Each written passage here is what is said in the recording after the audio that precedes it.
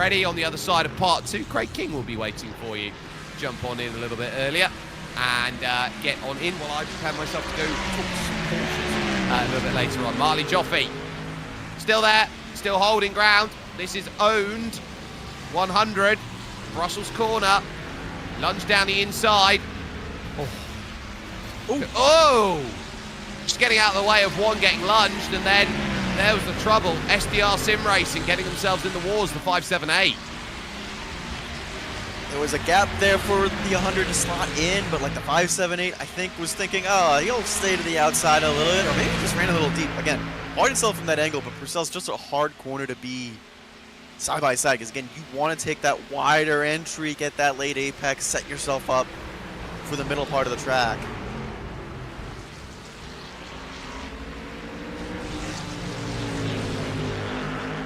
So we can hope for. And it hasn't necessarily come around the way that it has desired there for owned. So they're hoping that as far as that goes, well, I'll give you my leash. Whoever they're owned by, give me my leash. I want to go and start barking and attacking and all the rest of it. So, Marley Joffe, 9th place, holding ground. Quite solid here with PGZ there behind. Car in front is Alessandro Sergio Biassi here. It's the lap down 07 Racing team. Now, they're a team that's starting to climb up the ranks in the terms of the Italian sim racing scene. I would say at the top of the Italian scene is Movano. You've got teams like Absolute Motorsports, Acelith, I believe that they're going to be on the same realm as 07. And they're doing a solid job right now, just hanging around, getting some varieties. We get another replay for Fiercely Forward yellow car. Woo! Oh! He had it saved, and then it wasn't saved, and the lone Porsche in the field appears to be involved. Pole Promotion won't be pleased that they're caught out. That's Fiercely Forward yellow and Philip Ansel. We're now down to 25th place after that incident. Isaac Phelps, though, 003, making that call, jumping in, taking service, slightly off kilter to everybody else, but at this phase of time, they're doing a good job. They're trying to keep the likes of Fiercely Forward, Pink and Verstappen Sim Racing very honest here, and their strategy is allowing that. Yeah, and they're all, Grid and Go cars, all on a different strategy. You see a driver change, so I'm guessing this is going to be a full service for the 003 now. But the problem is, though, they've kind of like spread out even on those different strategies. Like, again, earlier when we first started, Jake, they were on like 2, 3, 4 within a couple seconds of each other. Now they're all kind of spread out throughout the field. So, I mean, they may have to reevaluate and switch strategies here, but the 003 going to come out, I want to say, probably around 28th, 29th after their full service. Yeah, certainly an option. We'll put them around a lap down after a full lot of service, and these are some of the cars that will be next to go a lap down. BMW M-Team Buddhasud Plus Competition, Bradley Leonard there behind the wheel of that. You've got Juan Lemus from 07X Getail Designs. You've got Maniti Racing Red there with Tim Kern, and also Solpek number 7, always a threat, the American-based team, with Milan Radivojevic behind the wheel of the 7. So Radivojevic, who started 46 all the way up with this team to 28th and trying to latch onto the back of 3 more. Good news for the 003 is that he got out ahead of this kind of hornet's nest that is formed, trying to keep itself on the lead lap. I think these guys are all kind of content as well, just to kind of get to the end of the stint, ride it out, save a little bit of gas, not really fight each other much for position. A lot to come about then with it, as we say, okay, on the brakes, Brussels corner, give yourself everything. Juan Lemus, Tim Kern, Bradley Leonard's there. Just in front is Philip Ansel trying to get around. Noah Adair full position. So suddenly, count them, 1, 2, 3, 4, 5, 6. Within about 3 seconds, I would say, get the cable ties out. They are pretty much bound together by them. And Adair here under pressure, under the cold tyres, as through goes Philip Ansell, let through on the run around the outside. That suddenly pulls Bradley Leonards onto the train, who can now think about having a go into potentially Camper's corner if he's brave, but he's not brave enough. Yeah, now with the cooling track, the sun down, it's going to be a little bit harder to warm up these tires, and especially with the driver change too. Just going to want to get into rhythm, and you're not going to be able to get into rhythm when you got threats of 4 or 5 cars behind you. Exactly, makes a world of difference here. And Bradley Leonards wants this pass and is going to start flying on over. That's why from Adair, who couldn't get enough turn in for the time it's needed to. Very cheeky though, fights back on the brakes and defends it there. Some may argue when you're off the circuit like that, you've got to give the place away if it was your intent to abuse the track limits and extend like that.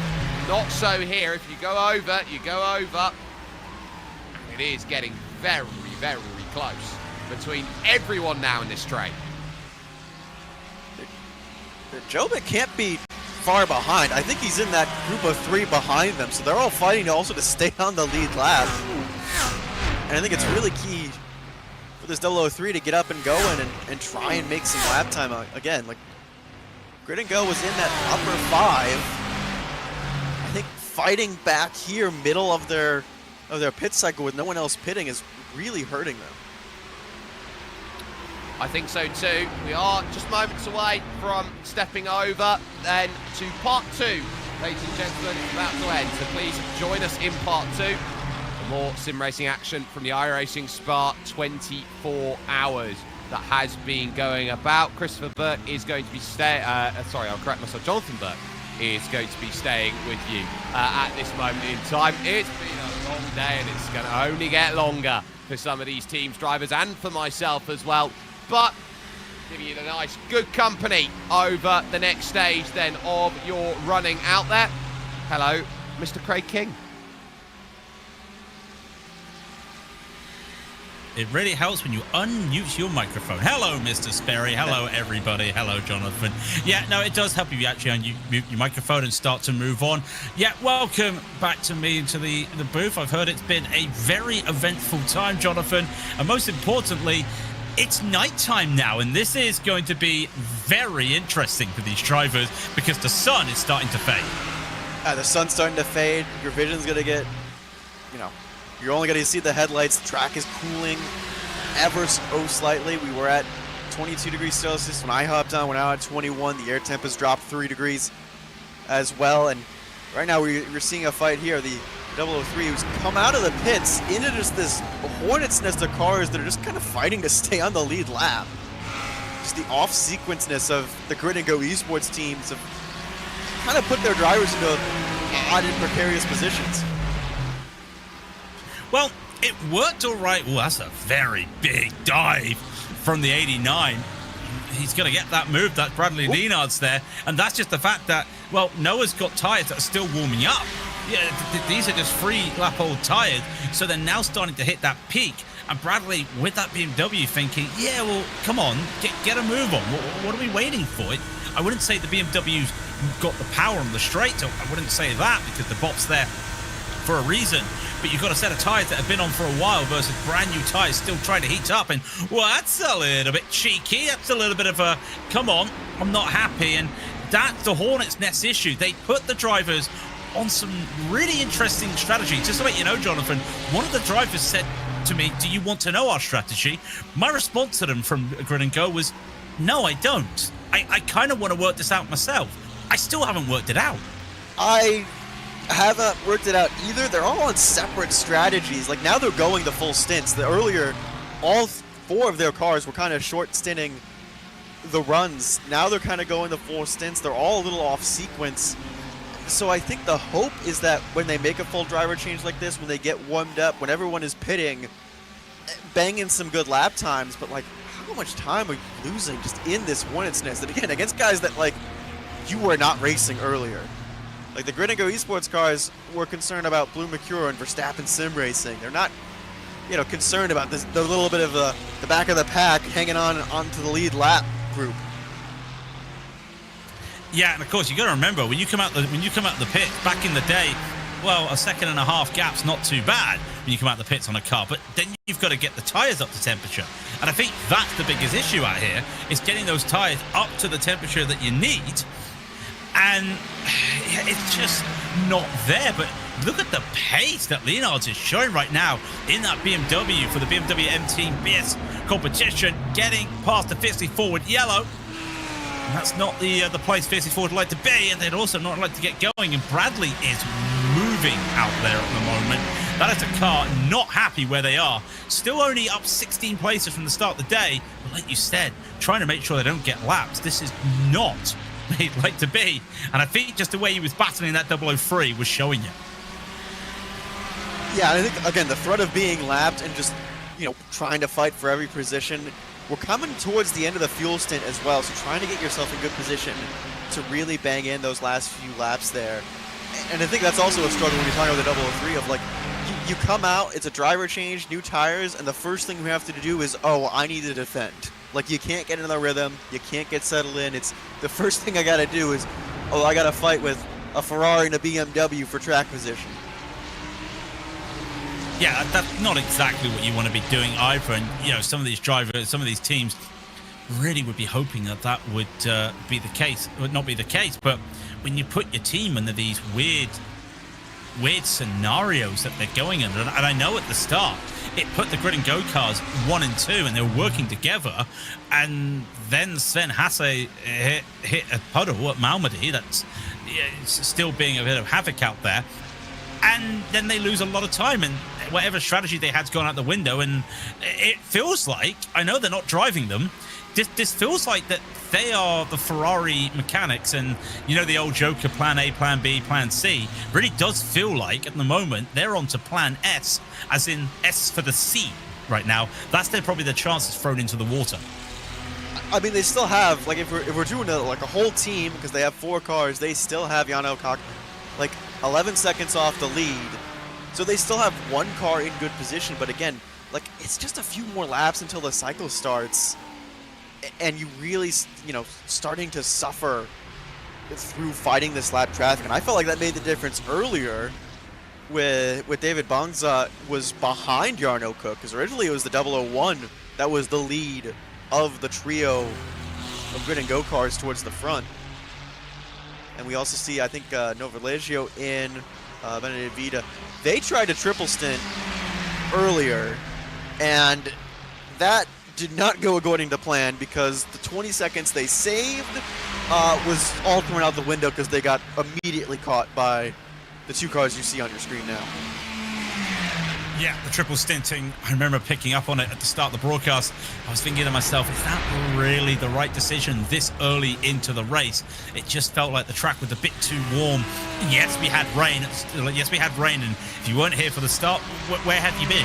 Go back and watch part 1 of the VOD right now on the iRacing page. But we started with a slightly wet track, and when I say slightly, there was just puddles around in the curves. It was still a colder track, still warming up, but it wasn't warm enough for these drivers to go looking for triples. This is now where you're starting to look into that moment where you can look for triple stinting these tires. And 20 seconds, 21 seconds roughly in the pits when you need to take a pit stop in.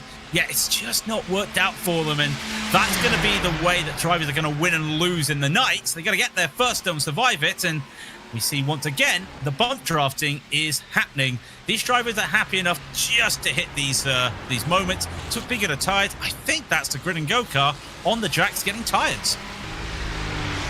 Yeah, I think Jarno Cook last time only took fuel. A lot of guys only took fuel, so it looks like we're going to get a variety of strategy. At least, the gap to Sebastian Job up front was stable at 11 seconds, but it's still an 11-second gap, and we're going to have to see where they come out. They might come out near that Hornet's Nest that's fighting for 20th on down. As they continue on, I'm just keeping my eyes on that Grid and Go car, making sure they do actually go in. And if you see that time go a little bit longer than now, then it's probably a case that they're taking tires and still in there with a lot of time. And yeah, definitely tires for Jarno Cook in the pits right now. So that's going to put them down. Where will that put them? In fact, actually, I wouldn't be surprised if they're going to be around where their teammates are. That they're not, though, as these drivers go by. That's still a long time in the pit, but that's an expectable time. Now is Verstappen. Eduardo Leo in at that Ferrari on Cleo Galowski for Fiercely Forward Pink, and it's been a real good drive. I know we're in the pit cycles at the moment, but for Fiercely Forward Pink, I can't remember the last time we saw them this high up the order on a special event like this. They've really got it going strong this race. Yeah, they've kind of hung in behind Eduardo Leo in this Verstappen Sim Racing number 4. They've kind of just, you know, kept themselves there. They were here as well with an Audi 99. That's a little off sequence now, and Nova Liegio Racing. But they're just hanging around, keeping themselves in play. And again, like, if the strategy doesn't fall, you know, Grid and Go's way, like, they could be on for a really good result here. Because they've shown the pace as well. I think, and I've said this a lot already, like, I feel like this 9 is a little bit faster than the 4. But we'll see kind of how the way things play out and how the driver changes go.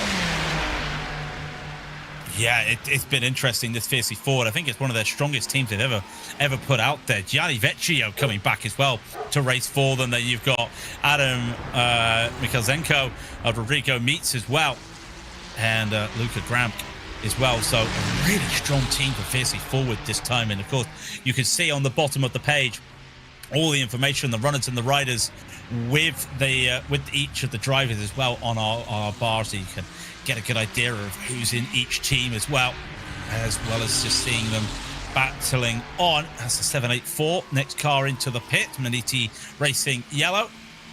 That's from one decent team of 50 forward to Maniti. Things are changing out there as well. And I was just looking where that 002 was. I don't know if you noticed it. They've actually got away with that, you know. I'm actually surprised that Grid and Go got away with where they were. They found themselves in a good position on the track. So I think the 002 might be their savior for this race, like you were talking about. Yeah, it's just a matter of, like, where you fall in terms of these big groupings and everything like that. And the 002, again, has found some good space to warm up the tires, take its time. And the strategy, I think, is working out now. They're kind of doing the full stint where they're only coming in about 4 to 5 laps sooner than those around them. But it's interesting to see how long some of these guys go. The Blue Mature eSport number 1 that's currently in 4th position went about 2 laps longer than their teammate on the last stint. So they can go another 5-6 laps compared to some of, you know, someone like the 002. And then you look at now, when you look at these fuel stints, because we know some cars able to extend a lap, which is a very tough thing to do when it comes to this track. Able to extend by just doing a bit of lift and coasting and also following drivers. But you look around the track, there's only just a few groups of 2 cars there. So it's the case of, okay, these 2 can work together. They don't want to work together. But that's why Verstappen Sim Racing's not overtaking Fiercely Forward, because they would love to use this for an opportunity to save some fuel. That's going to affect Fiercely Forward. They're not going to get that extra lap that maybe BMW Verstappen Sim Racing, will get. And the same with Blue Mercure. They're working together behind them. You can see on the timing tower the P4 and P5 working together as well. So right now, you're having to find a buddy, and taking those early pit stops or pit stops out of sequence just not helping right now. And I think this is going to be an important moment on the top of the screen as also moves come in. When does Verstappen pit in terms of Fiercely Forward? Can they extend their stint? Fiercely Forward was in 2 laps sooner, I think, to try and undercut the 4 Ferrari, and that kind of didn't work out. They ended up in the same position. But, I mean, this is kind of maybe a little payback from earlier. Maybe the Verstappen Sim Racing team of Eduardo Leo just saving fuel now. I mean, they've been glued together ever since I started on the broadcast. They were glued together with the 99 Audi. 99 is now a little off sequence, but now 4 can save a little bit of fuel. Sebastian Job has found other cars to save fuel with, too. That's the other thing. Is that, like, we have lap traffic. You can find other cars around to help you save fuel. The issue with that, and I'm talking from a man that has never gone over 3,000 iRacing, so my opinion is going to be void because you don't know what you're talking about, you're not quick. when you're a lapped car and you see a leader behind you, you kind of want to get out the way. But in this situation, if you're Sebastian Jobe, you kind of don't want them to get out the way because you want to fuel save. So hopefully there's that telegraph message. But in the lower splits, and I'm not trashing the lower split drivers because I am one, you're going to have that issue where the leader's being like, I want to fuel save, and the car who's being lapped down is I'm a little bit worried, and that's when you have the incident. So knock on wood, that doesn't happen here. But yeah, Sebastian's got to try and find the opportunity because he knows his teammate, yes, 28 seconds behind, has the opportunity to constantly fuel save, while Jobe is just looking to find his best way to find some traffic. I mean, Jobe has also just been putting in laps that are, I think, insane compared to the other two, because he's stretched out the gap from his teammate another, what, 6 seconds from the last fuel stop. So I think 3-car just putting in the work, finding time where others are struggling to find time. You know, one of only 4 BMWs in the field. I think most likely the highest, obviously the highest BMW, but I don't think there's any other BMWs in the top 10. Next one will be TC Esports at 17th, so you are right as these continue on, but what a decision that was by Verstappen Sim Racing. You look at the team, Diogo Pinto, Florian Labiga, both of them winning the last 2 Spa 24s in a row. Then you get Luke McCohen into the team. That's fine. That's fine. He's a great driver. They work with one another. Perfect swap. Then you get Sebastian in. And this is almost like the key to that bridge, the key that they need to get themselves over the line again. Just having someone like Sebastian who's able to put those laps down and look at the pace he's putting down right now. In fact, he'll be probably, what, 3/10 faster than some of the rest of the field at the moment. Just absolutely fantastic times on a track, like you said earlier, Jonathan, is constantly cooling down now as we're hitting almost, we're 22:11. Sim time in the evening. So yeah, the track is definitely starting to cool down. Yeah, on a cooler track, on old tires, because I believe they only did fuel on the last stop. They did full tires the stop before, so it's got 50 laps on these tires. We're still like, I mean, he's flirting with the 215s right now as the 2 Aston Martins kind of working together, trying to save fuel. Again, they went long. One of them did at least 26 laps on the last stint. So this working together and having a buddy to go find yourself, no better buddy than your teammate. Yeah, you want to make sure you don't also hurt your teammates, and knock on wood, that's not going to happen. As Emmanuel Oliveri on the rear gunner of this tandem, if you want to say it like that, with Ate Kahuhiden at the front of this, and they won't be making moves. In fact, I wonder if they'll just go, and there we go. The train carriage locking the bumpers together, bump drafting, and we've seen that non-stop today. It's the drivers that are happy enough to just bump draft down the straight. There's been a lot of stories over the years of what's happened down the Kemmel Straight, but the key thing is that bump drafting feels like it's the fastest and at the moment safest way to get around, because these 2 cars both dipped into the 15th last time by. I've noticed these Aston Martins get stronger towards the end of a fuel stint. Like, they're able to get down into those 15s and really put in some good competitive lap times. I just loved the contrast on screen. You got these 2 working together nose to tail, and then the fight that's happening behind of the swerving back and forth down the Kemmel Straight to try and break the toe. Yeah, won't see that with teammates at the moment. You won't be seeing that for a while, I don't think. I think as the night time goes in, it will be the scary time, really. It's what they always say, things are going to happen out there. In fact, there was a bit of a blink there for a moment from Emmanuel, and that could have been a little bit scary there with 5 minutes to go until the top of the hour. And Jonathan will be saying adieu to us, and Alex Goldsmith will be joining myself for the next 3 hours. But this is the great thing about the sim racing, about iRacing, with this nighttime transition. Of course, back when we had the first ever Spa 24 with the GT3s 10 years ago, day night transition wasn't there. They raced the whole 24 hours, if I remember right, Jonathan, in broad daylight in the sim. That doesn't exactly sound like my cup of tea. Well, then they raced it a couple of years later in the full night. And thought, oh yeah, this will go well. Nothing bad's gonna happen here. But like the day-night transition just adds another just big element to strategy and a big element to just driving skills, because you have probably several drivers that are very, very good at night, very good in changeable conditions, and maybe you have a gunner that's not so good in the twilight or in the night hours that you're going to be keeping for when it's, you know, the sun's coming back up. Now you say the nighttime.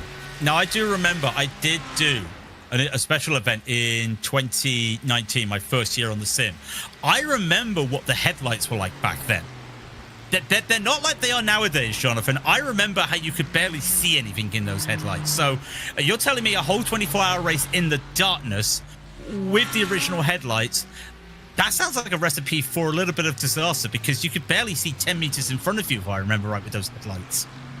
And then think about trying to see beside you too. Like, you know, I run a single monitor setup. A lot of people run triple monitors. Some are running VR. Like, if you're running a single monitor and all you have to tell of where a car is the headlights, like, that's going to be treacherous, especially in a lot of these corners where it's like you don't really want to stay side by side with someone through, like, say, like the double gauche. Like, you really don't want to be side by side through here. You really don't want to be side by side with someone in the bus stop with old headlights, and the only idea of knowing where someone is the spotter yelling at you. There's a car on your left and you look and it's just a faint white blob.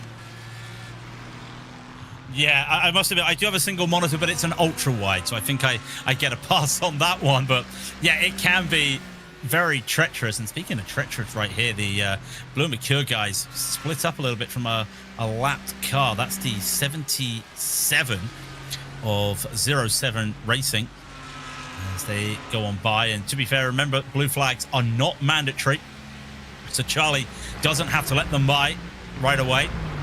He's also just trying to get a little bit of time out there as well. It's Fiercely Forward Pink jump into the pits a little bit earlier than they would like. It's about 3 minutes before the top of the hour, so that's 2 laps earlier than what we were talking about with the Verstappen sim racing team.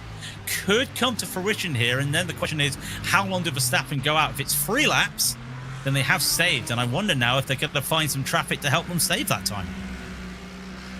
Yeah, it's been kind of the story of like the different stints. Is like some people have been dropping in at 24, 25, 26, and those 1 or 2 laps is going to make a difference going down. I think Fiercely Forward has always pitted before Verstappen sim racing, and the positions have held the same. So it seems to be no benefit to an undercut or an overcut between those two of just 1 or 2 laps. But we'll see if Eduardo is able to jump this Fiercely Forward Pink machine, and also what kind of service they get. If they get a full service, a full minute stoppage time, and if Verstappen gets just a 40-second stop for fuel, it could be a difference. Yeah, I think we're probably still a little bit too early into that triple stint range, but I can definitely tell Fiercely Forward are going to be looking at changing tide, because Gianni Vecchio jumped into the car now, so maybe he's looking for that as well. Falcon Sim Racing blue as well into the pits, and you can see as well WSR Esports red as well. They've done a really good job through the order, as we're a handful of cars in the still on the lead lap. Jonathan, you're going to be leaving us very shortly, but the nighttime comes in. I don't know if you've got any predictions of what might happen over the night, but if you've got anything, can you look into your crystal ball, and what do you see? I mean, I see Blue Mercure trying to work their way up into the conversation, maybe for a podium. I can see the Verstappen sim racing trying to stretch out their gap a little bit. That's a car off on the top part of the screen. Was indeed. Did not see who that was, but there was one just going off there. Now that was Campos and Stavlo by the looks of it. So a small moment out there, and they always say in the nighttime you start to get that little bit of fatigue. Some teams do have those drivers at different time zones in the world. Others are all in the same time zone, and having to just cope out there and try and do that night stint, and it's so tough to do night stints out there. But as we come down to the hour mark, and we're at 18 hours to go, just going to hopefully say, not hopefully, but say thank you, Jonathan. It's I think a lot of people, great to see you back.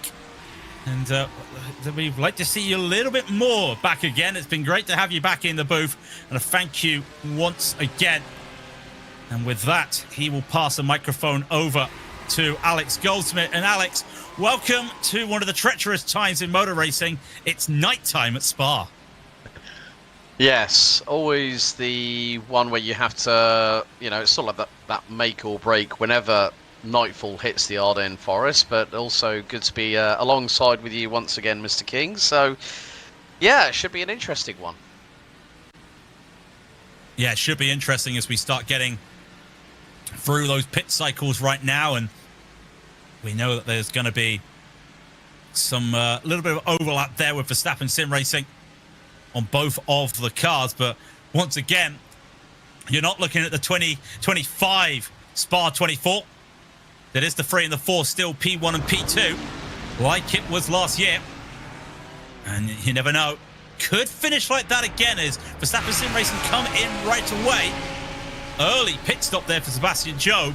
Got a bit of a gap though. I wonder where he's going to come out there, because remember, he was battling the O2 and he was battling one of the Falcons, not the Falcon, one of the Blue Mercures as well. So could be interesting to see where he comes out here, and all comes down to tyres.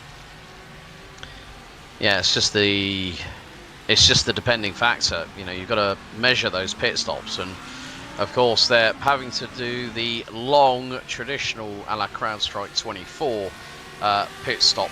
So it is not going to be an easy one. But as soon as Sebastian Job hits his marks, then Eduardo Leo in the number 4 car, and so has Atte Kalpinen in the leading Blue Mercure eSport number 1 car. They have all rolled down pit lane, and they're pretty much the same in terms of laps on the stint. 26 for Job, Leo on 26, Kalpinen coming in a lap earlier than possibly the Blue Mercure eSports. And this is the thing. I mean, talking about Nightfall anyway, Craig, I mean, there's always a different allure when Nightfall hits Spa. Oh, it's great. I would love it if iRacing could, I know they got fireworks or some of the dirt ovals. I would love it if they could just get the fireworks just here in the middle of the night during Spa. Like in the real world, you do have that moment of fireworks going on. Same with Le Mans, you know, and also same with the Nürburgring 24. You have those fireworks as well. And I do like that they have the wheel, the Ferris wheel lit up here on the sim. Just to give you a little bit of atmosphere. I know there's not a lot you can do, but atmosphere would be good. Now, I've just seen a yellow flag with Gianni Vecchio, and yet Gianni Vecchio has actually just lost it. He's all right, but on those tyres that he's still warming up, just lost it coming out of Stavlo, and they're 2 lap old or 2 young tyres there, so they're still coming up to speed. But that's a big issue there for Fiercely Forward Pink, because they're going to be losing track position with that spin. Yeah, and Gianni Vecchio, you know, followed his work over the past few seasons, had the opportunity to commentate on him. I mean, that's a mistake that Gianni Vecchio will be sort of kicking himself a little bit about by that happening. You might say, yes, it's a rookie error, but it's going to hit Fiercely Forward Pink quite hard. I mean, he loses about 12 seconds in the final sector, so his last lap was a 2:28.8, and it's all going to be change arounds at the moment, because SDR Sim Racing in the 578, and this is what we're going to see now. David Bosger for GridandGo.com eSports. Obviously, it's good to have a Belgian on your side around these particular parts of the world. In the 001 Lamborghini Huracán GT3, and he's currently running P5 ahead of Noah Eder in the sister car, which has got a Ferrari stuck in between the pair of them as they head through Speaker's Corner on the run down to Double Gauche, aka Pouon, whichever you want to call it. But we have to do it for track consistency and reference names, don't we, Craig? No comment. No comment. I'm from the old school. I'm from the old school, but double gauche is the name, double left, and we will always respect them as well. To say with no name, so many different names to that one. No name, Jackie in Speaker's Corners. I think there's been other names as well as that as well. As I was just watching as well. I think David Bosger has not pitted yet, so out of position here as some of the drivers now coming onto their pace as Grid and Go, closing that gap to BMW and Verstappen Sim Racing by 10 seconds, but not going to really chip into that time. Track temp 21 Celsius for those wondering out there as the track starts to get colder and also starts to get a little bit darker. And when that sunlight goes, not a lot of places you can see. I've never seen Spa in the real. That's a late dive from Noah Elder to get past the last lap traffic. He wants to work with his teammate. Now, I've never been at Spa at night time in the real world. Been Spa myself. I can imagine a lot of vantage points to watch at night time. I was there for the Ground Strike 24 in 2023 during qualifying, and that was unfortunately when I got, well, not only myself but a few other people got stuck in the rainfall.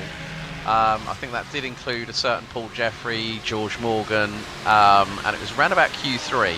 It's like 9 o'clock at night, and I was standing just a little bit further down on the inside of the wall, just off of La Source, going downhill to Eau Rouge, and I think it was like Q3, and I could see very dark, menacing clouds in a dark Ardennes sky up above, and I was like thinking, that doesn't look very good. And 2 minutes later, all hell broke loose because it was raining cats and dogs, and I've never had a long walk. I was down in the bottom area where I used to have the Fanatec Arena, and there's me and George Morgan having a chat underneath the shelter, and then I'm like thinking, oh, I'm just gonna have to grin and bear it.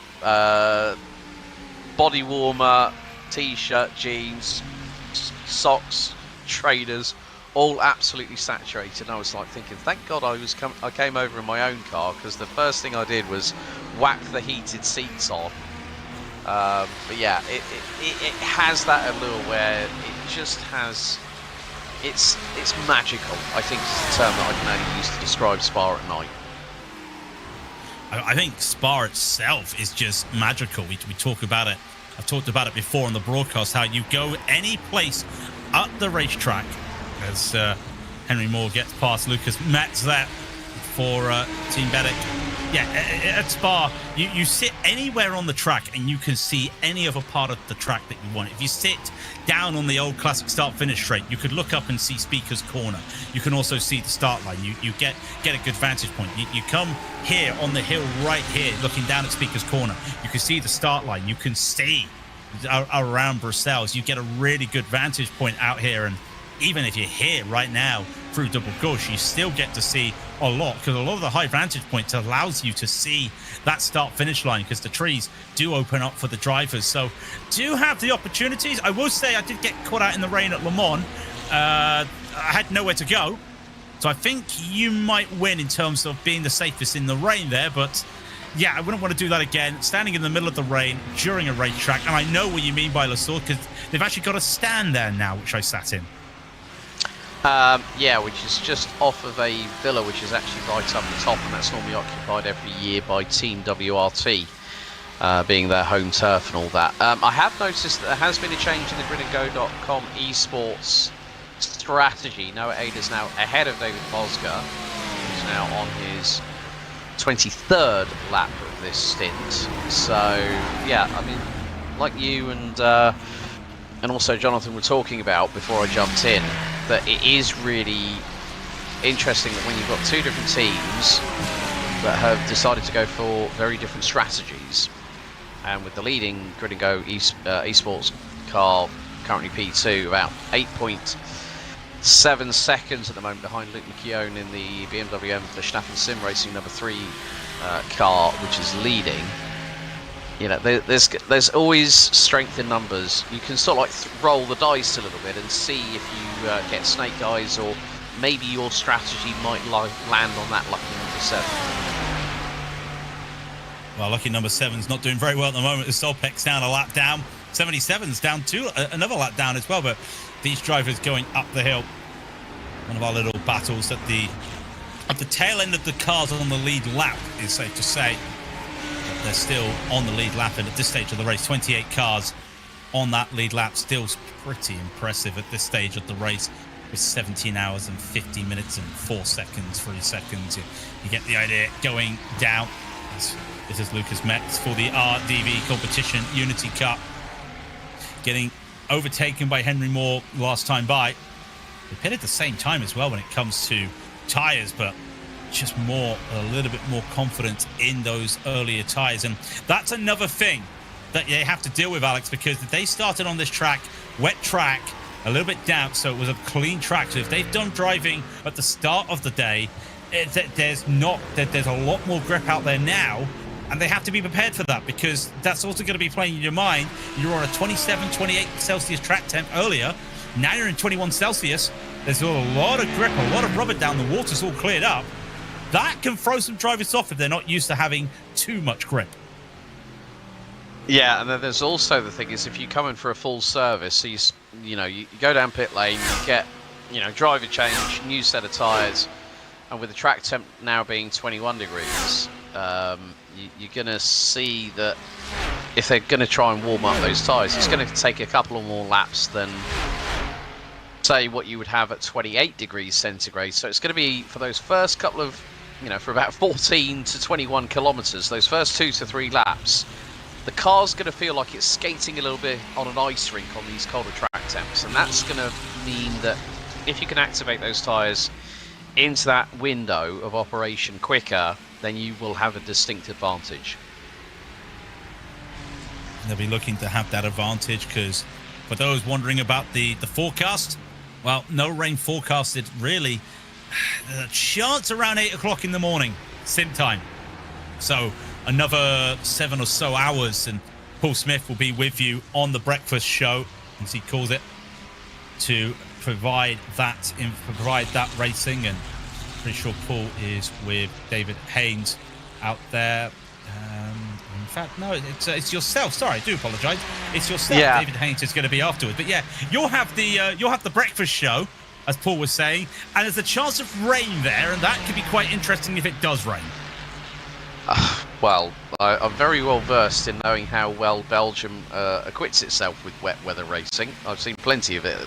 The home of champions karting Genk, which is located about an hour and a half north of the circuit. So, yeah, when rain hits at Spa, it will literally hit without even any warning whatsoever. That'll be rather interesting. That'll spice things up in the last few hours, heading towards the checkered flag tomorrow afternoon. It just all depends on if we get the rain and how strong the rain's going to be. We won't know that until we get there, and that's the magic of the weather. That we know the forecast says there's a chance of rain. We just don't know if we're going to get the rain, and I think some of these drivers would love a little bit of rain just to level the playing field right now and try and reel in these front two cars of David Bolzger into the pits, and he's going to be taking his pit stop. And again, this really weird pit strategy that some of the grid and go cars have had just means that here he is out of position. Gotta be technically, you can't even say that he's ahead of schedule. This is almost him being behind. Well, I'd say that it's lap 161. Most people pitted lap 56, so plus 6. Not exactly very good. Not exactly something you talk about normally, but Alex Bennett will come into the car and replace him. And another key thing, they've got the Grand Prix pit boxes, which I don't know if that's a blessing or a curse for that car, but some drivers like to be there. But I think if you've got the fuel tank you need, that allows you to just extend pit stops a little bit if you've got that pit box. Yeah, and with the fact of them being on the pit lane speed limiter for a very, very long time indeed, it's a case of just waiting, but you've also got to watch the rejoin coming out of Radion onto the Kemmel Straight. That is incredibly, incredibly crucial. So, yeah, 001 now has Sven Haase behind the wheel, so you'll have got past the end of the pit lane speed limit and then been able to release the horses on that car as Alex Bennett. You can just see, I did say about how close it can be when a car's completely full throttle up the hill through Eau Rouge Radion, then onto the Kemmel Straights, and you're the car that's coming out of pit lane. You've got to really, really watch every single mirror like a hawk when that happens. The key thing for Sven is about 3 seconds behind him is Luke McCohen. So this 001 car is in danger of getting lapped as we continue to look, and there is the lead cars, I believe, just coming outward. Actually, just behind. Yeah, there is the lead cars. Jana Koch just 7 seconds behind her. Actually, 2 cars having a battle. That's the number 781 of Core Racing, and then the 92. This is 781 is Maniti, and the 92 is Core. Getting my numbers mixed up here just because it's night time. I can see.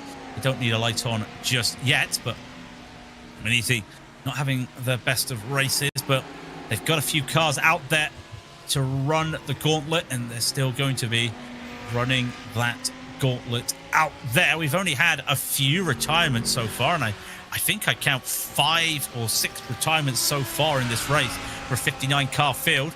Very strong field there when you think about it, because most people will probably have called it a day at this stage, but there's some drivers a lap down still looking to try and get a result. Yeah, that's actually pretty good that we still got 54 of the 59 starters still running. Also an update on Blue Mercure Esport. Alexander Spetz in the number 1 car, running P6, has got teammate Andrea Bristol in the number 33. There we see the pair of the Aston Martins making their way through Stavelot in towards Corporal Claire and then into Blanchimont. And again, the Aston Martins, I think in some respects here, Craig, can be a little bit of an underrated GT3 machine. But I think the good thing is that Blue Mercure have decided, you know what, let's see if we can just keep pushing. And the last laps by Spetz and Bristol were in the low 216s as they're going to come out of the chicane again and cross the stripe to put in their 163rd lap of the race. Again, it's just like if they can start closing that gap to Noah Eder, who is 4.5 seconds up the road. Sam Coited has gone behind the wheel of the number 4 Verstappen sim racing car that now runs behind Novo Ligio Racing's Benedek Vida. That's a name I recognise from the world of karting. He does like his sim racing. He's a man from Hungary, and that car is running P3 at the moment. So, yeah, I mean, the thing is, having watched the iRacing Spa 24 over the past few seasons, it's always funny when you see familiar names. Sorry, I'll get my dentures in right in a minute, Craig. Familiar names, and it's not just from the world of sim racing, and then you just think, oh, I remember when that driver was with this team, with that team. There's always like a big change in drivers swapping teams left, right and centre when we get to the end of every single calendar year. Yeah, they've been swapping around. You talk about real-life drivers. People usually ask, is Max Verstappen racing because there's sim teams here?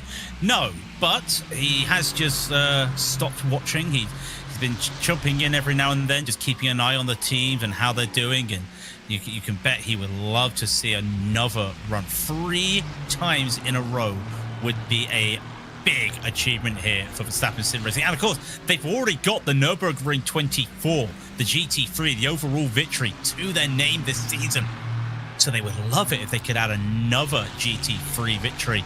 And realistically, you look at I almost called them their old name. How dare I? You look at Verstappen sim racing, both cars, they have got this pedigree nowadays in GT3. Same with Blue Mercure with their lineups now. But of course, I say that Alexander Spetz in there, not a driver that you normally associate GT racing with, but picked up some very good time out there learning that car. And that's a man that would have gone into real world racing as well. A lot of these drivers nowadays moving into the real world, and the real world drivers moving into the sim world. It's lines blurred nowadays over who's a sim racer and who's a real world driver, because the answer is, well, they do everything.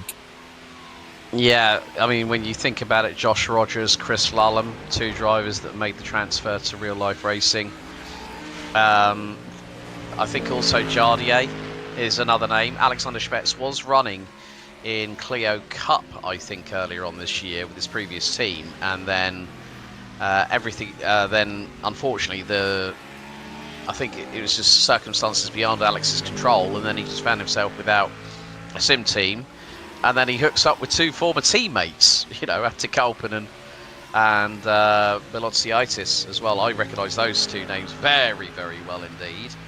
And that was back from the Williams Esports days when they were with the squad.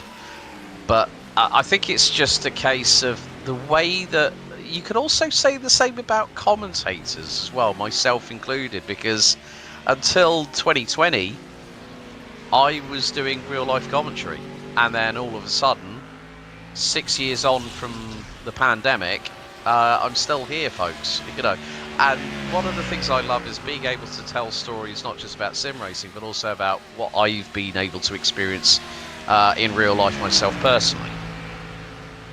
It's funny because myself and Paul were talking about this earlier about the sim racing commentator that have moved into the real world, and here you are going from the real world to the sim racing commentary. And I know some of the other real world commentators moved over to sim racing, such transferable skills. I think David Addison as well doing some of that as well. I know John Heindorf as well, to name a couple. I think Alex Brundle's done something, was doing something during the pandemic. Mm-hmm. It technically still counts. So yeah, it's those skills that are transferable, and these drivers hoping to look for it. In fact, you look at it as well. Last year, the number 3 car had Chris Lullen.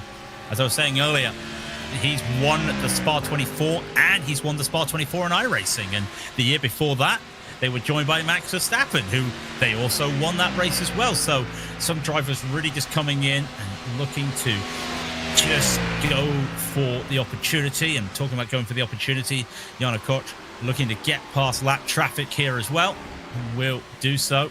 And he's actually in a nice little, I don't know if this is a good thing or a bad thing, in between 2 lap cars who are technically in their own battle here. That's the 92 of Core Racing we were talking about earlier, and then the 781 of Maniti.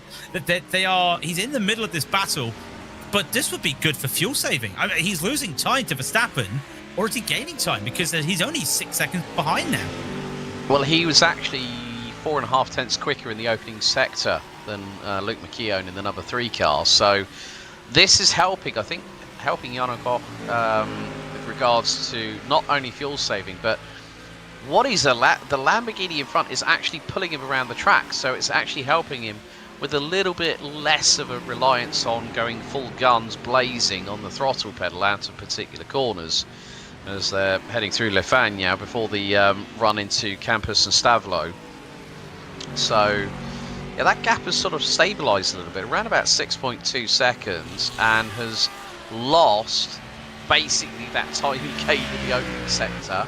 So the pendulum has swung back in favour of Luke McKeown in the number 3 BMW M Verstappen sim racing car. So it is just about picking your moments, and if you can use a little bit of fuel saving, bearing in mind Luke McKeown pitted 8 laps ago, Jarno 16. So we're probably looking at 2nd and 3rd, but also probably Noah Ada very shortly. Ada might be coming in the next 4 to 5 laps, bringing in for pit stop number 7. Yeah, usually about 26 laps on a stint as some drivers into the line as well. Just looking where Jarno is. Jarno about 3 seconds up the road is his teammate Sven Hasse, so I think he'll be happy enough to see that is here is Benedict Vida for the Nova Legio Racing. What a lineup it is when you look at this car. Just absolutely beautiful what Nova have done. Johan Haar, Benedict Vida, Charles Leroy. Just that real good lineup of drivers. When I say old drivers, I would say experienced drivers that have been around on iRacing for a while. You know, we talked about Johan Haar earlier with the Apex Racing. And some of these drivers just really just wanting to just continue on. You know, after everything that's happened this year, we mentioned it earlier. Dragon Racing. This is the first time in a while we've not had a Williams Motorsports in the Spa-24 as well. So you look at this, Nova Legio really trying to stamp their mark and saying, look, we're not just a bunch of guys that have formed because we haven't got a team. We are a literal competitive element right now, and running P3, and remember they're on cycle right now, albeit we'll probably be the first one to go into the pits at this time. We'd really love to get ahead here, and look at it. They're holding that podium away from the Verstappen Sim Racing team, the number 4 car that Sam Kutert is in at the moment. they have a legitimate claim to getting a podium right now. I know we're 17 hours and 35 minutes to go, but they do have a legitimate claim here that we've put ourselves in this position in the first 6 hours. We've got a chance. We want to make it. Yeah, and it's all about getting through the night time. As soon as that sun starts to rise here, then as soon as they've got past that point, they're in a strong top 5, maybe top 10 position. You know, you can't really count out anybody that has got good consistency, and especially during the night time. I mean, the track temperatures sort of stayed at around 21 degrees Celsius here, Craig. So it's about getting into that flow state. Benedek Vida seems to be very, very comfortable behind the wheel of the number 99 Audi R8 as he makes his way into the chicane. But the gap is closing between the top two, and it's now gone down to 5.6 seconds. Last lap times around was a 2:15.485 for Jono Koch for Gringo Esports, and then also Luke McKeown 2:16.0. Yeah, that's and it's about finding time somewhere. But like I say, being in that flow state, you'll basically have like racehorse blinkers on. You'll have your engineer in your ear and your headset on your team Discord channel or whatever, and you'll find a way just to sort of settle down. But those first few laps coming out of the pits, when you do need to make that service call, that's where in these nighttime conditions, if it's a driver change, you'll be like, okay, well, I've raced for a stint in the daytime. You've got to completely unlearn what you've done through that previous first stint in the daytime, and then into the night, as you were rightly saying with Jonathan earlier, about the headlights. You know, you've got to really make sure that you put in the practice, because these drivers, they put in a hell of a lot of hours getting ready, looking at every permutation of what might happen. Would rain start to fall? Would this start to happen? What if this happens? You're always looking at the what ifs and how you can combat that, and that then works into a strategy that you might have to utilize when sort of a curveball gets thrown your way. Well, the curveball could be anything, because all the teams right now, all these lead teams, dealing with a little bit of traffic out there. I know you were talking about they'll have the team in their ear telling them what to do, and they'll be just going on and just having a look as well, because there are teams who are streaming their whole things. I know Verstappen Sim Racing streaming their POVs as they're going on by with their battles, talking to some of the team and seeing what's going on. They don't show the drivers like they used to back in the day. You'd see the drivers racing and seeing what they're doing, but not having that as purple lap times now coming in. I think the night time is finally hitting, as that 002 of Jono Koch already into the purples, a 1:15.215. Real good time. And I'm just looking around. Nova Ligios, who we're looking at right here, only a 16.3. They're matching the Verstappen Sim Racing 4 behind them. Only a 15.5 for the BWM Verstappen. The gap's starting to close. That's good. Attack, attack, attack. That's what you want from the driver. Can they keep this up, though, with 8 lap older tyres? Well, you won't see that much of a drop-off until we come to the double/triple stinting. But if the times are now into the low 15s, we're starting to hit that time where the track is starting to get colder. Yeah, and for those drivers that have really been able to work the tyres well and keep them in that optimum window of performance, that is going to help them in the longer run. And it's when we get to this point in the race where the track does start to come alive with those colder temperatures, it's going to help the drivers maybe keep the tyres for a little bit longer, so the degradation might not be as pronounced or severe. But that depends on the driving style of the individual. If they're a little bit rough around the edges in terms of driving style, like let's say if they've been in the car for an hour and a half and the first thing that they want to do is get out of Dodge as quickly as possible, you know, there may be times like say with Benedek Vida, he's keeping it consistent. Their best lap so far is a mid 2:15.5 as yeah, it looks like Dennis Hoffman for BS Competition in the number 2 car has come in to pit lane. That car running just outside of the top 20 at the moment. And that is after 25 laps. I would say Noah Ada's not that far away. Biggest mover at the moment that I notice in the top 15 is going to be Fabrizio Belaziti in the 577 SDR Sim Racing car.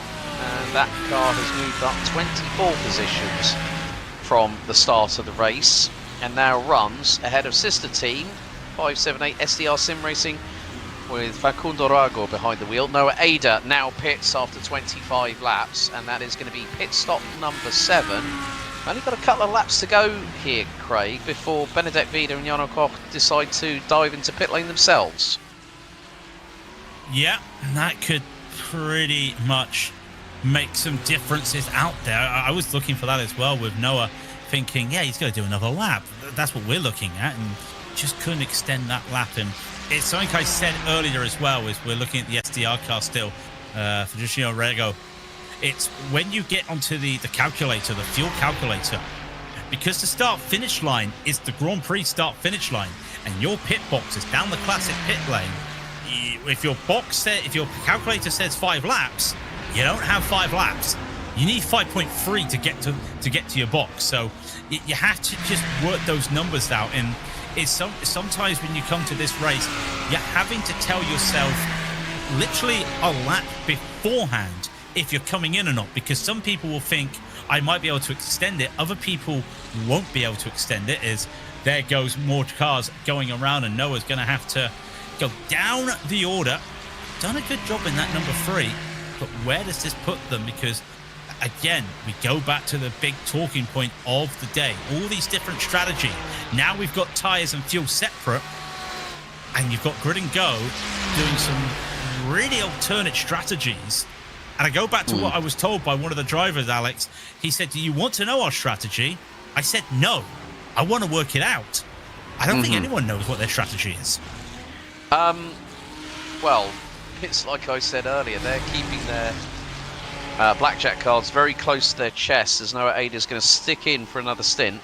1 minute 31.9 total pit lane time, 40.3. So yeah, we're probably getting to that window. We're not that far away, I would think, as you were alluding to earlier, Craig. You're probably looking to double stint, maybe treble stint tyres, but it all comes down to temps. It really does.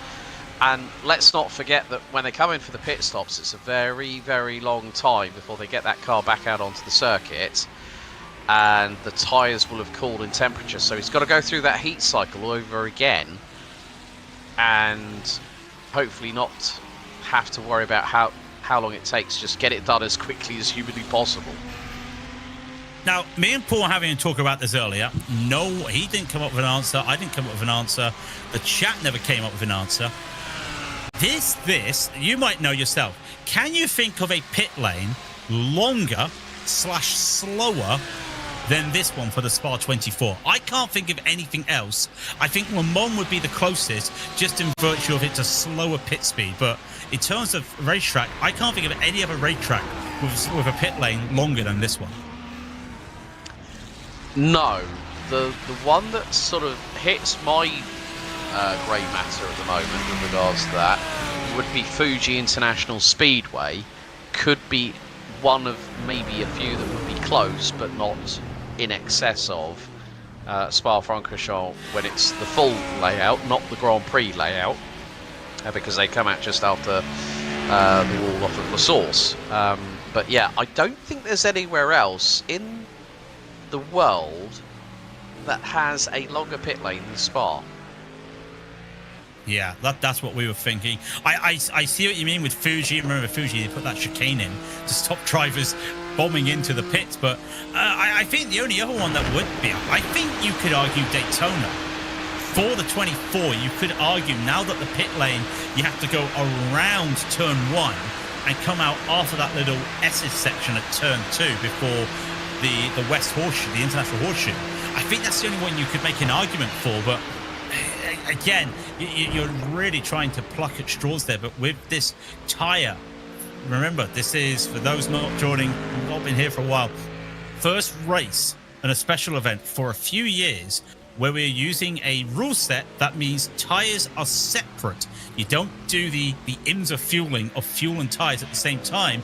That's why tyres are so important in this race for the first time in, I want to say, 4 years, that now drivers have to manage these tyres. And that's why we're talking about the triple stints, because that tyre, a tyre stop would add 21 seconds to your pit time, and now you can start to see why drivers are really looking to try and go for a triple stint in the night. Okay, now following on from your earlier question, I'm actually doing some research as we speak. There are actually pit lanes longer than the endurance pit lane that Spa has. Apparently, the Interlagos and Le Mans have longer overall pit straights, or pit lanes, than Spa. Le Mans is about 1,150 meters, and Interlagos, because you've got, going through turn 15, it's a, little dive to the left-hand side, but then you've got to go all the way through the center S's behind the wall, and then through down into Descida de Lago. So I think it's I just done a check on it, and it says that the Circuit de Spa has the longest overall pit lane in major motorsport, 1,150 meters. Interlagos, 10 meters behind. The endurance pit lane at Spa is just 7 meters shy of 1,000. The more you learn, if you not learn anything in a day, it's time for you to just pack it up. I did not know that. I did not know. I think we're going to be talking about that for a while. Is it really just 6 meters? That's like the length of a car, or a little bit longer than a car. But yeah, that's crazy. It's about the width of probably like say a VW Golf or something like that. Probably, yeah, the width of a Formula One car is about how long it is from the entry point into the endurance pit lane for Spa to the exit. So it's, I mean, Sao Paulo, well, Interlagos does have the longest Formula One pit stop lane, or pit lane, and Spa's pit lane for the Grand Prix loop is less than 600 meters. That's not very long. Now you can see. No. What? Yeah, that's crazy. I'll tell you what is shorter than 6 meters. The battle for P3 and P4, because Dan Coutiert overtaking Benedict Vida. And I think that's just a case of fresher tyres, and they did that into the bus stop. So that's Verstappen Sim Racing now up to P3, and Benedict just gonna try and just stay here now. But that's 9 lap old tyres is the difference here between the two cars. So again, we're not talking formula compounds here. 9 laps isn't a lot of difference, but when those tyres are up to temperature, and really 9 laps in, they are up to temperature now, so you can start to see why that Verstappen car probably getting a little bit better, also getting better on the pace, because this Ferrari, I know we were talking about the Ford being good when the fuel comes down. This Verstappen sim racing car, when the fuel starts coming down, really has been able to work out the pace. And when you look at it, they pitted lap 156, lap 172 now, coming close for it as well. And there was the overtake going into the bus stop. I wouldn't be surprised if we're going to see Benedict. You said it earlier. He would be coming in very shortly. I'm going to say, well, what are we? What? Probably about another 3 laps, I would reckon, before we see that 99 into the pits. Well, he's on lap 24 of his current stint. We've been seeing anywhere between 25 to 27 laps for teams at maximum, really, here, Craig. So when you think about it, Sam Coitet is on tyres that are 50 kilometres younger than Benedict Vida's at the moment. But still, for that team who started on the outside of road number 7, started 14th place, they've had a really good run. Belziti in the SDR Sim Racing 577 now up another spot and is up into P13 at the moment, ahead of Team Bennett's Henry Moore. So yeah, it is just really, I wouldn't say the word mind-boggling, but it's just really fascinating to see how soon drivers will pit after they've done a 25 or a 26 lapper. I mean, Jarno Koch is also about to come into pit lane. He's on his 25th lap of this stint. So, yeah, when you think about it, the pit stop times tend to tell the story here at Spa, when Benedek Vida's last pit stop was a 1 minute 32.1 with 40.8 seconds stationary in pit lane. Sam Kuijtert's was stationary for 1 minute, and it was a 1:51.7. So really, it's a case of, you know, do you double stint or do you not? And it's kind of the old adage of you're damned if you do or you're damned if you don't, depending on how the strategy is playing out. So Nova Leggio Racing, I mean, they've got not only Benedek Vida in the number 99 car, but they've got the sister car in the number 5 with Kevin Ellis Jr. Rounding out the top 12 at the minute, and is a minute and 20 off of Luke McKeown, who is losing a little bit more time because Jarno Koch is finding a little bit more pace, but that car's going to be into pit road very short. And that's where they need to really try and make the most of their time, use that ability that you're on a very light car to try and hopefully make some time as Jarno Koch into the pits himself. So there goes P2 of the race into the pits, and again, you look at it as well. We can work out. That's the best thing nowadays. That's the best thing with this race now. We can work out, looking at the pit stop time, whether or not they will go for a tyre change, and we're looking to see if these cars will be looking for an overtake. As Henry Moore is the car, the number 8 there for Team Bennick, and that's a lap car in front of Samuel Spicio in the 2-1-1. Henry's looking to try and pull ahead because he's got the STR Sim Racing 578 of Federico Rago right behind. The last thing they want is to lose time here with traffic, because they've just given themselves a nice little gap before they come and think about doing their pit stops, and 6 laps different between these two cars. Henry would love to just get an advantage. Not going to get it at the moment. There's the 99 Nova Leggio Racing as well. Into the pits they go. And the sole Audi, and I'm just looking around. Well, there are a few more Audis on the field, but the sole Audi on the lead lap still. Well, it's 2 of them. So one of the sole Audis in the top 10. We'll go with that, Alex. We'll just keep crossing the name out. Nova Leggio. In they go through. And well, that was a little bit risky there from Henry Moore. He got on by, and now watch Rago. He's not even going to worry about, can I get into this? He's just going to go for the overtake here. He's going to be held up with the traffic, and that's not what he wants to see. He's got that inside line. He's had to fight it a little bit. He's got the better deal with the traffic there compared to Henry. Yeah, I think it's always when you're chasing down a competitor in front of you, that's where you get that little spur of adrenaline, spur of motivation, thinking, right, he's got a little bit of backmarker traffic. How can I work this situation to my advantage? So, as a driver, you're always thinking about what is the next call, what is the next move that I can do to help the team. And it looks like Benedek Vida's team is going to take on tyres. That car has now dropped towards the bottom part of the top 20. So 1 minute 1.467. And Benedek Vida now exits pit lane, 1:52.7 for the number 99, and that rejoins behind Balázs Pala in the Seja Esports number 26 car that rounds out 22nd position. What we can say from that, definitely took tyres, so they're looking to go on, and I'm pretty sure that means they double stinted those set of tyres as they head on by with 17 hours and 15 minutes and 50, 49, 48 seconds to go. It looks to me like they are happy to set in. There is Ballas for Team Seja Esports. Still doing their thing. A little bit of a quiet race for them. They've been in their own little bubble at the moment of this race. Bubble racing can be good, can be a little bit bad. That's where you start to drift off and make mistakes if you don't set yourself a goal. And don't try and put yourself in a this is who we're battling situation, because if you just keep on driving for no reason, you do start to lose that focus out there. Don't ask me. That's happened to me, definitely, but can't be helped. We all had those moments in sim racing.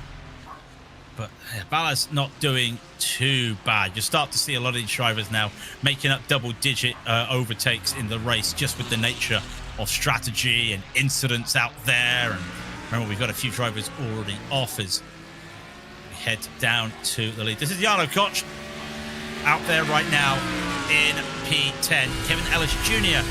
right behind him for Novo Ligio on the onboards. And I think we're at that stage now, Alex, where the nighttime is coming in. I think we get to see these wonderful onboards as we start to head to the night. Yeah, Kevin Ellis Jr. closing in on the 002, and he's going to pull to the inside. And I think really, Jarno Koch did not fight that too hard. It was just a case of, okay, well, if he's going to gain on me, and let's just put it this way. Jarno has got another car. That's one of the Lamborghinis behind him. That's a little bit further down the order, but that was a textbook move there by Kevin Ellis Jr. Just knew where to place the car, just stay in the wheel tracks for as long as possible, coming out of Eau Rouge et Radiant, and then making the move his, and it was just like taking candy off a baby. It was just simple, effective, and that's how you got to be. You know, smooth is fast, as they say. When we get towards the tail end of the race, and this always happens in a 24-hour race, no matter whether it's IRL, whether it's sim racing, there is always that air of tiredness that surrounds the team. It's sort of like that mist that you want just to sort of like go off, that you just want to say, shoo, just leave us alone. And now you can see the gap that Kevin is starting to build, and that's going to be a lot easier for him because he's pulled a gap to what is now 7.5 tenths of a second as they go through into Blanchimont. And the Ferrari the Lamborghini that was behind Jarno Koch has now got through. So that's going to be a possibility maybe for Jarno to use a little bit of that fuel-saving tactic we saw a bit earlier on.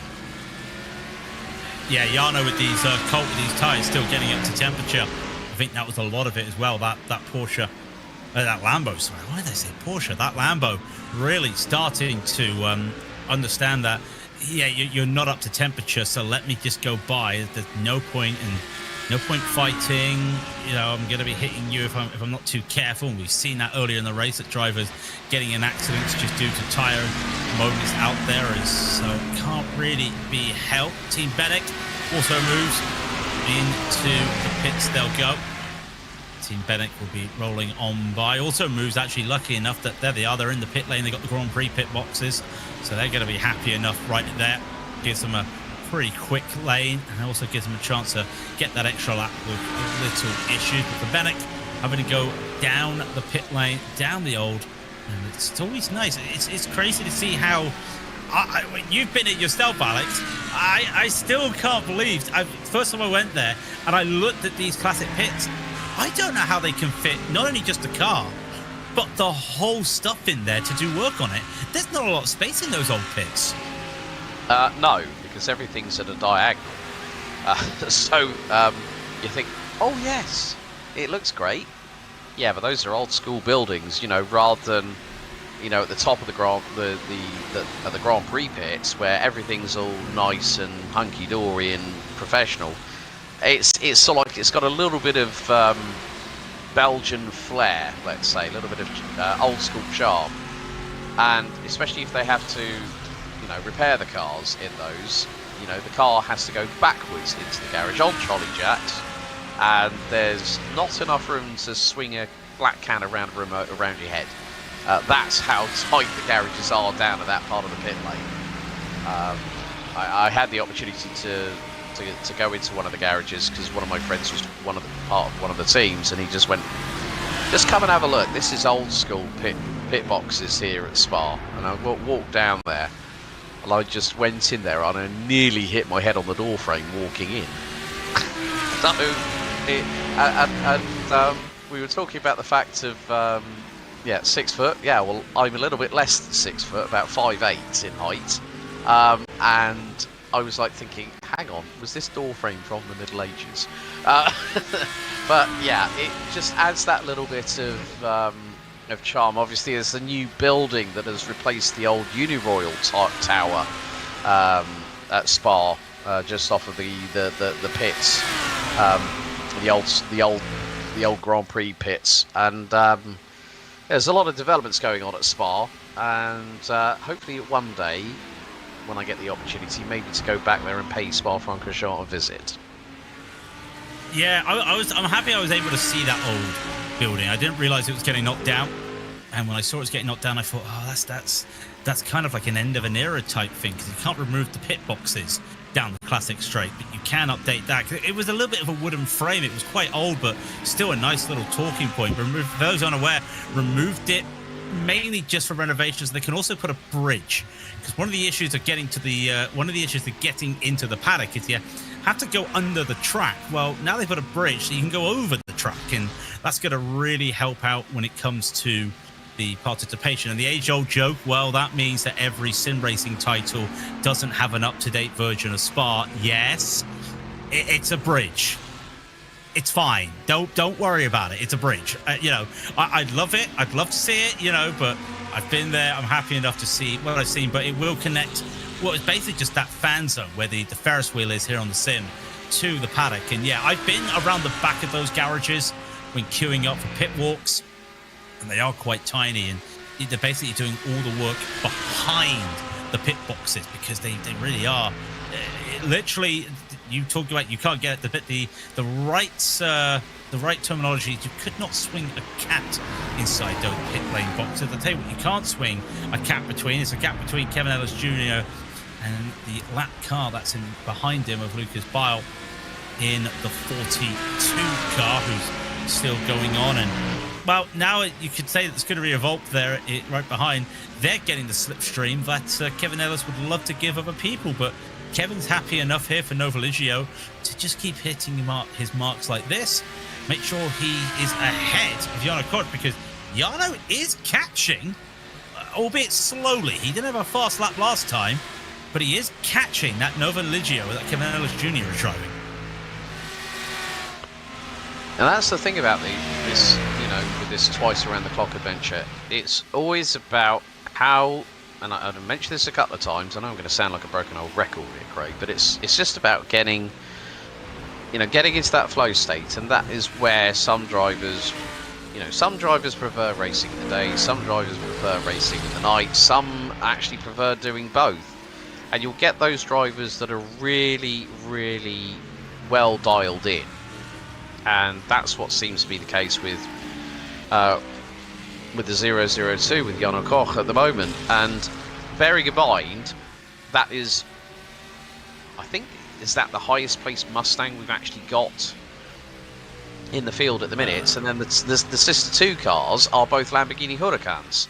So there are some drivers that feel that the Mustang is more conducive to the way that they drive, and others decide, well, we'll just go something crazy in Italian.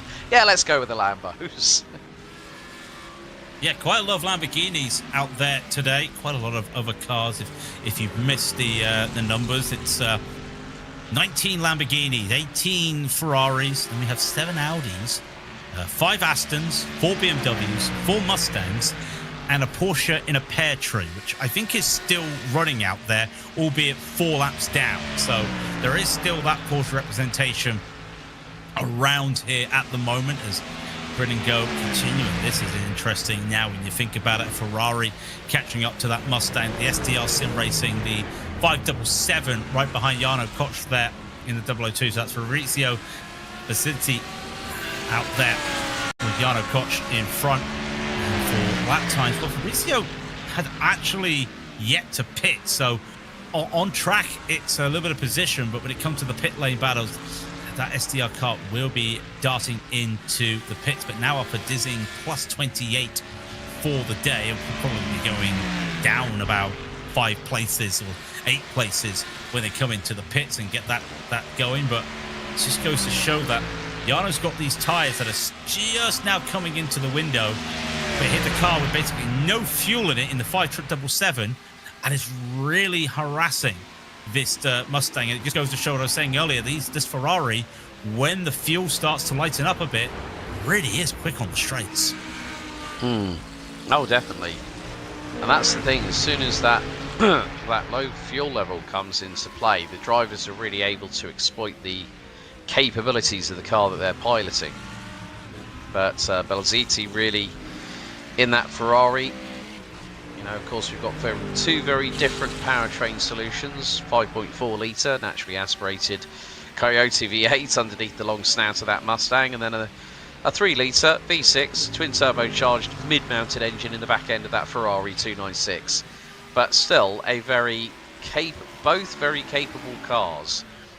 And again, it's just, they do say that variety is the spice of life. I do like the fact that we haven't got a meritocracy for one particular vehicle, and that's why you'd rather have, you know, different thought processes, different ideas, like thinking, okay, what's going to be the best car for us for the iRacing 24 of Spa? And there's always this like elimination process. There'll be cars that some drivers will go, yeah, that's fine. Then there'll be other cars where they just think, nah, don't really like that one. Gianni Vecchio for Fiercely Forward Pink has now pitted. Or what is pit stop number 7, so lap 25. It seems like 25 laps is enough for a fairly decent stint. You know, when you look about it, that's over 50 minutes in that's about an hour in the car, give or take. So these drivers who have done this plenty of times before, there are always those teams that they say, oh yeah, we're quite a new team, and then you look at the lineup and you're like, yeah, you've just managed to secure like say, yeah, you've got 5 pretty good drivers on your squad, and we recognise that one from there. You know, so it's like saying, have you been out on the cherry picker again, getting the best fruit out of the yard? Look, if the fruit is there for picking, the fruit is there for taking.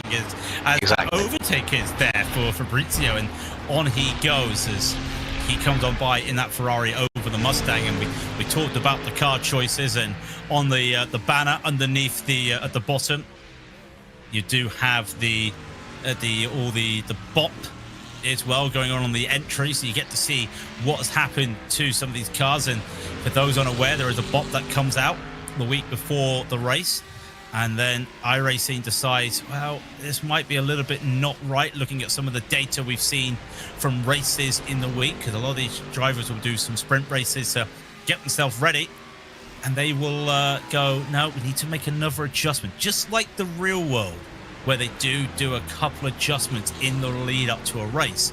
They do like to just do that. So having a little bit of a bop, but of course, if you've already picked your car at the start of the week and you get that second bop, well, it's a little bit late to really start swapping, because that's on a Wednesday. This event is on a Saturday.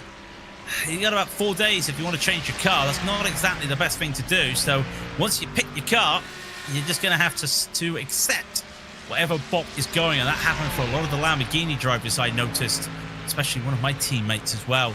They decided Lamborghini early doors, and then they realized, oh, everyone's driving it because it's quick. We were driving it because we found it the most stable through the corners and the most stable in the high speeds. And now it's going to be hit because everyone's driving it and driving it really well. So double-edged sword. They don't really care about the bop, and not a lot of people really, Alex, unless you're in these top splits, really give 2 looks at the bop. They drive what they want for stability. These guys are trying to etch out every bit of time they can, as Farkas Sim Racing blew into the pits and WSR Esports also into the pits. So 2 cars in the top 10 just now driving into the pits. I think also one of the biggest things is that the Ferrari 296 is the one that's got the most weight penalty on it, 10 kilos. And in some respects, people might say, oh, well, it's not fair. Well, that's part and parcel of life. Things aren't always fair. But it is the case of, okay, yes, it's had that weight penalty. It's also had a 0.25% power adjustment, downwards. So the teams, when they get that second indication of what the BOP is going to be for, a 24-hour endurance race, it's then a case of, okay, right, let's work around it. Let's make it part of the solution, not part of the problem. Because the first thing that there'll be that collective, you know, like, meh kind of sigh when they see that the bot comes out and they go, oh yeah, we were looking for a stable car. Right, let's just see if we can work around it. And sometimes you'll find that's why some of the teams are in the positions that they're in, because they don't look at it as a problem. They look at it like, how can we solve it? It's like trying to find the, you know, like when you get like one of those 1,000 piece jigsaw puzzles and you're looking for that last piece and you find it and it's where you least expect it. And that's how the teams have to operate. They have to look at every single piece of the puzzle and work out how they can maximise their opportunity, as Alexander Schvetz and Andrea Bristow for the two Blue Mercury esports cars are on queue. Bristow went a lap longer than Schvetz on that one, so 26 laps. We haven't seen 26 laps before a pit stop for probably a good couple of hours, but again, we're just seeing that strength in numbers between Blue Mercury, and I think they could be a pretty good possibility for a podium. Whether that's the race win come the end of 24 hours, where there's just under 17 hours to go, and we've still got quite a lot of night time still to pass through first before we get to that stage of the race. Well, I tell you right now, it won't be the 33, because I was watching them and my camera flicked backwards. Now, when you're in chase camera and the camera flicks backwards, there's one thing that means. You're in reverse gear. And somehow Bristow missed his pit box. And that's a second that they have to spend. And interestingly enough, they've not taken...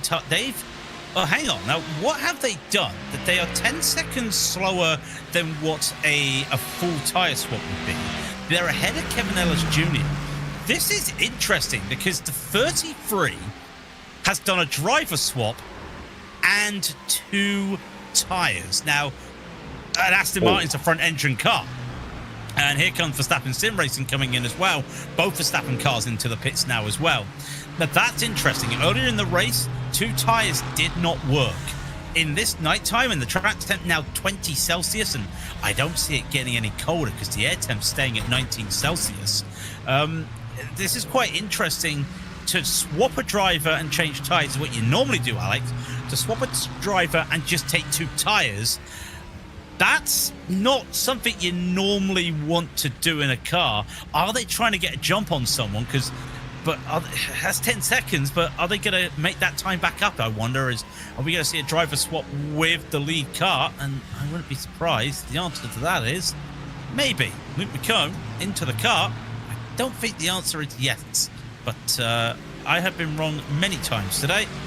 He's still in the car, but yeah, 2 tyres and a driver swap. I've never heard that one before. Yeah, so the jury is going to be out on that one. And with these colder tyres, you've got to think of was it one side or was it one axle? You know, so obviously there's a lot of corners here in Spa, and there's a lot of adverse camber from time to time. So you've got to think, okay, can the rear tyres last a little bit longer than the fronts? So if they decided to do that and put fronts on the car, that would be quite an interesting proposition, because that's where, you know, in a lot of these cars, especially if it's a front engine car, there's all that weight on that front axle, and you go through a lot of corners. Well, the rear end's going to be probably lighter than a feather unless you've got a full tank of fuel in it. You've got to look at the bigger picture. You know, if they can keep the rear tyres in this nighttime phase of the race and the fronts are what have been changed, I'd be interested to see how that's going to work out, but I'm not completely optimistic about it, if I'm completely truthful. No, I'm looking at that and just wondering, what are the? I would reckon if it's a front engine car. But if it's a front engine car, of course the power's going to the front wheel. If it's a front engine car, it does make you wonder, what are they going to do? But we've still got to look at it. We're 2 hours left in our little slot here. Myself, Craig King, and Alex Goldschmidt with me, as we're still here with 16 hours 55 minutes to go. As we're just looking down, the drivers are making their pit cycles. There is a Rouge and Rally. The sim does not give justice how steep that hill is. Trust me, I wouldn't want to walk up it. Well, I wanted to walk up it. They wouldn't let me walk up it. Don't you worry about that. Every car in the top 10 has taken no tyres, with the exception of that Blue Mercure 33 who took front, or who took two. We don't know what they took. Nova Ligio in their last pit stop took some tyres, as did Grid and Go 001, but those two cars yet to pit yet. So we may be seeing them going on to tyres as Falcon Sim Racing Blue get ready to tick down another hour. And Kevin Ellis Jr. in front. And this Nova Ligio, well, I would say it's not doing well on this pit cycle, but there's still about 5 other cars in front yet to pit. They were one of the first ones to pit in this cycle. And that's not going to do them well at the end of this race, because that might mean a splash and dash, but got to get there first. James Buemi right behind for Falcon Sim Racing Blue, really trying to just harass here. And it's an Audi, the older car, versus that wonderful Ferrari, the modern day car that James Buemi is driving as they come through into the wonderful Blanchard. Yeah, and well, it was going to be a case of not if but when Falcon Sim Racing Team Blue car would get through. And yeah, I think again, just seeing how the strategies are evolving. Look at this. Oh, I have to say, this is a wonderful shot on the Nova Leggio car there for a briefest of moments. And yeah, I just think it's just so interesting. Like, we've been talking for just over the last hour, and a lot of it being talking about the strategy. We've got to also think about driver lineups as well, because some teams will have 3, some drivers will have 4, some might have 5, and it's always dependent on, you know, whether some teams have gone like, okay, well, that guy's fast, so we might put him in when it's dry, and oh, look at this for a slow-mo shot coming through Radial. That just gives that allure of what this event means to so many people here on the iRacing special events calendar. And what I love as well, and I really shouldn't be saying it, you can still see in the background cars coming around the source, going down the hill. That's just Spa in a nutshell. I've been there once, and I talk like I've known it like in the back of my hand, because you just never see, like, I've been to Le Mans, we've seen all these other tracks. I don't think you'll ever see anything as picturesque as this track, just because of where you can go, what you can see. I think in terms of picturesque where you are, Monza or Hungaroring, but in terms of just the legacy, there's just that there. As just seeing somebody else have a yellow, I think the 23, yeah, Tom Greggs in that number 23, just having an off moment as well, losing some time, and that's a driver on fresh tyres as well, going off at campus. That's the last thing you want with fresh tyres. He pitted 4 laps ago.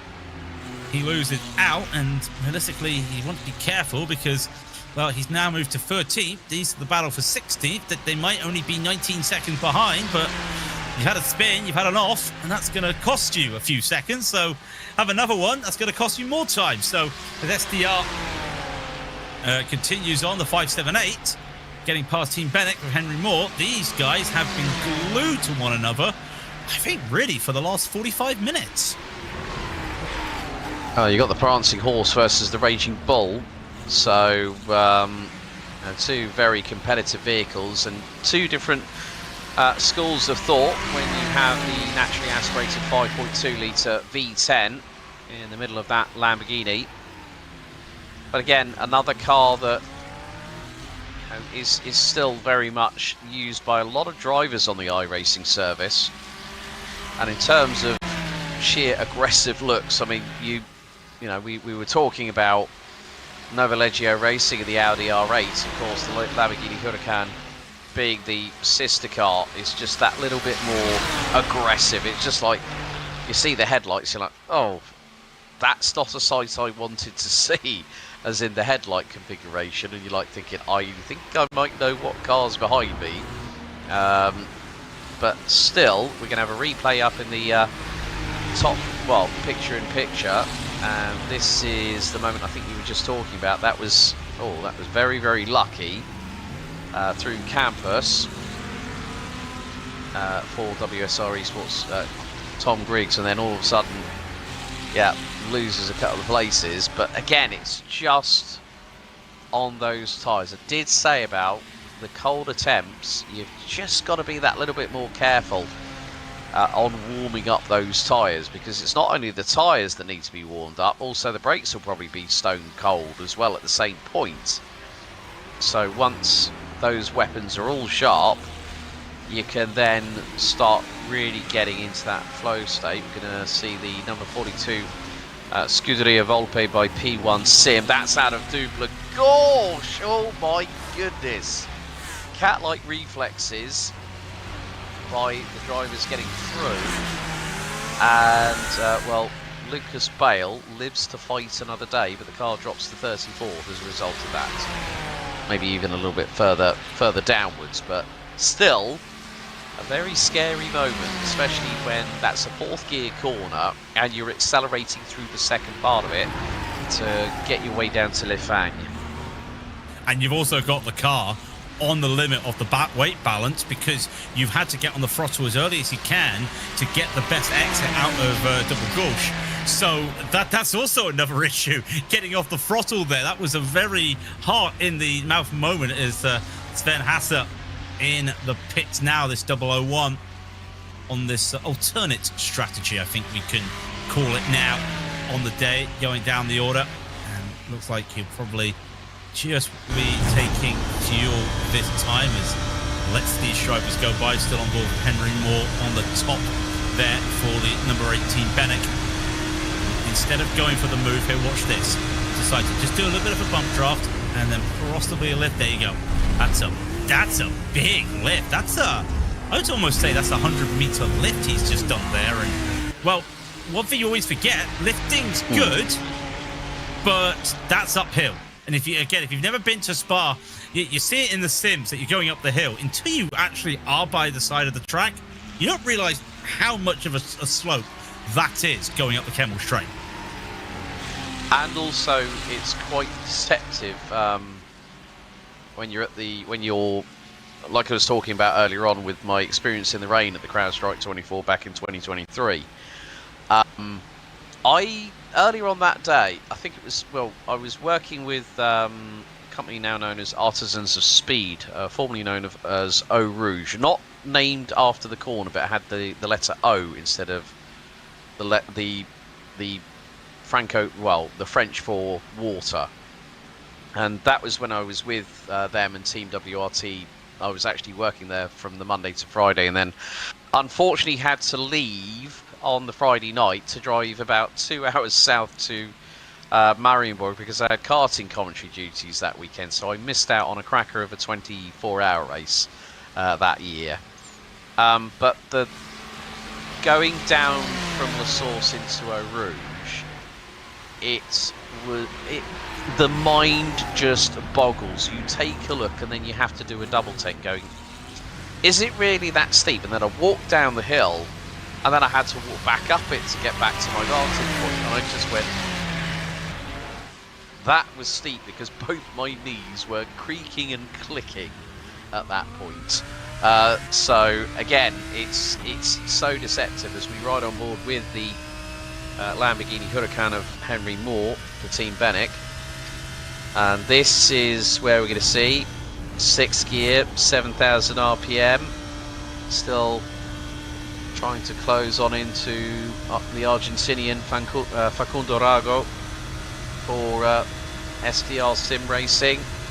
And that is perfectly personified on how you get through at Licom. Really well done there by Henry Moore. Arago didn't really fight that, to be honest with you, but he's going to keep in the wheel tracks. So, that's not how you want to exit Malmedy.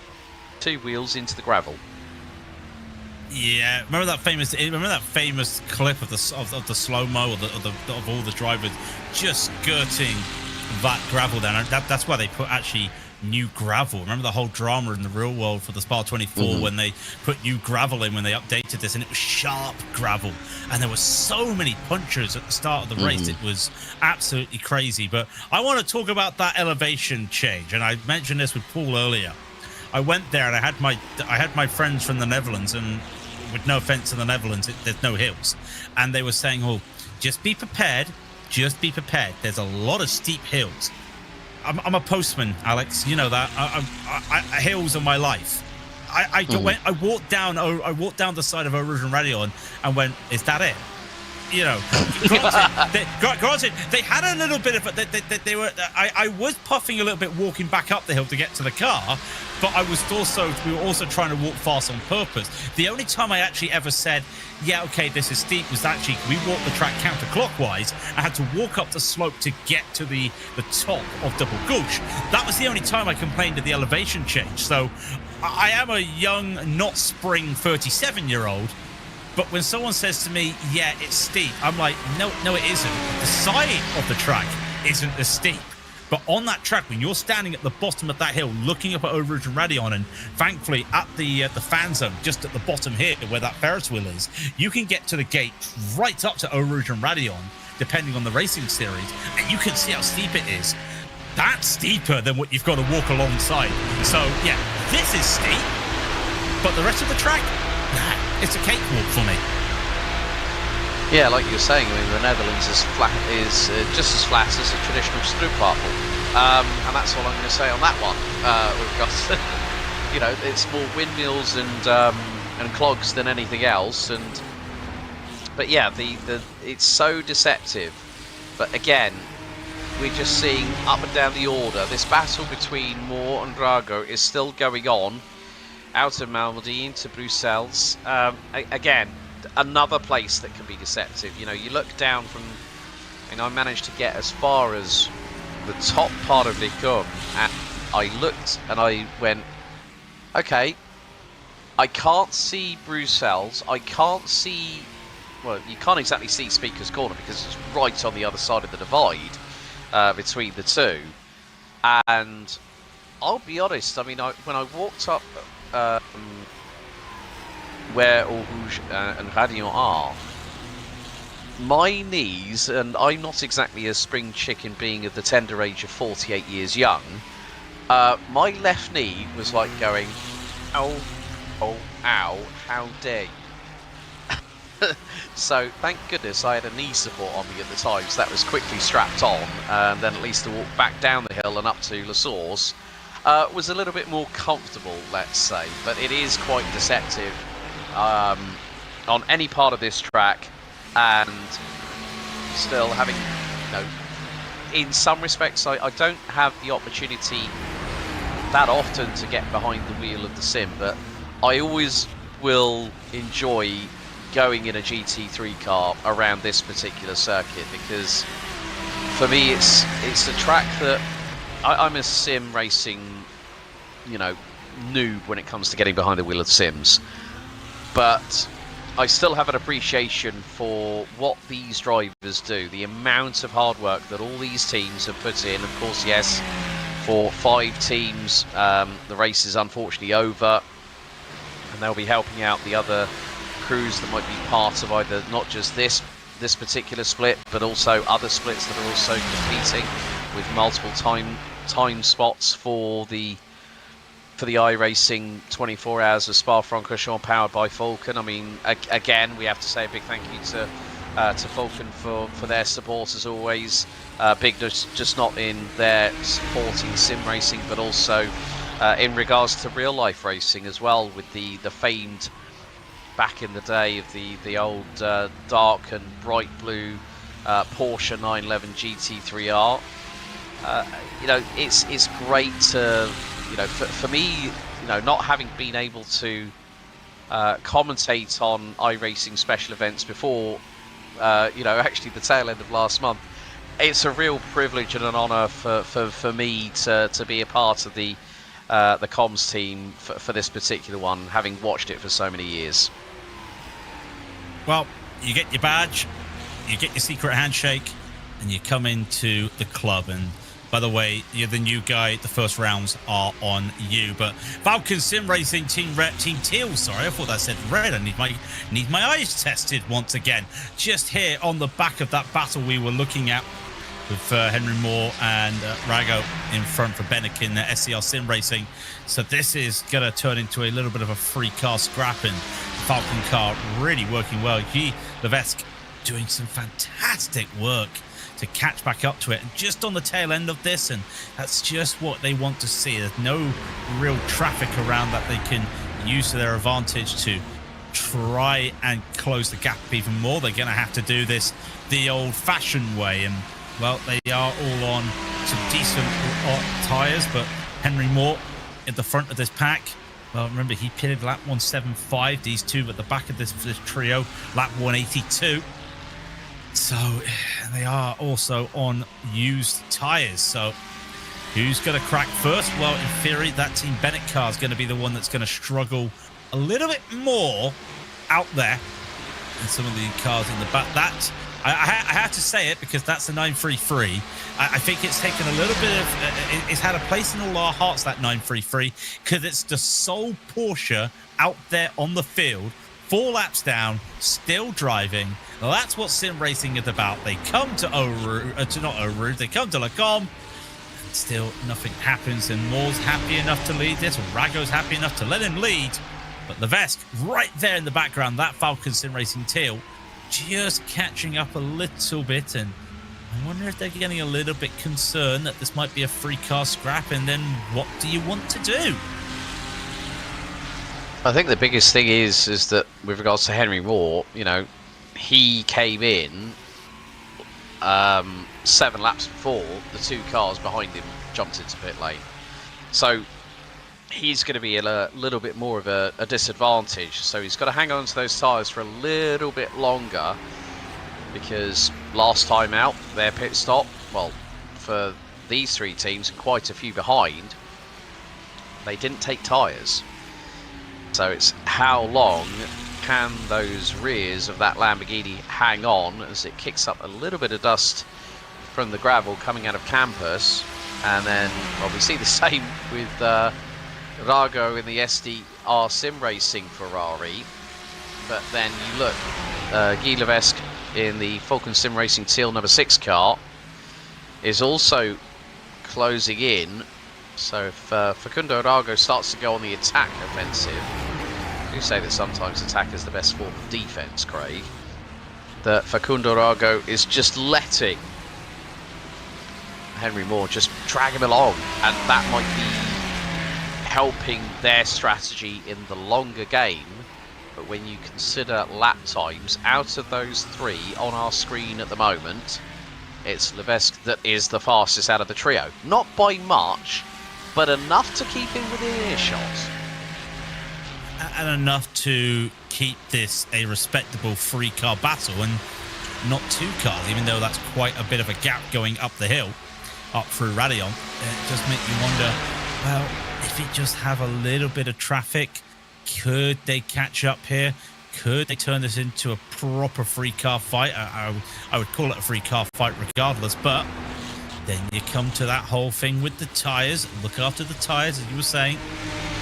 That's going to be very interesting. Also, pole promotion, by the way, they've been in the pits for a while, so I hate to say it. I wonder if that Porsche has had some moments out there. I don't think they have, or they might just be calling it a day.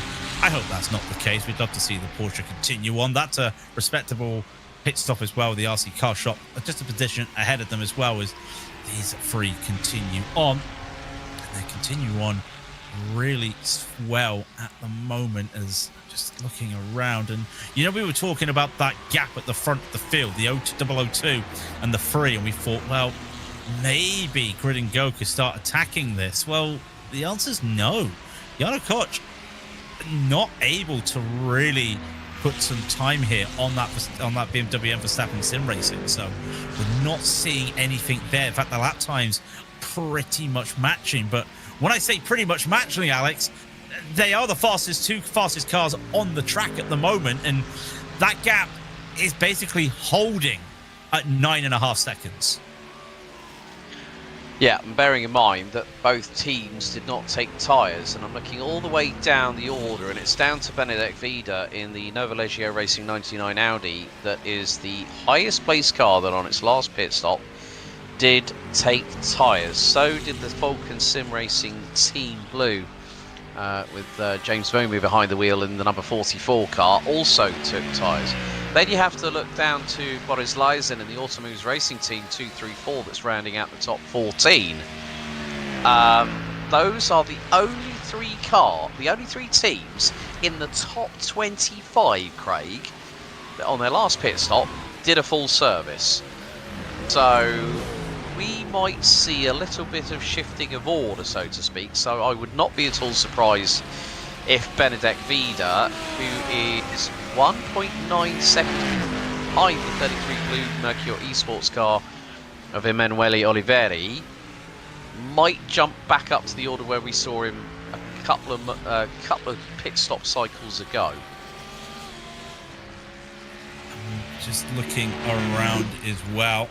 Fiercely forward Pink catching up to Blue Mercure. They were on a shorter stop last time with Gianni Vecchio, so I don't think we'll see anything there. Here to battle as well for P20th, as well as the Capovaya Racing Team and TC Esports at top 20. Still pretty nice because, you know, Aussie Greg does start saying you're in the top 20. Like, I can't do an Australian accent. I apologize, Australia.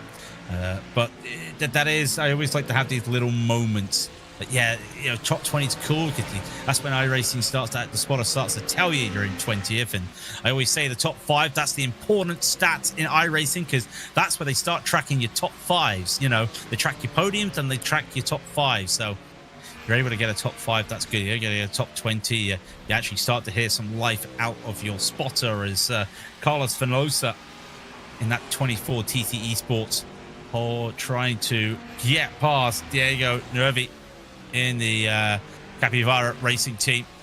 And one of the rare BMWs in the split when you look at it, because the next BMW is the lead BMW of the race. So not really the car of choice. And I got to be brutally honest, when I was looking at cars doing this, because there was a flip of the coin of would I want to give this race to go one more time, I was looking at this BMW and I'm surprised that it just doesn't have the popularity once again, and he might be just proving why it should be good, because onto the brakes again, Fenloza, in he goes, takes the overtake just how you want it at the bus stop. Meanwhile, BS Competition, their number 2 car, comes into the pits with Dominic Hoffman. But yeah, love to see more BMWs out there. Yeah, I mean, that's...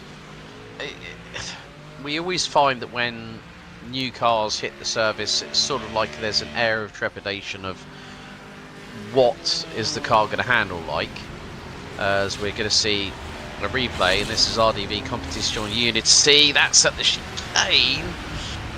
Oh, a little bit clumsy. I think maybe just a little bit of over rotation through the corner, and as soon as you go a bit too much pointy when it comes to turning the car in, the back end will normally swap when you've got all that momentum, all that engine right behind, or pretty much just in front of the back axle.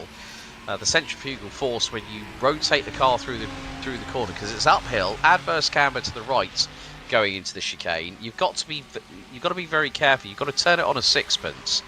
As Noah Ada in the 003 on 25 laps on cue comes in for the team's 8th pit stop of the day so far, with just over 16.5 hours on the timer remaining. But still, this battle for 15th, yeah, we're now seeing that Guido Vesk has closed that gap, and it's now about 9/10 between these 3 cars. So I think probably Levesque has decided, well, I'll latch on to the back of Rago, get him to pull me around the track and get a little bit of additional top speed, but also dip on that fuel that the car is wanting to swallow up or gobble up very, very quickly indeed.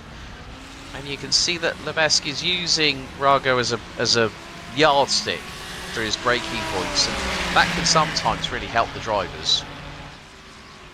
That can help the drivers. That can also hinder the drivers. Remember, start of the race, we saw a moment, one of the Blue Mercure cars getting spun around because everyone was just so bunched up together going down into La Source. Made a mistake, lost momentum. Gianni Vecchio behind him. Small tap, spun him around and was out of the train. I think that was the biggest story, more than the fact that he got spun around, would be out of that important train at the start of the race that all these teams and drivers were looking to try and get to. And now you've just got these three cars. They've created a train in let's say the middle of the race with 16 hours and 29 minutes to go, but they've been able to get to this all-important train, work with one another. And I wonder as well, I know there have been but there's been instances during races before of teams PMing each other going, okay, let's work together here. You know, I'm not going to overtake you. Just let me go. And we're just going to work together here. Let's just not be silly. And there have been those moments. So I wonder if this is something that either they've communicated it or they've just shown it with motion on the track, as like saying, no, I'm fine. And that could be a lift off, that could be a brake, that could just be a get out the slipstream. They could be doing that to show themselves what they want to do. And what they want to do right now is just work this together, because Henry, remember, he's going to be the first one to pit, and I think he's got about 5 laps to go before he comes into the pits. I'm surprised that he wants to take the lead at this, because if I've got 5 laps to go, Alex, I kind of would like to save some fuel right now. Yeah, and that's gonna play into the minds of drivers when you have to sort of think, okay, right, how can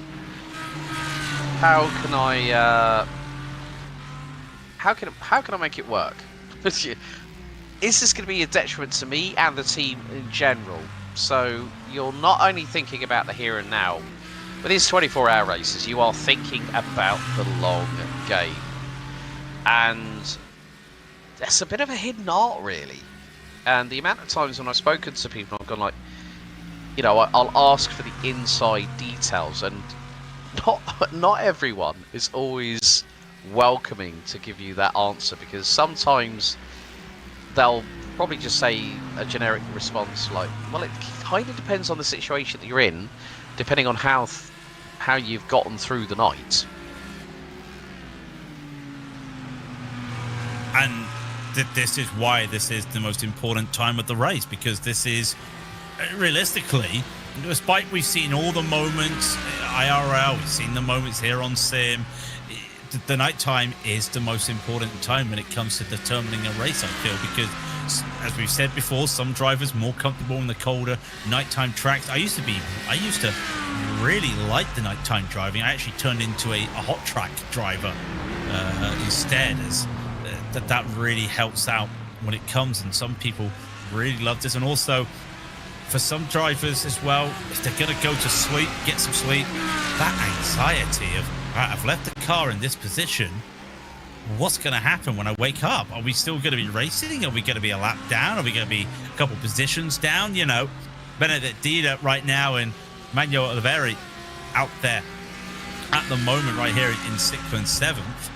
And, you know, you've got to feel that somewhere, Johan Half, or, you know, probably thinking, well, if I go to sleep now, am I going to be able to find anything? You know, are we going to be all right out there? So the same with Emmanuel Oliveri. He's probably got some teammates right now that are going, oh, I'm in sleep now, and what can I do out there? Blue Mercure as well, with a very big lineup, it must be said. Half of the team already off the sim, probably getting themselves ready to get some sleep to do a stint. And they're probably now wondering, waking up, well, where are we? Have we gained positions or have we lost positions? Usually, Alex, when I'm driving, it's a loss of positions in the night. These drivers are hoping it's a gain of positions. Yeah, I am going to plead the fifth to that one because I wouldn't be able to tell you what my chain of thought would be at that point, which is probably next to non-existent. But still, yeah, you just have to wonder about who's going to be the next pit. Well, Benedict Vida is the highest placed of the cars that, well, I think you got Jarno Koch and also Benedict Vida. They've probably got a couple of laps to go before they come in to the pit lane. So, again, we're just going to see this pendulum swing.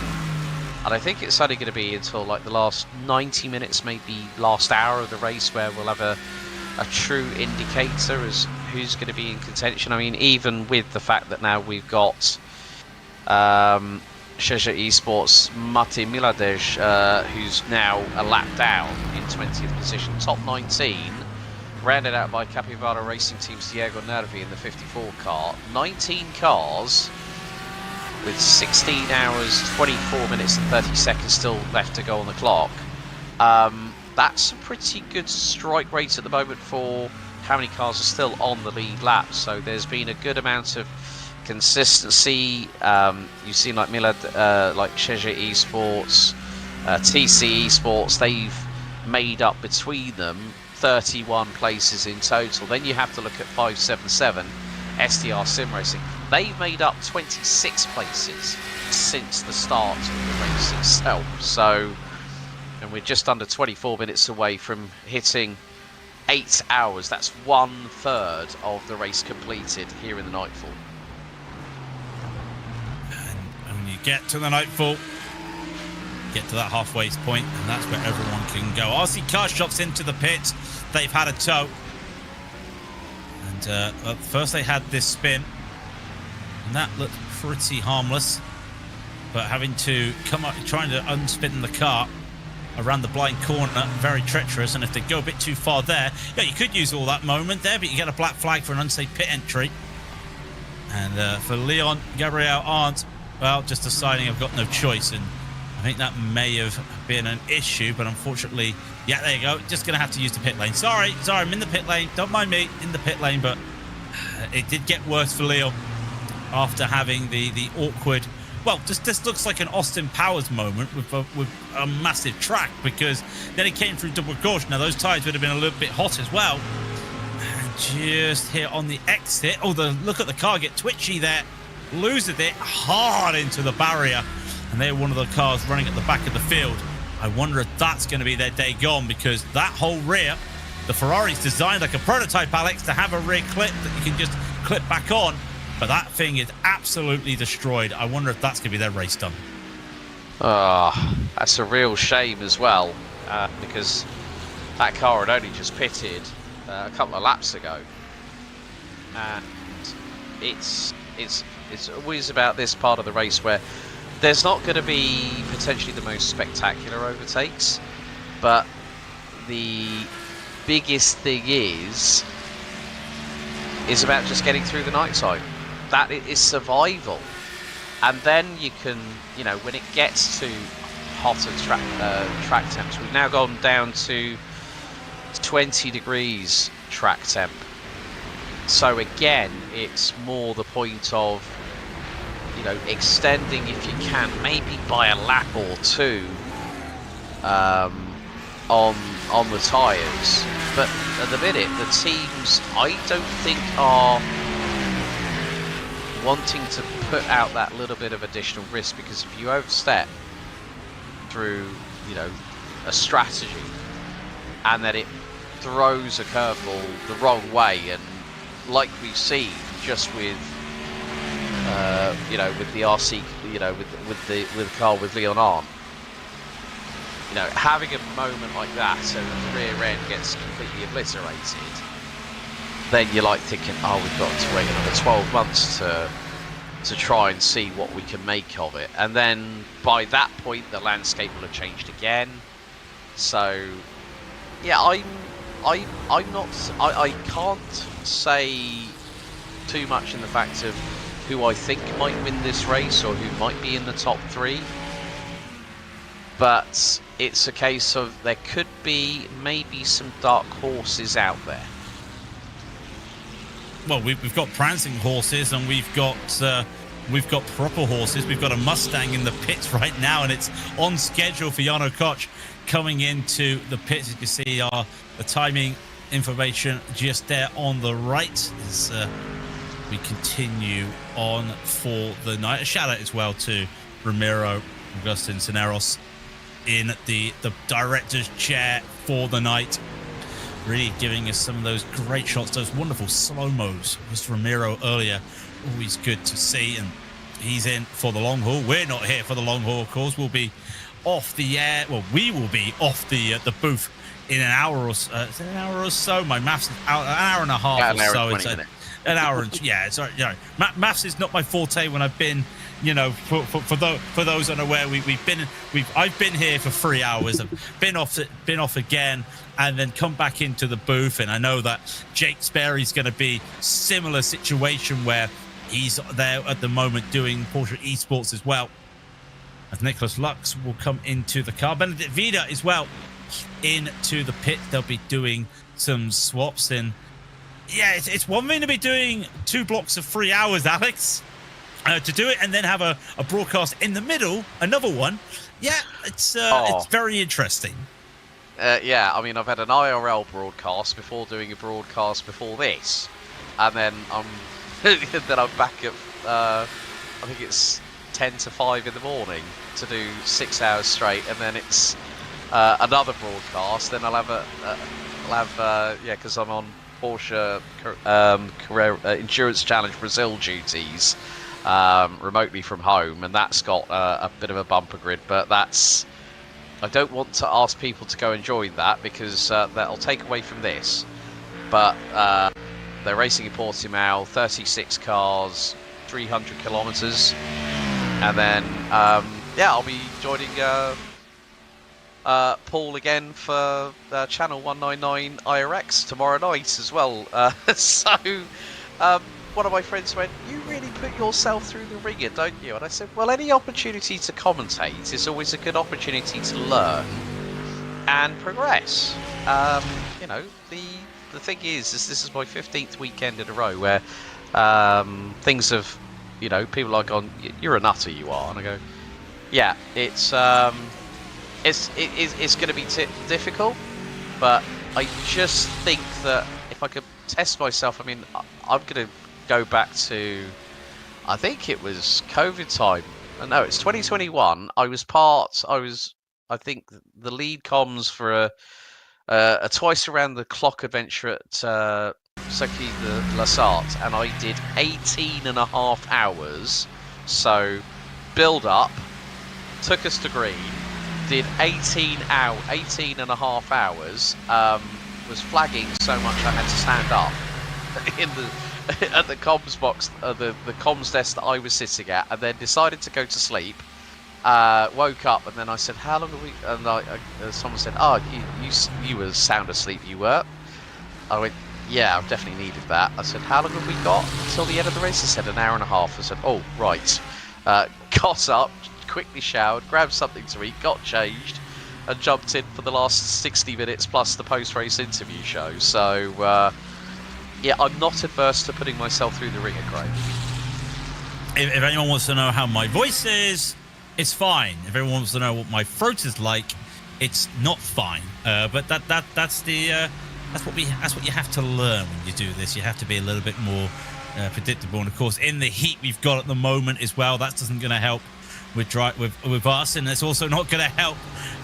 Think about Hugo and Ramiro in the booth, in the director's chair with all the computers and the heat going off there. That's going to be bad. I think about these drivers as well, because I don't know what it's going to be like when it comes to the heat around in Europe, and especially for the Americans later on when we come to the night stint, as most Americans probably be driving as well, not just in this, but also in the other splits around. And you think about that, they're in a heat wave. Europe's in a bit of a heat wave right now, and it's going to be a tropical night for some people. And if you don't have AC, you don't have anything to cool you down. I mean, I hate to say it, I'm already sweating. just by sitting here commentating. I don't want to be thinking about what it's like trying to drive around here at the moment. Like, look at Spets and Vezio here. Well, this is, as Vezio goes into the pit, really does feel a little bit like I'm seeing old versus new, Spets versus Vezio. Yeah, no offense to Gianni, of course, saying old, but yeah, he's not in the long-term top level nowadays. He does it for the fun of it. He's not the competitive like we saw with Spets, but yeah, old versus new, still holding up there is Vezio, and dare I say it, and he's probably going to find me and hit me around the head, turning the clock back a little bit with Gianni Vezio there. Well, I mean, I think the thing is that when Gianni's done, been competitive for many a year in the world of sim racing, it's nice to hear something like that where he's doing it more for the fun of the sport. You'll have those drivers in any kind of category, whatever motorsport genre it is, that will always be out there to try and win everything. And then you'll get those people that go, actually, I want to take a step back. I want to enjoy my racing a little bit more. You get those people. So I would say, in many respects, there's a lot of veteran knowledge that Gianni Vezio does have, but he's now handed over to Luca Gramke in the number 9 car. So change after a good couple of stints for Gianni there. But still, next car soon to pit will be car 114. Team PGZ with Sam Ward behind the wheel. As we clap our eyes onto the battle between SDR Sim Racing's Fabrizio Belziti, and he's being hustled by WSR number 23 Ford Mustang of Tom Griggs in the 23 car as they make their way through Brussels with just under 16 and a quarter hours to go. And all pit stops happening. Automove's racing team's Boris Leisen is in the pits. 25 laps on cue. I think Team Bennett Henry Moore's going to be in very shortly, as will Sam Ward. A few other teams, probably Lucas Metz for RDV Competition Unity in the 86 car. Lorenzo Castellani for 07 Racing and G-Tail Design. So that is roundabout towards the bottom part of the bottom 6th of the top 30. So yeah, I think there's still, well, there is still plenty of racing distance left to go. We're on lap 203 of the race so far. Predicted laps that could be completed by the end of the 24 hours. It does change when we go through pit stop phases, folks. 635 laps are a prediction for how much distance our drivers and teams will create. But one of the things I love about the iRacing special events is we see a little bit of a wobble coming out. Sam Ward into pit lane for Team PGZ. But still, this is the battle that we have been keeping our eyes on. Belziti versus Griggs, Ferrari versus Ford. And yeah, going to be seeing something very interesting if that Mustang starts to stretch its legs down the Kemmel Straight momentarily here, Craig. And here it's raw. And I remember actually with some of the Ford Mustang drivers for WEC, when they had their first Le Mans race, I said to them, in a Q&A session at the stands, I was like, so what's the one part of the track that has really surprised you in this Mustang and you really like? And of course they joked the straights because they get to hear this wonderful engine. And then they said, well, really surprised and really amazed at how strong this car is through the Porsche curves and through that whole complex. And I know this isn't the Circuit de Spa, but you then realize that this is a Mustang, and every time you hear the word Mustang, you're thinking the old school Trans Am cars, you're thinking the old horsepower, the hot rods, the classic Jeremy Clarkson saying a muscle car can't turn. And here's the driver saying this Mustang is really good through the twisty stuff. And even now you look at it on the sim, well, especially here on iRacing, not many cars able to really navigate some of the mid-speed corners like a Mustang can. So the WSR of Tom Griggs right now really looking to put that to use, that this Mustang has changed the complexure of, well, Mustangs are meant to be just horsepower and just pace, and no, this Mustang is just raw downforce, look to try and make advantage. You've got modern day teams making these prototype like body panel cars, and Mustangs, well, I've been in that pit lane, I've been in that pit box watching them. I had a tour of the pit box. Yeah, that is a straight out downforce machine. Doesn't need to be a prototype. It's really aggressive out there. And talking of aggressive drivers not wanting to be aggressive up this hill, if they're taking tires, cold tires up this hill, well, good luck on that exit. It's one of the unique characteristics of this pit lane exit is you have to go up the side of the hill, over a bump, through radio. I was going to say a rouge. No, a rouge is the bottom part here. And they go up. And last year, Alex, a lot of cars made a mistake in the night going up that hill on cold tires at the pits. I can say, knock on wood, I think I've only seen one car so far in these first 8 hours have moments up that hill. Yeah, there you see the helicam shot showing part of the circuit. And again, under nightfall, the Spa-Francorchamps circuit has been around for quite a long time. It's now 20 to 1 in the morning, sim time here at Spa-Francorchamps.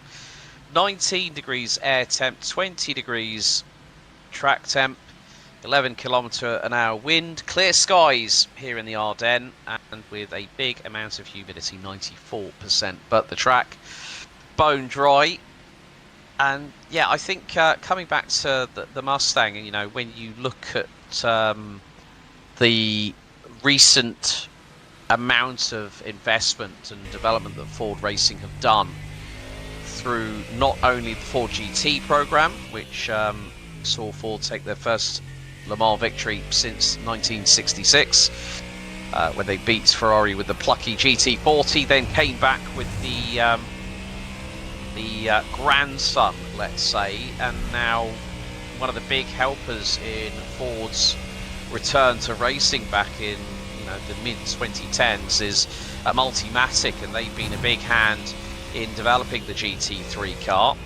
As Tom Griggs again starting to close in on Fabrizio Belziti, as Paul Jouffreau for RDV Competition Unity, that car's done 26 laps, so that is a little bit of an anomaly there, but not by many laps. I mean, that's effectively 4.5 miles as Tom Griggs through La Source, through the little dip.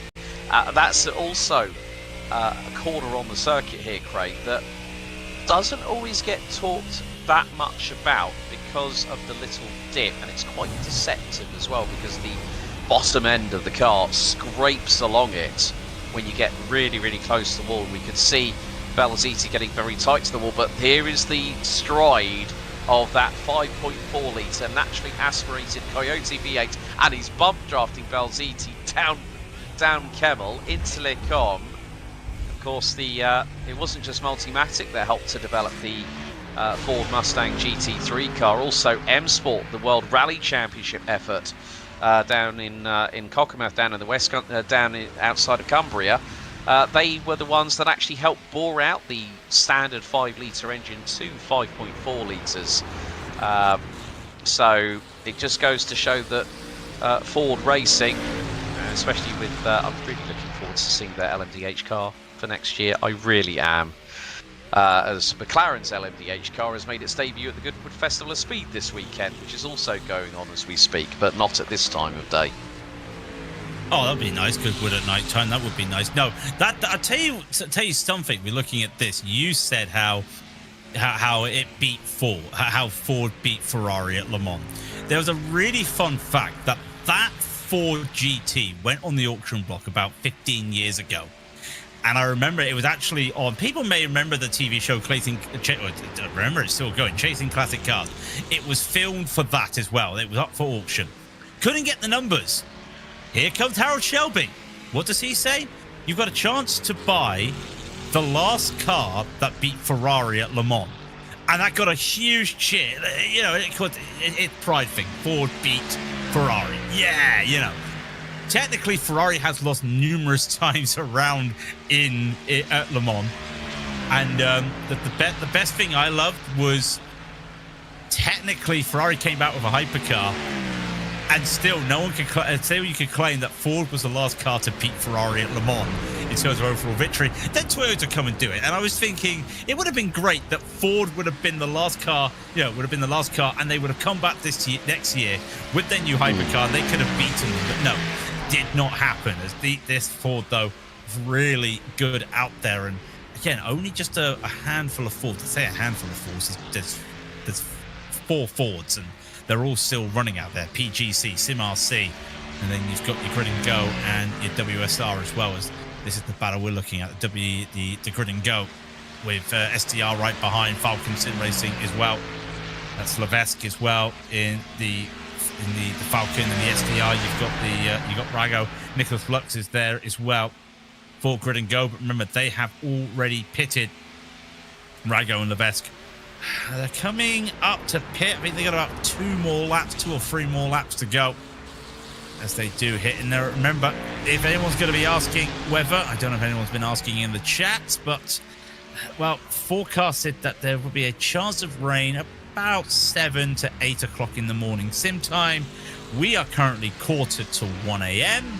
So what does that say, kids? If you want to do the maths, if you need to know your hand on the clock, that's going to be 7 out 6.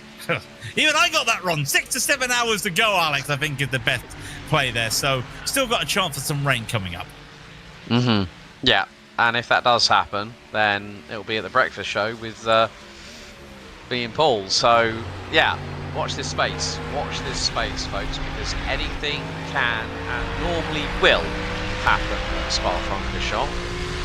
But this is the battle for P9, and Cundarago has got Guy Levesque right behind, so the number 6 car, the second of the Falcon Sim Racing cars, the Team Teal entry, is closing on in, and we're going to see the rate of speed through into Blanchimont out of Curb Paul Frere and Canada. This could be he's going to switch it to the outside. And Facundo Rago is going to go defensive. Levesque is going to get the inside line here, but it's going to put him on the outside for the source. A little bit of a run wide by Facundo Rago. He gets the traction. The man from Canada in the Falcon Sim Racing Team Teal car, get a little bit of a switchback opportunity.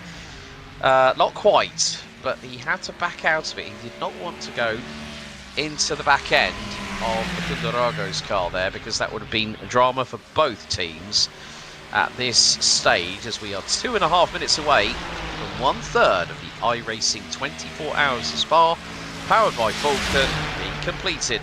And he got the run coming out of Radiot. Can Levesque do the old M&M Slim Shady around the outside? Yes, he can. Great job. Yeah, that's what he was looking for, taking advantage now of this Ferrari being a little bit lighter on the fuel, and that just goes to show, looking to try and get that track position. Tried it through La Source, and always remember that there's a lot of camber down there at La Source that drivers usually forget about. So that's one of the reasons why they try to not go for that move there, but also why you've seen drivers have moments at La Source earlier in the race, because drivers are just, well, looking to make moves there. That 252, by the way, still in the pits. About 9 minutes now in the pits as they try to get whatever damage they can get repaired, but I think they're just waiting to see if that's the end of the day for them. Also, Team Bennett down the order. One of the Team Bennett cars, something's happened there as well. Not sure what has happened to them, but they've been in the pits for, well, not in the pit, they've been out of the sim for quite a while as this battle brews on. Blue Mercure 33 and Falcon Sim Racing Blue into the pits, but not the other Blue Mercure. Now remember, they both came in at the same time, but if I recall, the 33 did have an issue where they missed their pit box. I wonder if that also just caused them to lose that pack, lose the chance to fuel save, because they are now in the pits before their brethren, also in the Aston Martin. If these drivers come around again, would not be surprised if these two pit next time by, though. And that's probably why Falcon Sim Racing made that jump. Yeah, so we're now getting into that stage where BMW and Verstappen Sim Racing, Blue Mercure Esports #1, Nova Leggio Racing #5, SDR Sim Racing. They have all just, they're all on that cusp now of diving into pit lane.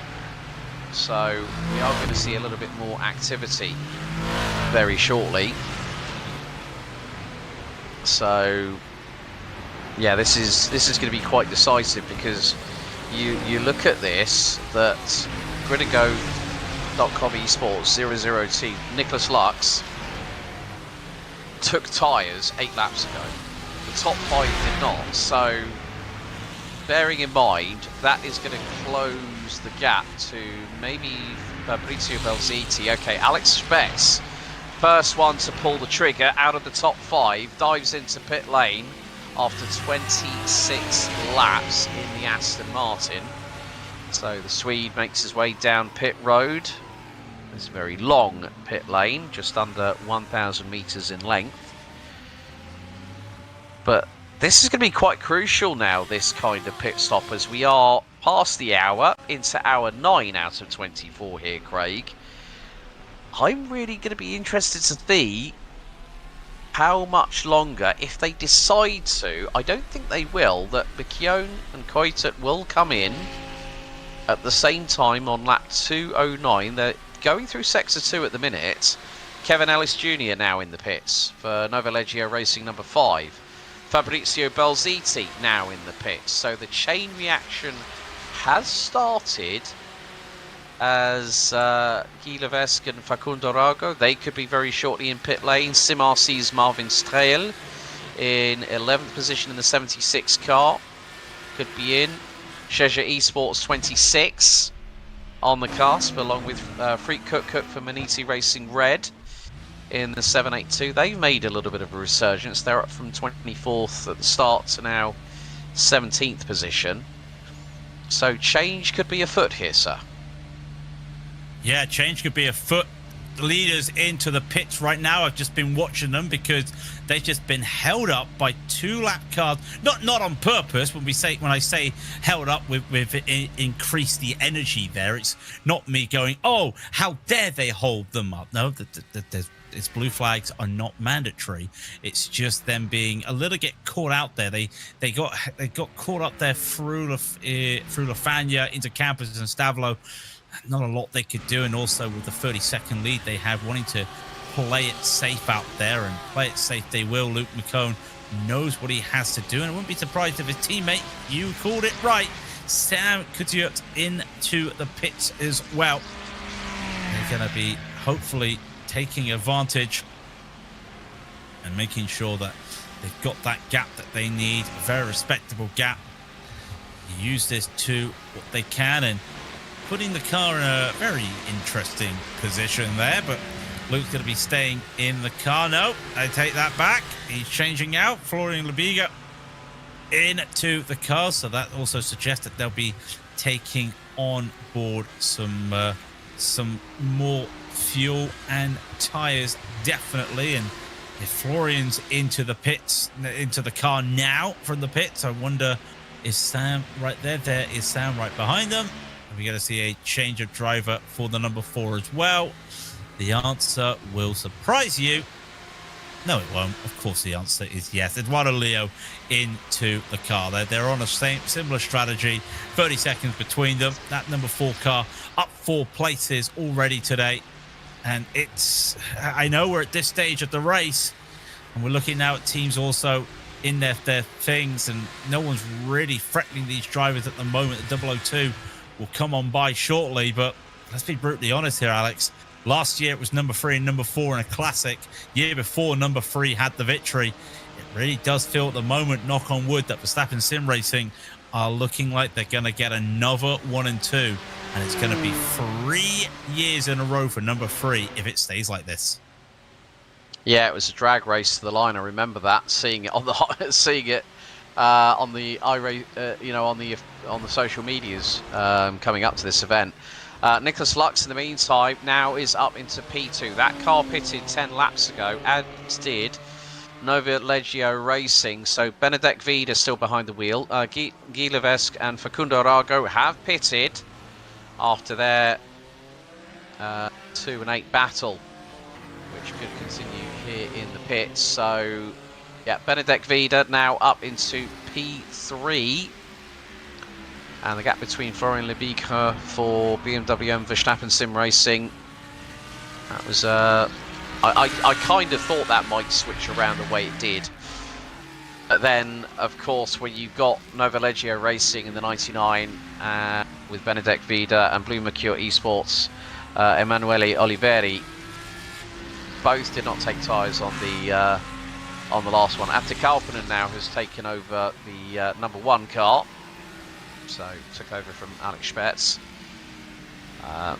So again, it's just this kind of waiting game here, Craig, and people might think, oh yeah, well it's going to change all the time. Yeah, it is going to change all the time, because what's the fun in trying to have the same strategy as everybody else? Sometimes, like we're seeing with Grid and Go Esports, Alex Nogwe behind the wheel of the number 003, Sven Haase now behind the wheel of the 001, but Nicholas Lux is starting to close that gap on Florian Lebigre. It's now down to just under 9.7 seconds. It was 10 seconds when Lebigre came out of the pit lane, so I think Nicholas Lux might be given the hurry up sign, as if to say, right, close that gap as much as you can. He's on cold tyres. Go get it and see what you can do. Yeah, I wonder if that's just the idea as well. Remember, utilise the fact that Florian on those colder tyres to boot already. I wonder if that's also part of the strategy in hand. Because they also know right behind, there's Benedikt Vida. Granted, 19 seconds behind the Grid and Go car there, but 3 seconds behind him is Eduardo Leo in that number 4 car, and Manuel Oliveri as well, close as well, as the drivers now start to work out strategies and work out what they can do, as the drivers now going through the traffic, going through the hills, and you can't see beside the track there the iconic walkway that the fans walk on by. You start to not see that. You see the trees here. I'm going to say something a little bit rude, and I'm not swearing, don't worry. I'm just going to say it, Alex. Try to get a wonderful vantage point, wonderful panoramic shot through those trees that they've just come through, that you get to see. At one end, you get to see the exit of Lecombe. You get to see Malmedy. You get to see Bruxelles. You get to see Speaker. Was wanting to get a wonderful vantage point. I couldn't get a panoramic shot, Alex, because a parent decided that they would let their child use a tree as a toilet. I was unable to get the shot of the day that would have really made my day, because I had a little bit of respect, and yeah, a child was using a tree as a toilet stop. It was a little bit unfortunate, but yeah, you've got to be respectable. Yeah, you don't want something like that fouling your shot. And of course, with the fact is that when you got to go, you got to go. That's all I'm going to say on that one. But Team PGZ, that was a little bit of a spin there for the 114 Mustang, which is currently sitting quite a way down the order. Well, not so far down the order. In the top 12, so Loic Rabier in the 114. Oh, Manisi Racing Black. That is off at Stavelot, I believe. Who was behind the wheel of the 781? That would have been, looking down the timing screens, Alex Bennett for Manisi Racing Black. as we ride on board with the 578 Miguel San Martin, the Argentine for SDR Sim Racing, closing in on the number 6 car. That's Daniel Sommer behind the wheel, having taken over the wheel of the Falcon Sim Racing teal Ferrari. Sven Haase in the 001 gridandgo.com esports car, lap 25 of its stint, in for pit stop number 9. And the pit stops keep coming. They don't stop coming out there, as that old famous song would say. They'll come on by with this battle for 16. Team Falcon Sim Racing teal. Well, of course you'd have teal, because that's one of the colours of the iconic Falcon livery out there, with Miguel San Martin right behind for SD.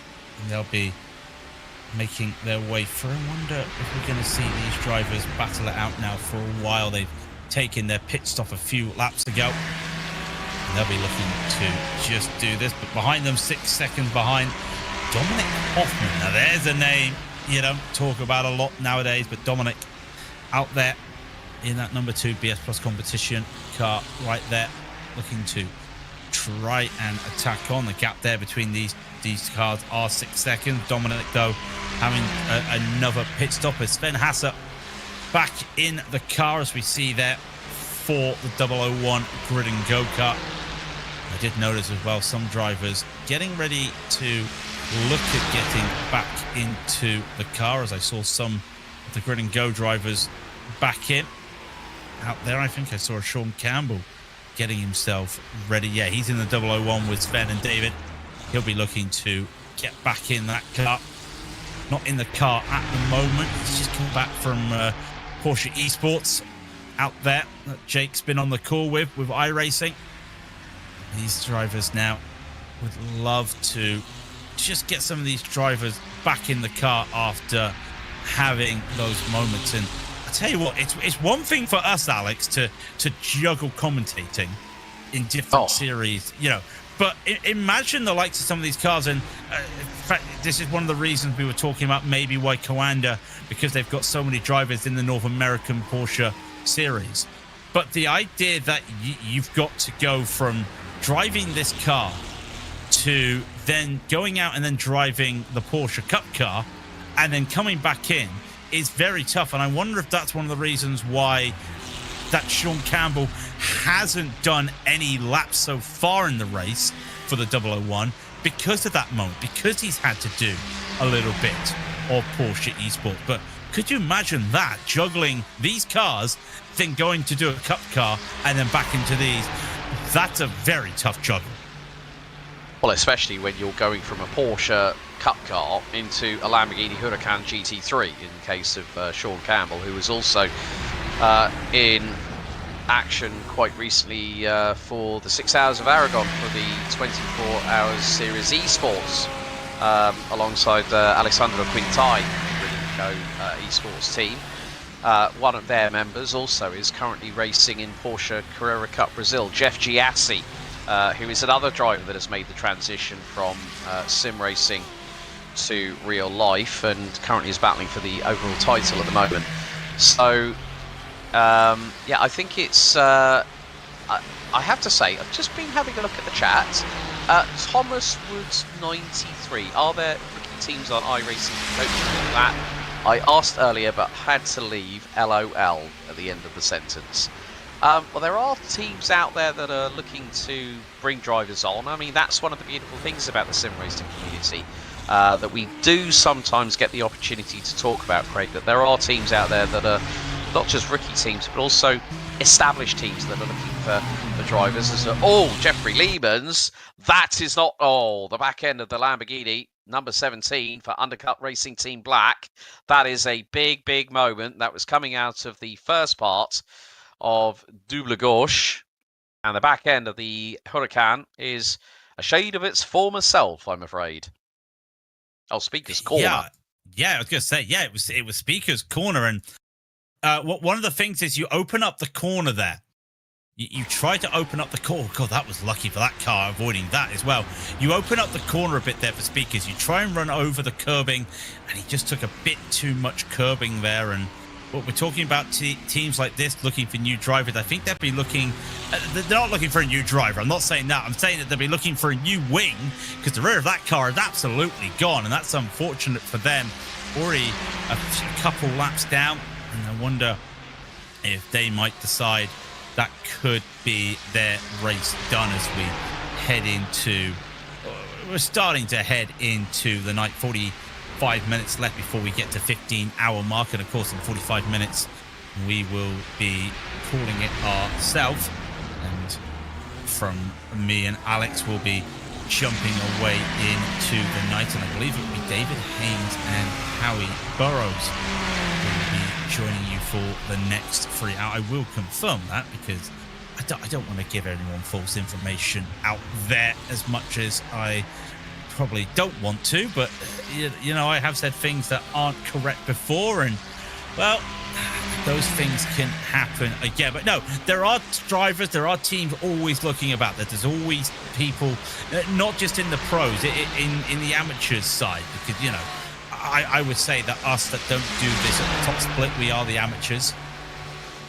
There are always drivers and teams looking around, and I got to give a shout out to the forums and the names left me. It's always in the forums as well, on the run up to an event, that there's always forum posts of people looking. There's always a big group there. It's Derek Watson. I thought it was Derek. Yeah, Derek Watson always, every time there's a big team event, always puts out a de facto area so teams can just go, right, do you want to, you need drivers, put a list in, tell us what you're looking for, I'll add it to the front page of this forum post. And are you a driver looking for a team? There's always those when it comes to special events, and that always them that people are looking just for any random event. And you know, just because you're looking for a team for the Spa 24 doesn't mean that you're not looking for a team for the rest of the time. So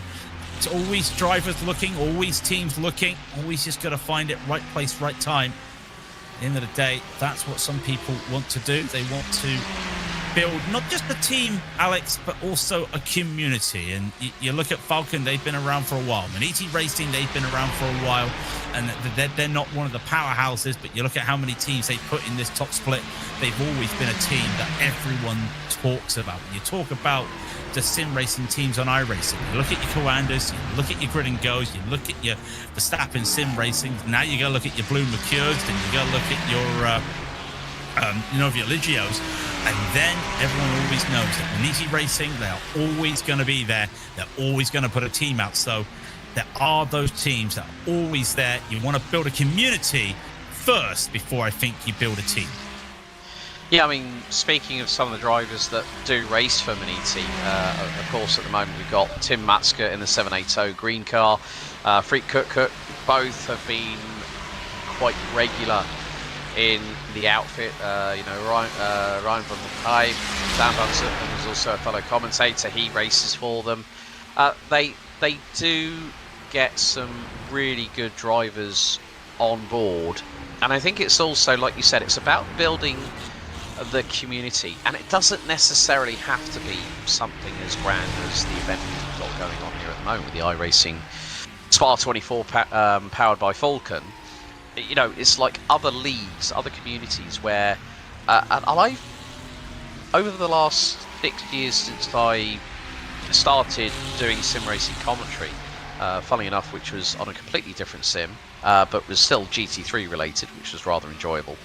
I started to understand what it meant to be part of a community, and that's the beautiful thing about sim racing. There are always leagues, there are always teams out there wanting to help get people on board and grow their numbers, but also grow in terms of potentially getting new ideas out of the box. You know, you get a fresh pair of eyes and ears on a team, and you could go, maybe I can bring something a bit different, and maybe that idea that you as a new driver being brought in can say, well, what about this? What about that? Have you tried this? Have you tried that?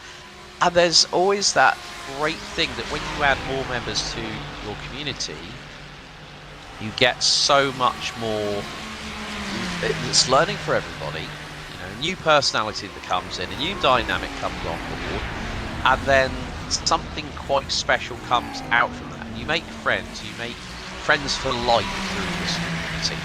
And that's the general all-encompassing thing that I found out, you know, having joined the sim racing community. I think not just as earlier on, and I did put myself through the rigour, which was I actually was the organiser for a league, so I'd get like Discord messages at 4 in the morning, and I'd be like saying, oh, I've got to get up in about 3 hours. Oh, what do you? Oh, I'll leave that until later. You know, just wait until they're on a time zone when we're both awake, and then make the call and answer the question. But you know, everyone's there for the same thing. We all love the racing, as we're seeing Eto Eskelinen for WSR Esports in the number 20 car. That car is now currently running down in 25th position, as looks like Tim Matska's lost out of position, not just to Eskelinen, but also to Freak Cook. So the German drops down a couple of spots. Dropped down a couple of spots, probably also going to get a blue flag right behind him as Oliveira and Atikotopin right behind. And I think this is one of the reasons that it happened out there is, yeah, that's a bit unfortunate. That's a car that was looking to try and go into the pits, and they had to held off there with some lap traffic, let them go, and then dive into the pits when there's a car right beside. A little bit of depth perception, a little bit of looking at the black box there, and that looked like I need to get into the pits, and Tim was unfortunately getting the unfortunate end there, and he'll go on by. I wonder if that was Daniel Roberts, who's now in the pits for the LMR. Possibly. I think that's the only car in the pits right now. So yeah, in fact, here it is, and here he goes into the pit. I need to get into the pit. I've just let the leaders. Oh, I forgot that someone's there. That's a little bit unfortunate. And then on top of the fact they have to now take the pit lane, they also have to take a penalty, because that's not how you enter a pit lane. I just want to point out there, and here is Florian there leading the way. We were talking about how I did hear you were talking about the drivers. You build a team. You build a team to create friends. A shout out to my team. 2 cars out there at the moment. I think the last I heard, one of them running P5 in their split. So a shout out, a shameful shout out there to Color Shock Racing, who are currently out there. 5 years will be the very shortly. In fact, a good old story about that. It was the Spa 24 that was the straw that broke the camel's back on our old team, and that person said goodbye, and you lot can't have a team if I can't be in it. Hit the goodbye button, got rid of the whole team, and the rest of us were like, why don't we just form a team together? So there we are, 5 years going strong. Met each other at racetrack before, had a great group together at Le Mans, great group together at Spa, and that just goes to show, you find the right people, you find the right environment, you can start from scratch. And that's what Novi Eligio, that's what Blue Mercure's done out there. They started from scratch, they picked up the pieces, and look at them, they're trying to battle the BMW and Verstappen teams out there, and they're doing pretty well.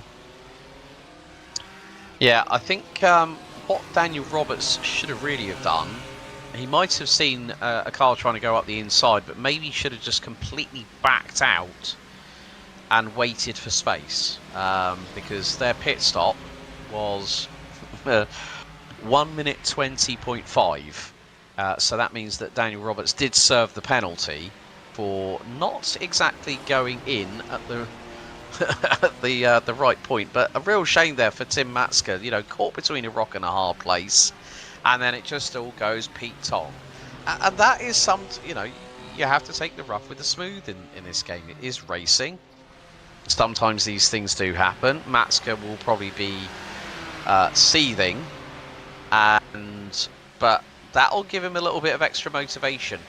But it's sometimes about not just driving angry, it's about having controlled aggression when it comes to making those moves. And when you think about it, well, Eskelinen is now probably the best part of 6.5 seconds up the road from Manisi Racing Group's Tim Matska, who in turn is now 2.4 seconds behind teammates Freek Kukuk in the 782 Manisi Racing Red.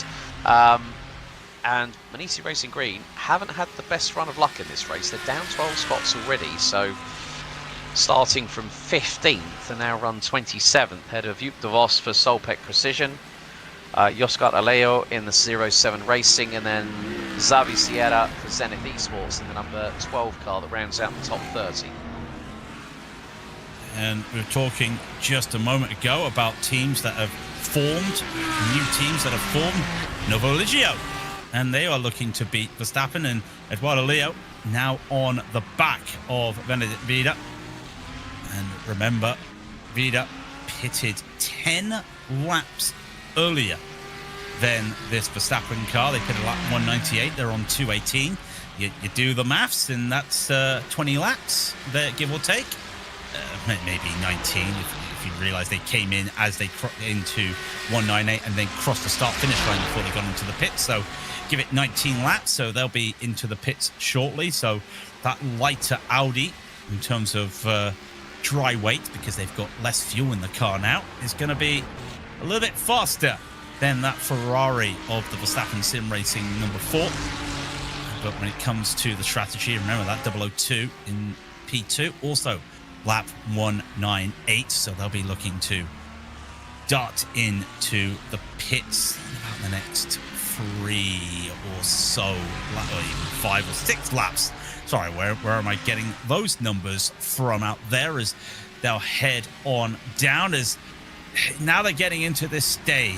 We talk about the nighttime, about the lights. We talk about how that the drivers will be worried about when they wake up what's going to happen. I go back to my team. One of them is at a birthday party at the moment, and he won't be back into the car until the morning. So he's going to have a birthday party, not for himself. He's going to have fun, and he's going to come back into the race. Some of these drivers probably won't be doing that. They'll probably be watching the racing out there. But yeah, now you come to the nighttime. This is where mistakes are amplified, because you have that limited vision, because there's not a lot of lighting out there. And you've seen the onboards already. All you've got is the lights in your cockpit, the lights from your headlight, any lights from behind you, and the lights from a car in front if you've got it. And that's what Leo's got.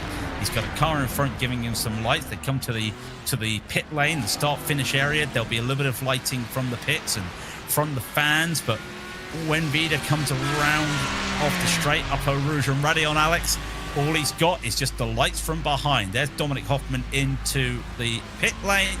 He comes in for BS competition, and that actually does give you a good idea. That's the lights in the pit, in the cockpit, and that's the lights he sees up ahead. And that basically the view that Vida's going to have right now when he comes up Eau Rouge and Radion. He's not going to have anything in front of him that will give him much lighting apart from a car 4 seconds up the road, and all his lighting right now is his lights and Eduardo Leo's lights right behind him. Yeah, so BS competition with Dominic Hoffman behind the wheel. Also coming back to the incident involving Undercut Racing Team Black, the car that avoided it was, funnily enough, Nico Schiffer in Pole Promotion Esports, and that car is still running, currently 51st at the moment. Jeffrey Leeds' Lamborghini has been in the pits for now over 15.5 minutes stationary. So I think you might be right, that could be our next retiree. So at the moment, well, Damien Payet for Owned Esports in the 100 is now in the pits. Aleix Nogwe for gridandgo.com Esports in the 003 is now in the pits. And now that car is outside of the top 10. Probably that is going to fall behind the likes of Falcon Sim Racing Teal, SDR Sim Racing, and maybe even Szczerze Esports with Martin Miladfish behind the wheel in the 26 car. 17 cars still on the lead lap. Snohei comes out of the pit lane. No tyres taken, so a pretty quick pit stop for them. 40.2 seconds. As Aleix now up the hill and will come across the exit onto the Kemmel Straight. as Benedek Vida and Eduardo Leo half a second behind them, between them. So this is the battle for P3. Audi versus BMW, the might of Ingolstadt versus the propeller of Munich. Or actually, no, scrap that, Ferrari. It's quite funny when you try and look at. That's the problem with the night time, when you see a big dark blanket over the cars. At least if you can see the car in front, that's fine. But I forgot the fact that Verstappen Sim Racing don't always use all the same car. So sometimes it was a BMW 1-2 14 last year at the 2025 running of this event, but they've gone with two different schools of thought. And of course, good friend of Max Verstappen, of course, Thierry Vermeulen, running in the Verstappen.com racing colours with Emil Fry racing in the DTM over the past few seasons. Funny enough, ran in a Ferrari 296. But we've got still half an hour to go until we hit the end of hour number 9. And it's been really intriguing. I mean, I know we've been waffling on, you and I, for 2.5 hours here. Oh, we love that though, don't we? We do love that. We've worked together quite a lot, so it's always fun working alongside you, mate. I have to admit that. But it's just like the strategies are always, you know, something that is always going to be a talking point, no matter what stage of the race that you're in. But when we get to those final 180 minutes, that's the final 3 hours of this race, the final 6, that's when we have an idea of who's really got the bit between their teeth and how they've managed to work their way through the night. But I think really, I'm going to say, if I'm honest here, that in terms of podium, I think Nova Leggio Racing 99 is in with a shot. I think possibly both of the Blue Mercury eSport cars could be in with a shot, depending on how things pan out. But I think if anyone was to say to me, who do I think might have an opportunity, as here goes up the inside, through at the chicane, Eduardo Leo through on Benedek Vida. And it was just a case of not if, but when the Italian was going to get through on the Hungarian. And with Eduardo being on 10 lap younger tyres, well, that just gave real credence to how much quicker that Ferrari is in comparison with the Audi just behind now. Yeah, and that Audi as well, near the end of its stop, the end of its fuel as well. So that's going to be interesting. There is the wonderful Ferris wheel at that little gap there with 28 minutes ago before we stop off Craig King here with Alex Goldsmith. And I talk about, we were talking about how, we just waffle on. I think Ramiro probably going to get a little bit bored of us talking on and on and on, but I think that's the punishment you get for being in a nice southern hemisphere where it's nice and cold and you're using your PCs to warm you up, as Romero was saying. But I don't blame him on that. Talking about the heat, let's just talk about this forecast again, because it's an iRacing generated forecast, as we always talk about. And again, before the race, there was a lot of a sure chance of rain. It dropped a little bit of rain. Again, it's not telling you the intensity, it's telling us the forecast of the chance of rain. So that happened, race came, no rain. There's no more rain coming until, like I said, just before 8 o'clock in the morning. It's going to be about a 20% chance of rain. End of the race, the end of the race, you might get a little bit of rain. There's another chance of rain. The key thing that we've not talked about, and this is why the temperature is starting to drop a little bit, which has been interesting. There's no cloud cover now for the rest of the night. It's in fact, if anyone was into the sim and was to go into the info box and look at the weather, that they would literally just see a crescent moon, which says clear skies. So they're now dealing with a rarity out here, a clear night, which helps with the temperature, drops the temperature down, helps with this battle right now. Is Fiercely Forward Pink would love to get some moves on out there as they go on by some of the lap traffic, as Luca Grant get past Tim Matsgate. Oliveri, unfortunately, just going to have to sit behind, and that's going to help as well. The temperature now, track temp is 20 Celsius. I don't think it's going to get lower anymore, but it is still going to keep it cool up there. The air temp is still 19 Celsius. But that, no cloud cover, that's going to help in the long run, even going into the morning. I completely agree with that sentiment, Craig. I think it's just as awful. All I'm going to say there is Emanuele Oliveri nearly got squeezed. It was nearly the Aston Martin meat in a sandwich going through the sauce just for a second there. And he's losing time to Luca Gramke. So, yeah, I think this, in the long run, the clear skies, the temperature on the track being as it is, it's going to help the teams in the long run to keep these consistent stints going. And what we're seeing is that tyre changes are happening every double stint. We haven't seen a team yet, so far in this race, attempt a triple. And I think, if I'm completely honest, you know, that's, you're talking 75 laps for a triple stint, and I don't care who you are, it's going to be difficult to try and get those tyres through 75 laps of racing here at Spa. But I think you might be able to push it maybe to just north of 50 in total. That's where the teams seem to be, in my honest opinion, very, very comfortable at the moment. But if there is one team that decides, yeah, we're going to try a triple, if it doesn't work, that team, if they are at the sharp end of the field, they will drop very, very quickly down the order, guaranteed. Because if it gets to the midpoint or the early part of that triple stint on one set of tyres, that team is going to have to react on the fly. And if those tyres are falling off the edge of a cliff, then they're going to have to make that decision. Do we bring the car into the pits, and how much has that affected us? You know, how much time have we lost in general? As a spin for the 77.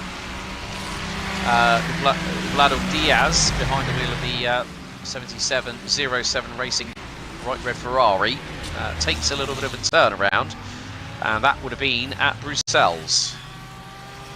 Yeah, I'll tell you another factor into why we're not seeing teams triple stint, and it's not tyre life or anything related to that. I don't think anybody right now is wanting to sit in their sim rig and drive it for 75 laps, drive for 3 hours straight. I just don't think anyone, like, a lot of these people are quite fit and active, as Oliveri just let some of the lap cars go by because they're in their own little battle there. I don't think these drivers actually want to be racing in these temperatures right now. It's still warm. Again, you look at it. British time right now is 10:30. European time's 11:30. We're coming into the night now, and we're talking the night as in the European time. Remember, iRacing works on UTC, so officially we're heading into the night, technically, for the race. Now, regardless that it's 1:26 sim time in the morning, it is still a warm night. I think my phone is still saying it's 24 Celsius outside. I don't think that's right.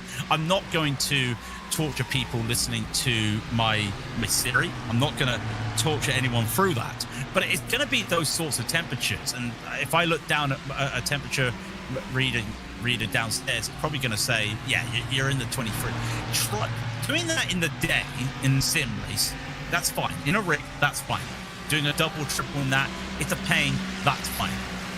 Having to go through the constant temperature, we brought this up again, now it's these temperatures. It's going to go into the pits, that's probably going to be another driver swap, because I wouldn't want to do a triple stint in this temperature, not in the middle of the night. For Americans, probably in the day, they're under a heat wave as well.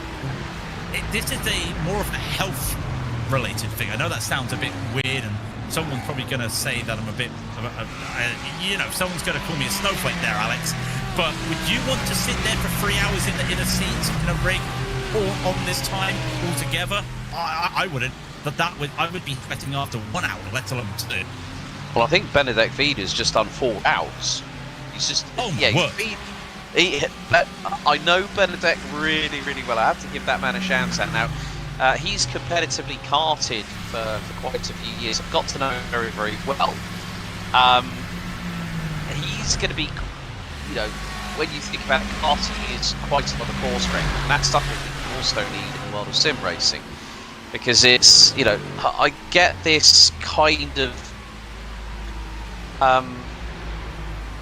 you know, I get opinions told to me by people that you know back from my old school days, and they go, "Oh yeah, it's just like turning circles," and I go, "You think that on a sim rig?"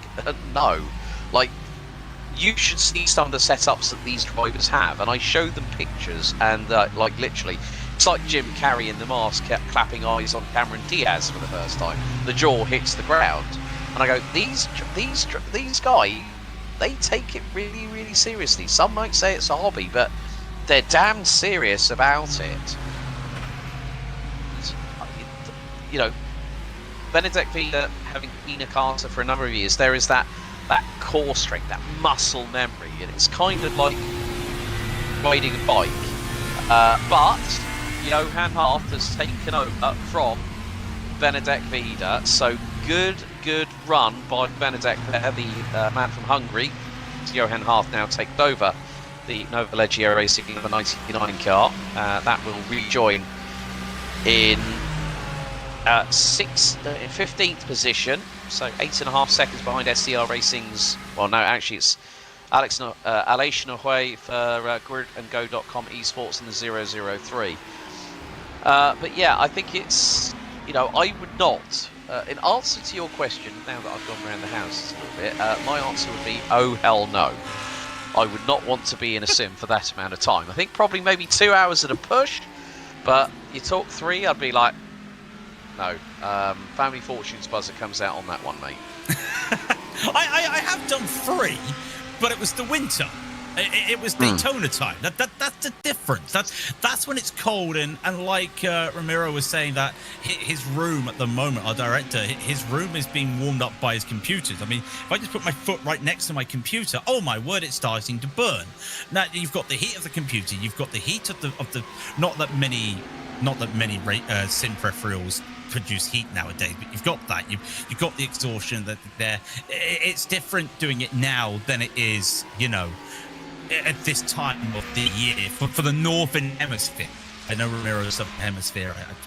We've seen people before who race in the southern hemisphere, and they've got it lovely. They've got it lovely right now. So yeah, if I'm Benedek Vida right now, if I want to drive it, he'd probably like jump straight to an ice.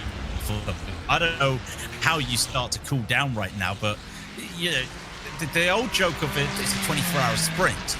Well, in this heat, it really does feel like a sprint, because you really are fighting non-stop out there in this heat. As we've still got battles still going every time we get into this pit window, and ever since Grid and Go just changed the strategy, this pit window is now a 30-minute pit window. Like this sounds like I'm doing a GT race, because the pit window there is about 20 minutes long or whatever it is. In Thailand Super Series it's 10 minutes.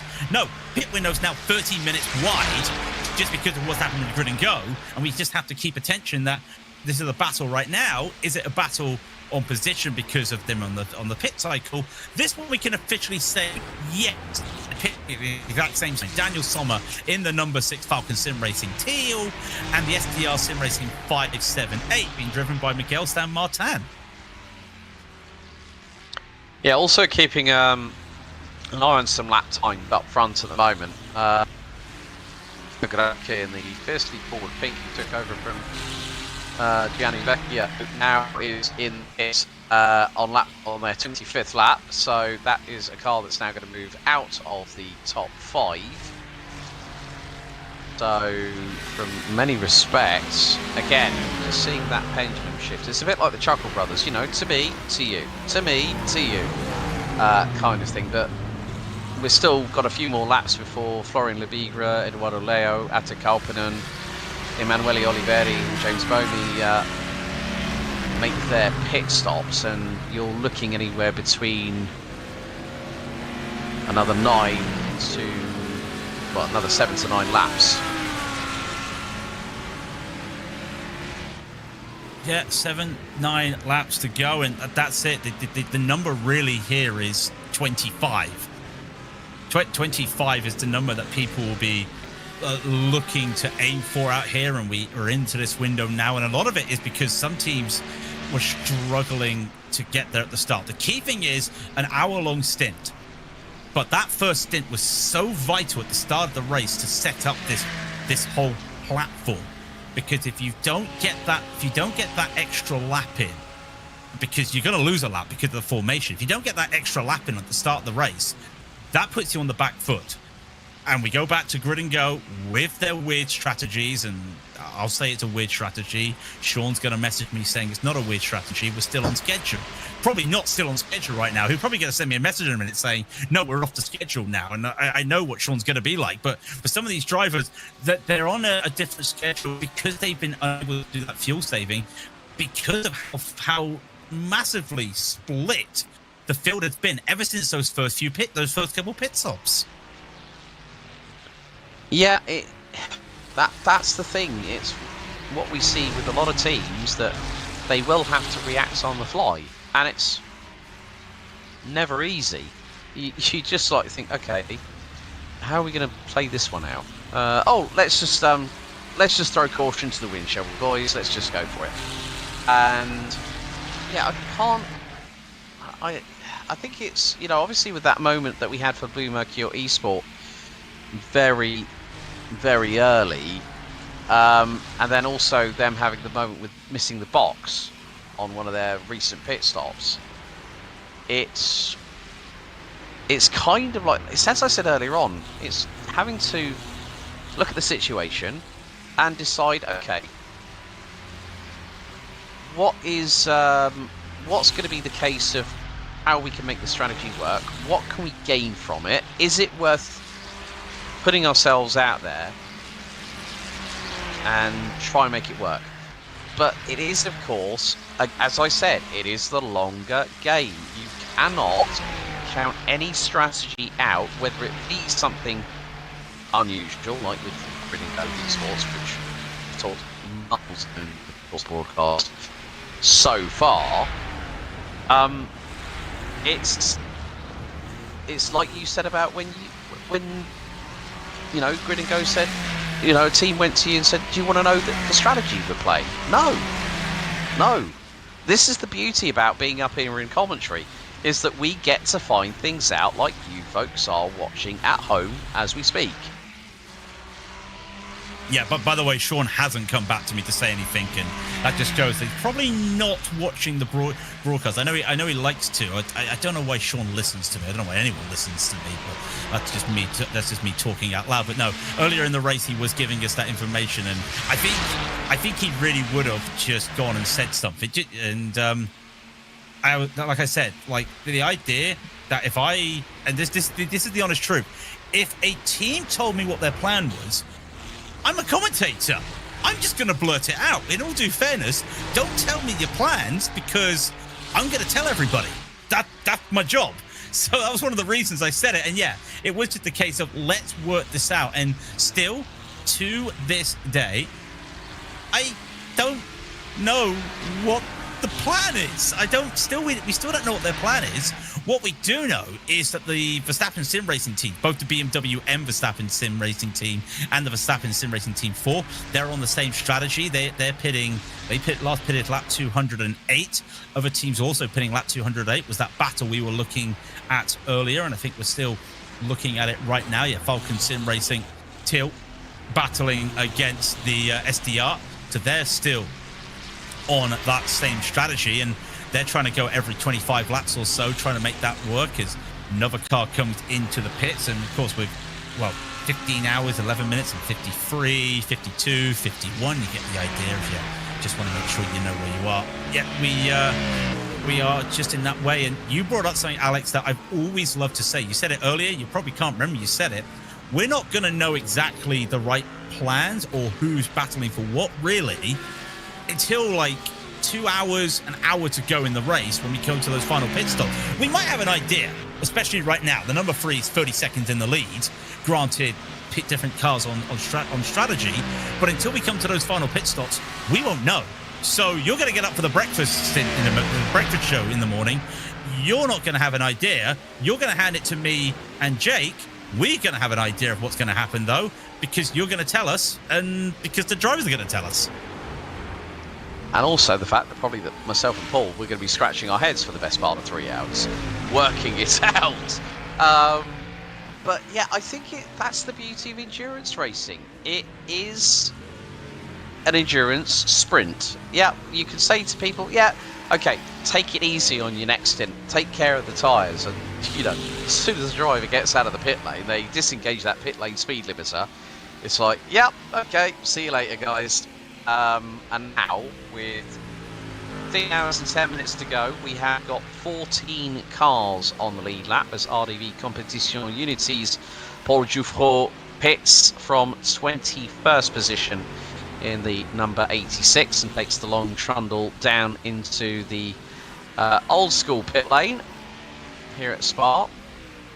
But yeah, I think that's one of the beauties about endurance racing. And whenever I've done, I mean, this is, people are going to think this is completely random, but this did actually happen, where we did have 24 hours Citroen C1 Racing Club event at Silverstone, which was to celebrate the centenary of Citroen. We had 99 cars, all going twice around the clock. And we did not know what, and I'm going to be truthful here, we did not know what was going to happen until about the last half an hour. So, I mean, yeah, it could be the last 2 hours that we find out who are really going to be the real deal when it comes to deciding who's going to be the winner, who's going to be on the podium, who's going to be in the top 10.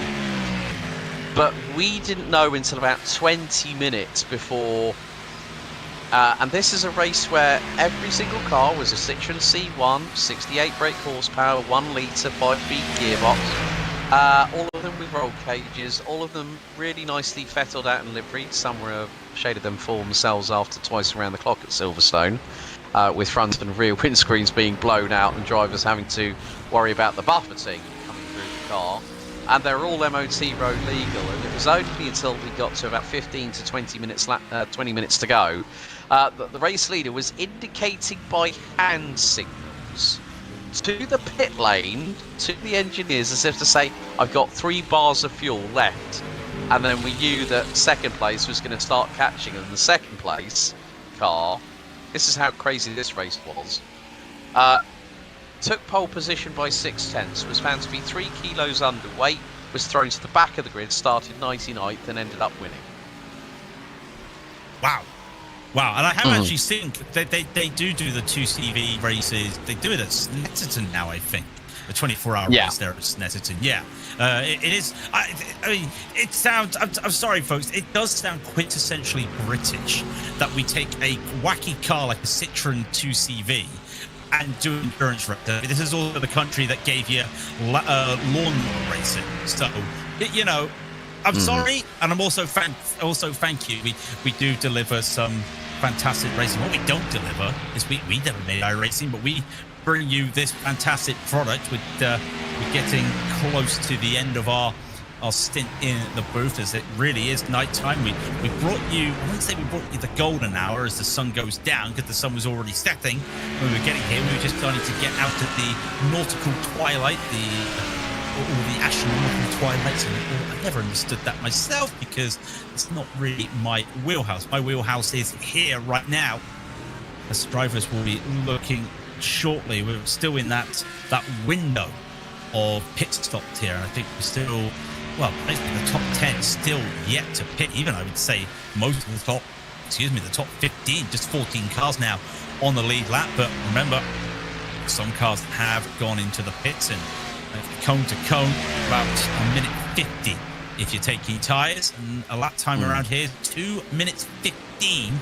We've not gone under that 2:15.5 barrier. I was wondering if we were going to see a team flirt with 2:14s under these conditions, but I think it's just a bit too warm, and the track started a bit too green.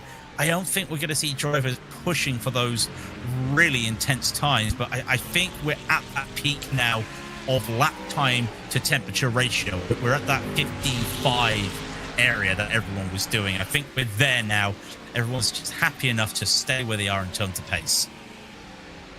Yeah, there's also been a couple of developments with some of the cars that we've seen in action, including Team Bennick in the number 8 car.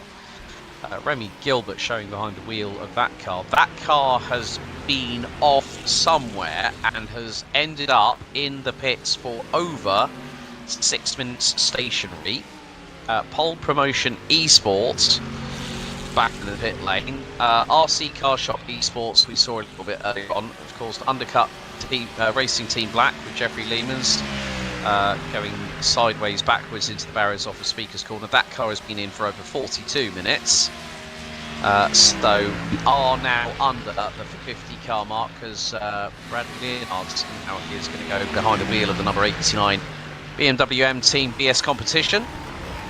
Adam Juhas for Fiercely Forward Yellow and Leonardo Dragotta for Impulse Racing by Tam Livery have now dived into the pit lane. It's not that far away from seeing the top 5 come into pit lane with Florian Levigra on lap 23, Eduardo Lear for the Verstappen Sim Racing number 4 car on lap 23, Atta Kalpinen for Blue Mercure Esport lap 24, Emanuele Oliveri I think might be coming in either this time or next time. Same for Falcon Sim Racing Team Blues, James Bomey from the UK. Nicholas Lux has only been out for 7 laps on a set of tyres that is into its second stint. So, yeah, a lot of change afoot. Nicholas Rubilar now behind the wheel of the number 5 Nova Legio racing car. So, still, plenty of talking points left to go in what is very soon to be when we vacate the commentary box, and it will be, as you rightly said, Craig, David Haynes and Howie Burrows jumping in. It's again, like you rightly said, with regards to that point I made earlier of waiting until the race gets towards the end. It happens no matter where it is. Le Mans, Spa, Nordschleife, even like say the 12 hours of Map Panorama at Bathurst. You don't know who's possibly going to be the winner of that race until you get to that final 60, 90 minutes. It's kind of like you just want to wait and see what happens, and sometimes the chapters that are written in between the start and the finish of a race may not be completely action-packed and exciting, but there is a little bit of an underlying storyline being written towards that finish line. Well, the story here at the moment is seeing double for Nicholas's, as Nicholas Rubiard got past Nicholas Lux, as you were saying, and now he's got past one of the lap cars, and Lux now hopefully get past that lap car, and indeed they do. Behind them, this battle for 8th place. The WSR on Marley Yoffe, and then the SDR Sim Racing. These cars have been together for a while. You won Valiant, and there's only a lap difference in terms of strategy here, so you can say that this is definitely 2 cars that are battling together for this race. Also, 2 cars behind them, the Falcon Sim Racing Teal and SDR Sim Racing, also in their battle. So there are battles on the track going by when we are here with these battles. 2 minutes to go. Alex, we're going to get some rest in a minute. I don't know what you've got in your crystal ball of tricks, but what do you reckon is going to happen when we wake up in the morning and you get ready for the breakfast? What do you think is going to happen? It's tough to say, because maybe my crystal ball at that point will probably be broken. Just through your frustration. I might have to get the, as our junior likes to say, the magic 8 ball out instead. See what happens. No, I don't have an 8 ball. I don't want an 8 ball. I don't want a crystal ball. No. We predict these things, Alex. I don't think we've ever got anything right when we come to prediction. That's just what we do. We just curse people in the booth. I'm not going to sit on the fence, because otherwise you get splinters in your backside. However, I think I'm going to put something out there. I'm thinking that Nova Legio Racing, both cars, will still be within the top 15 by the time I get back in the booth, which will probably be at 10 to 5 UK time. I'm hoping that they should hopefully have a strong finish. So I'm going to put my link out online here and say that at least one of the Nova Leggio racing cars will be in the top 6 by checkered flag at the end of 24 hours.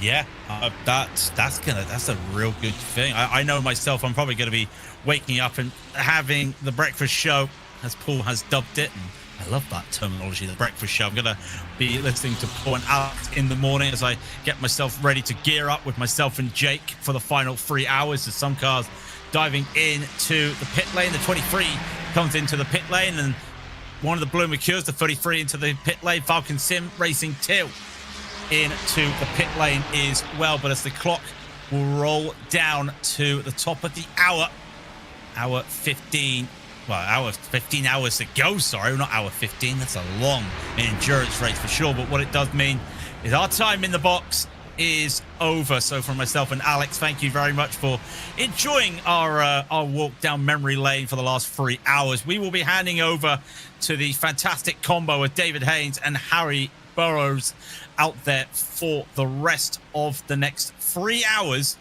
as nighttime is getting ready there. The overheads are afoot. And David, Howie, it's over to you. It's looking like a very interesting endurance race. From a cold and dark Circuit de Spa-Francorchamps, hello everybody, I'm David Haynes, and hello Howie Burrows. 15 hours to go, headlights on all of the cars, illuminating the trees, illuminating the track, and probably dilating a couple of pupils. How you going, Howie? Well, it's always fun to do the late night runs around these quite treacherous tracks, and this is really, I think, where driver attention and endurance is tested on through. Now, unlike Craig King just before us, I actually am in the business of potentially spinning a magic 8-ball to work out what's going on. I've gotten the answer. It is decidedly so. I don't know what the question is, but that can be our words of wisdom to carry us forwards for the next 3 hours. Could stay the same, or we could see some big surprises. I'm in the business of misery. Let's take it from the top. BMW M Verstappen Sim Racing and Florian Lebigra leading their Verstappen Sim Racing teammates in number 4. It's 3 and 4 in 1 and 2. Blue Mercure Esports cycling through their pit stop phase, and what a unique track this is for a unique endurance racing pit lane. Le Mans and the Nürburgring are unique racing surfaces. It's a track, but it's such a unique big lane. And I'd say out of the 3, this is probably the one most drivers know the most off the back of their hand, just because they're so used to it in other motorsports. It's obviously such a staple in open wheel racing as well, and the likes, and then also it's got the iconic 24-hour race. I still barely can make my way around the Nürburgring. I still get really annoyed at Le Mans, but you give me a GT3 and give me a lap of Spa in the middle of the night, probably about the headlights, and I'm not telling you I would do a great job, but I'm telling you I would do a job and probably not complain about it. There's a lot of familiarity on this track. I think it really breeds a different kind of more clinical racing out of drivers, to be totally honest, even though it's not the ultimate multi-class endurance sort of crown jewel. I'd say it's a motorsports crown jewel, and certainly the GT3s love it.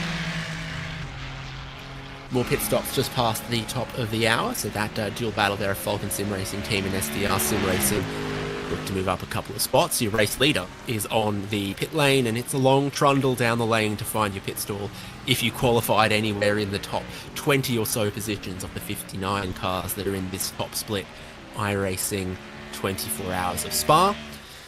Down the hill goes the race leader. Who's following him in the lane there? Oh, someone who's already pitted and is on their way out. And second place also comes in. Eduardo Leo is going to bring the number 4 BMW M Verstappen Sim Racing car down the lane. Service begins for Florian Lebigra. We'll see if he's going to stay in the car. Looks like it for the moment, as fueling is ongoing for the car that led the field. been a pretty dominant run from these Verstappen cars, and they're going to hope to keep running that one forward, especially given that some of their rivals have missed a pit box worthy of actually staying in close competition. As previously discussed on the last run, the real game is about, is Grid and Go's unusual strategy really onto something? They're off cycle for everybody else, so they're going to be running very differently than the rest. And other than that, can the two Verstappen teams just hold on to it at the very, very front? Because right now they've got a bit of a dominant game to play, but they're not even quite halfway, and surprises certainly happen. Fueling's halfway done for Eduardo Leo in the Ferrari 296 GT3. 40 seconds to fill up the tank, and after that, you decide what you want to do. Florian Lebigra took fuel only, he's out of here. Fuel's nearly done for Leo, who stays in the car. And rolls straight towards the pit exit, straight back into the race. Then go 002, cycling forward up into that second place for the moment. Leo is a little tentative in the pit exit, as you've got to be here at Spa.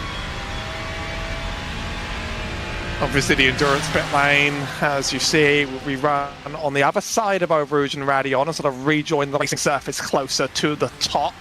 I don't think it makes a massive difference to the overall racing, but it certainly does throw people off when they're a little bit new to the endurance layout. Oh, a spin down the road. That's going to be the first one we've caught live on camera here today.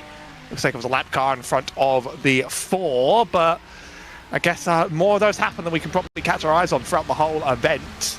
This may just be a replay.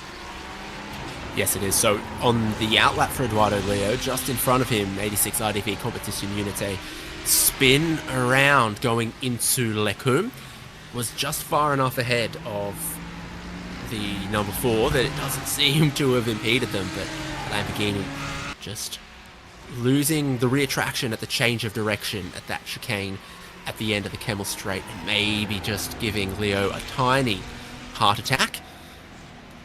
We've got other cars together battling for position. Novalegio is the fastest car on the last lap as they're getting towards the end of their fuel, just ahead of Fiercely Forward Pink and the Grid and Go 003.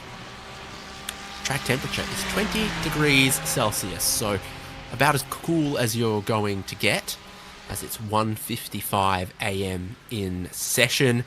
19 degrees in the air, little breeze blowing, but not too much. Clear skies. I don't know what that means for shepherds, but I'm sure they're happy. And even though I always quite like the nighttime hours, there is a bit of serenity to them, but it is certainly probably one of the scarier tracks to do in the night, because you really don't have much light all around you, and it's just a very, very tight track full of a lot of high speed, medium speed turns, a lot of elevation change. When you look at the other night races, well, okay, Nürburgring is obviously more difficult in every single way, but Le Mans can get a little bit peaceful and serene, I think, on those roads. It can become a little bit formulaic. I mean, even though these drivers are going to nail Eau Rouge and Radion hundreds and hundreds and hundreds and hundreds of times, there's always something a little bit precarious about it every single time in these cars, because that is always put on the back of the track. Or Blanchimont, really.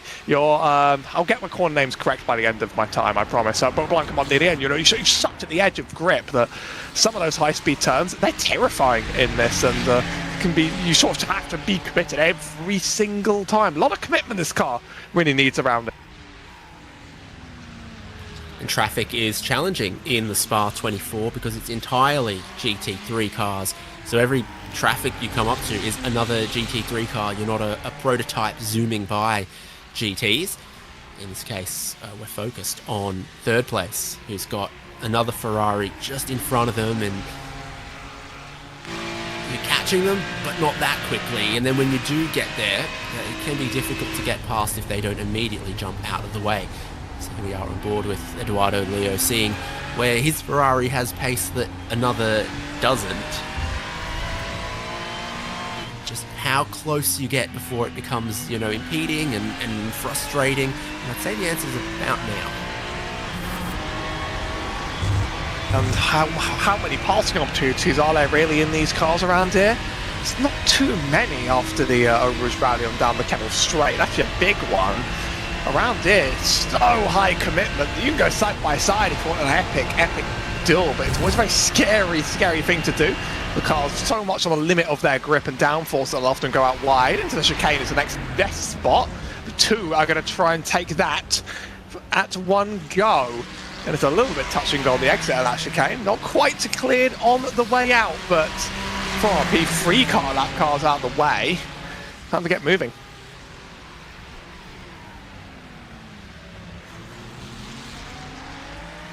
Opening of another lap at La Source. And still, these cars very sensitive to the weight of fuel in them, it seems. Novileggio and Johan Harth again is the fastest car out on track with a 2:15.8. The lap that they've just completed. Now they go to 2:15.7. So they're in a quick phase at the moment. And having swapped, now Altitude Esports sits behind Eduardo Leo and takes up all of the slipstream up the Kemmel Straight.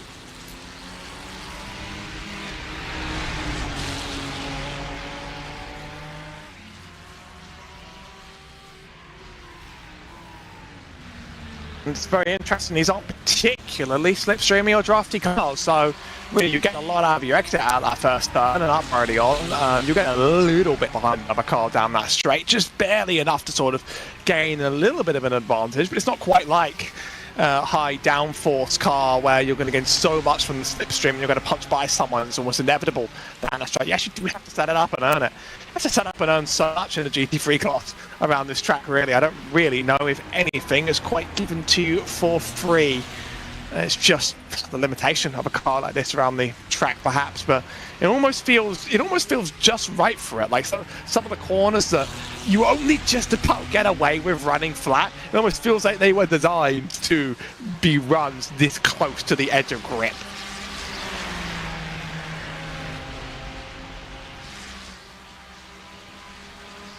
You always sort of optimize your setup to cut drag until the point where the car is no longer stuck through the places you need it to be, like through Eau Rouge Radillon, like through Blanchimont, just there. You want the car to be just within control in those places and then fast in a straight line everywhere else, kind of like setting up a car for qualifying in the Indianapolis 500. You want it to be just stuck through the fast corners. The lap completed there for Eduardo Leo, remembering that we took full tank of fuel and no tyres at their last stop. There's a 2:16.3. Johan Harth about 25 seconds back on the road and lapping a little bit quicker. Gets a 2:15.69. So again, this is looking like 5 laps in a row where that number 99 is the fastest car on track until you expect to see some of these Verstappen sim racing cars burn their fuel load down a little bit more and then go for new tyres at the appropriate time.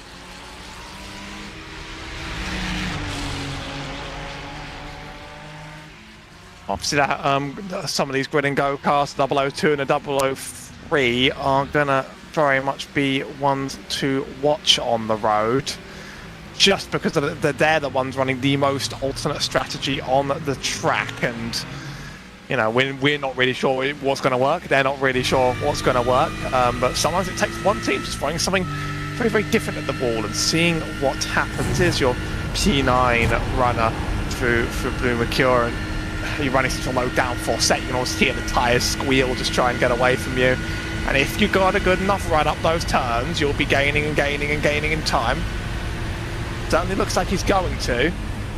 But then it's about, do I have enough commitment to actually go side by side into these turns? Because you can do it, it's one of your better passing opportunities, but it's also the easiest place to spin another car out, especially if you throw yourself onto the inside. It seems to be where most cars end up around when they're next to me by accident. And I do mean by accident. I am a bit of an oaf on the track. So it ends up meaning that you sort of got to choose your time to really make that attack carefully. It doesn't always work out. Both these cars pitted on the same lap, and they're just ahead of Team TGZ, who I think might have lost a tiny bit of time with the traffic behind. Traffic unending with 59 GT3 cars out on track. Falcon Sim Racing remains ahead of Blue Mercure Esport 33, who are just managing at the moment, using the slipstream for a tiny bit of fuel saving. It's the Falcon Sim Racing Team Ferrari, Josh Thompson now flying the flag of Isle of Man. All 4 time slots, of course, of the Spa-24 are actually running right now on iRacing. 10,000 drivers registered to teams in one way or another, racing in their own split of this race of their own. This is obviously this was the scheduled split that we were going to broadcast for the special event, but there's plenty of drivers up and down the skill ratings across all 4 different starting times running now. And 24-hour races are sometimes the fun ones to organise. It means that you really actually, instead of having to pick up people in your time zone, you really are trying to pick up people across the world. You actually really do need Australians in their time zone to be able to make their stints in the morning hours. So it's arguably the ultimate time to shine when it comes to building an international team, I think. And also it does mean you sort of have to actually go to sleep and then wake up hoping that your car's in one piece, which is scary. I mean, no one wants to do all 24 hours staying up. Flash of the headlights here from Falcon Sim Racing Team. From Blue Mercure, which I think must be French for I'm going to go ahead and lead this pack now. Falcon Sim Racing Team seem to understand the message. Having saved fuel at that part of the track a lap ago, now they move up a spot. Godinho now ahead of Josh Thompson for 8th, and both of them can see Lloyd Grabia in the Team PGZ car beginning to close them as well. That's the Ford Mustang just behind. Identifying cars does become difficult in the dark, but most of them have got different dashes, different headlights, all of that going on.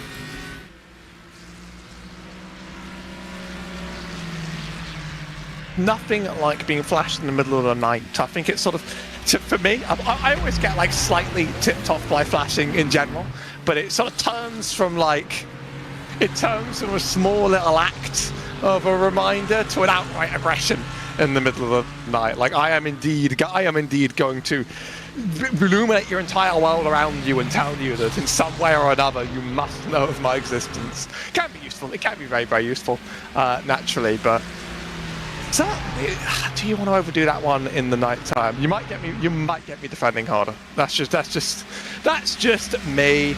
Still chasing down for P8 here. Had the trade once and looking for it again. I like a good Ferrari, and I like it even better in those Falcon colours, let me tell you that. That is a stunning one, and unfortunately we only have the twilight hours to actually look at it. I'd love to see that one lit up in the day. But those are the dice you roll when you get your time slots for a 24 broadcast. Them's the breaks, kid. Blue Mercure Esports, Aston Martin ahead of the Ferrari Falcon Sim Racing Team. The Mustang closing from Team PGZ behind. That's the final spots inside of the top 10, and they are just ahead of Novalegio Racing, WSI Esports Red, and SDR Sim Racing. So quite a few close cars in battles inside of the top 10, but some pretty significant gaps forming between first, second, and third, at least at the moment. Florian Levigra leads by 16 seconds to Grid and Go, who in turn have about 16 or 17 seconds to Eduardo Leo, the Verstappen Sim Racing Ferrari. So gaps first, second, and third. Not many gaps through the rest of the field, including here, where it seems like Blue Mercure put the foot down a little bit, just trying to lead this group with a little bit more pace. But certainly quite unable to shake off the car behind. It's one thing getting past and then being able to run away, and it's another thing having them stuck with you, especially because, as I mentioned, not a very drafty car, so it's not like there's sort of this, some cars, like low-powered ones, may have this dynamic where the pack's going to stay together inherently for a long time. No, if you can't run away from the car behind, it's just because you're not that much faster. There's so many corners to gain and lose time on. Ask me how I know how to lose time on a lot of them. So you really can't pull away through your own power on this track, and so far it's really not quite done whatsoever. And going to be a little bit awkward knowing that that driver you've passed that quite wants it back just isn't going anywhere and sometimes gets awkwardly close to you going into corners. There'll always be different strengths and weaknesses between the different marks as well. Usually ends up pretty close in the wash when all factors are considered, but high speed, traction out of slow corners, tyre wear, all of those things different.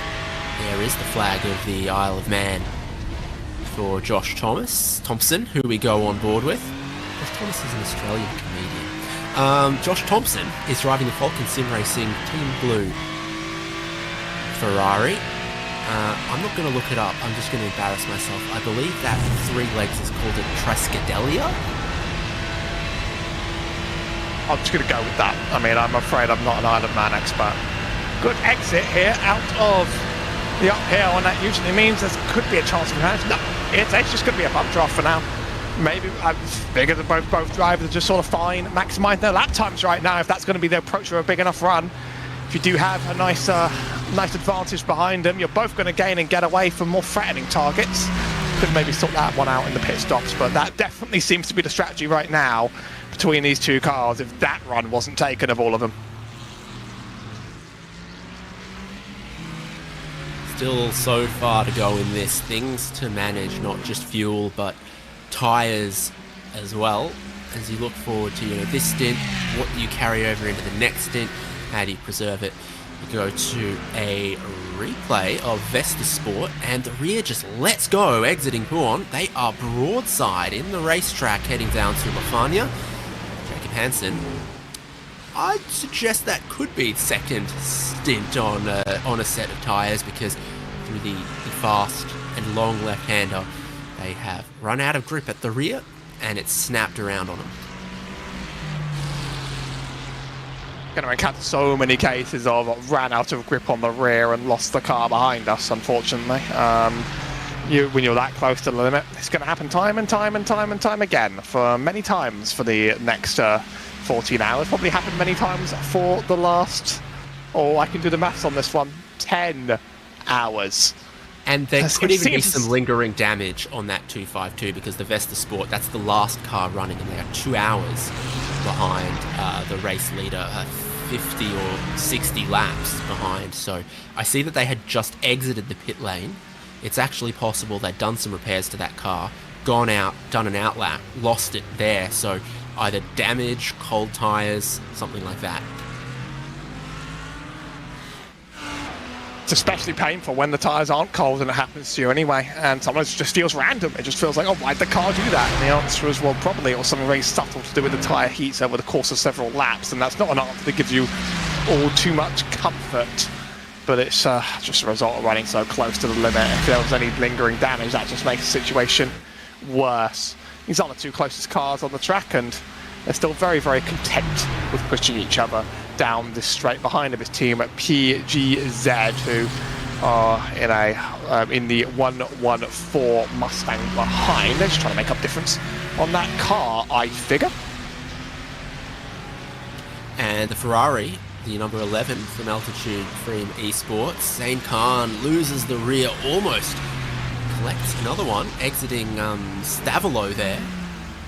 So rear stability challenge for Ferraris, it seems, at these times. That might have been not all that far away from second and third on track. Go down to 16th place, because Falcon Sim Racing team number 6 sits in 15th place ahead of SDR Sim Racing. This one's Ferrari versus Ferrari. You look at that steering wheel and tell me how planted you reckon this one looks. It's a curse of the mid-engine car, really. They really can behave like this. I often find the Ferrari is one that trends towards understeer from my experience. It trends towards being less pointed than the other ones like it, but it happens completely differently to some of the other popular cars out there on the track. Our BMWs, our Mustangs, and our Aston Martins, which are much more planted to the track. All these mid-engine cars are just plenty more on edge, and they're more likely to make that snap, whereas the reason a team would maybe pick a BMW is just because that car is not going to really not going to go anywhere unless you mistreat it. All of them shouldn't go anywhere unless you mistreat it. But for instance, the Lamborghinis and Audis on the tracks can be the most likely to just change ends if they're feeling unhappy on you. Whereas you can pretty much just truck on in that BMW and Aston like almost nothing. Aston's very tanky car as well. It can take quite a bit of punishment from my experience without really taking damage. Yeah, not too fragile. Some others are. Maybe Ferrari a tiny bit more, though we've seen it drafting in one of the other duos. So from the other Falcon Sim Racing team, the 44 instead of the 6. So at least the nose seems pretty strong. Another lap completed by this group, Daniel Sommer and Miguel San Martin. Looks like fuel only at the last stop from both of these cars as well, if I'm reading that correctly. So similar balance for the duo. Well, I believe if you take full fuel in this car, all the way from minimum to maximum, you can change all 4 tyres and not lose any time by the typical rules. But you can also just take less fuel and then in that regards save on the pit stop. That was from my experience for a long time. I know that very recently iRacing has added the ability to customize the rule sets and customize the way that things like tyres are changed on the cars pretty much in the last season update, and I don't know, because it's not an IMSA event whether or not they actually are separating out those tyres. But with only a 20-second gap between the 40-second stoppers and the 60-second stoppers, I'll have to investigate what's actually happening with them, because that also doesn't seem like the difference on all 4 tyres. When we're not doing like the DTM rule set, where for that series a tyre change is very, very quick, like in Formula 1. So I'm used to being able to change all 4 tyres at the very least. Some teams may just still double stint to avoid some of the cold tyre laps or something, but I'm seeing the same split of strategy that you are as well. I'm just trying to work out the source of it.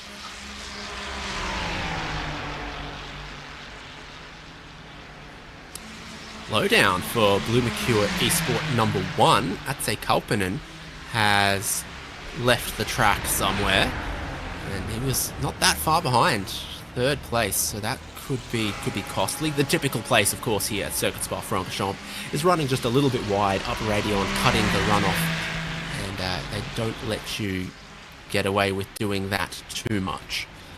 So for the Finnish driver of Atse Kalpinen, he's just extended the track limits a little bit in a couple of places.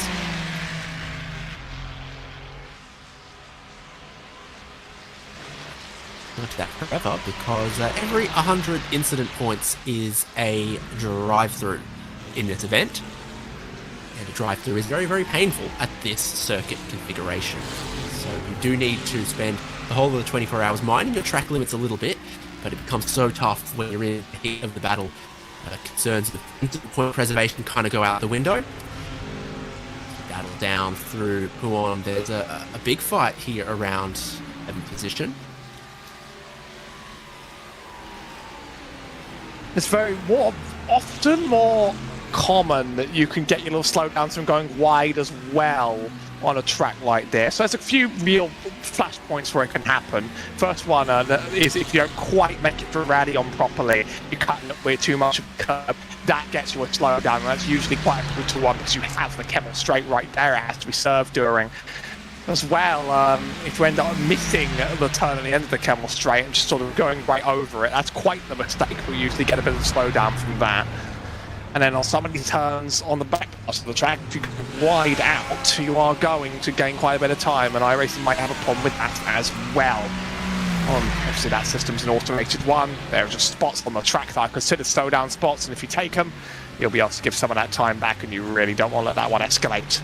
But the driver incident limits, these are actually relatively new to special events in the sense that for a long time there wasn't quite a specification. Now it's 100x penalties, then every 20, and then you will be eliminated at 255x. Hopefully you're not hitting enough cars over race distance for that. The bump drafting continues between 7th and 8th positions, and it's working because they're leaving that Mustang behind every lap about half a second quicker. Lumicure Esport and Falcon Sim Racing team together, able to fend off Team PGZ, who doesn't have the advantage of anyone to push them or any slipstream, and as that happens, they are in fact almost being caught for 9th place by Novalegio Racing. So it remains very competitive inside of the top 20. 59 teams started this race. Seems there is 49 cars on track running at the moment, which still feels relatively congested when they're all GT3 cars, even though there's 7 kilometers of modern Circuit de Spa-Francorchamps for them to spread out over. They tend to clump with the power of the slipstream and the high level of competition we have here in this top split.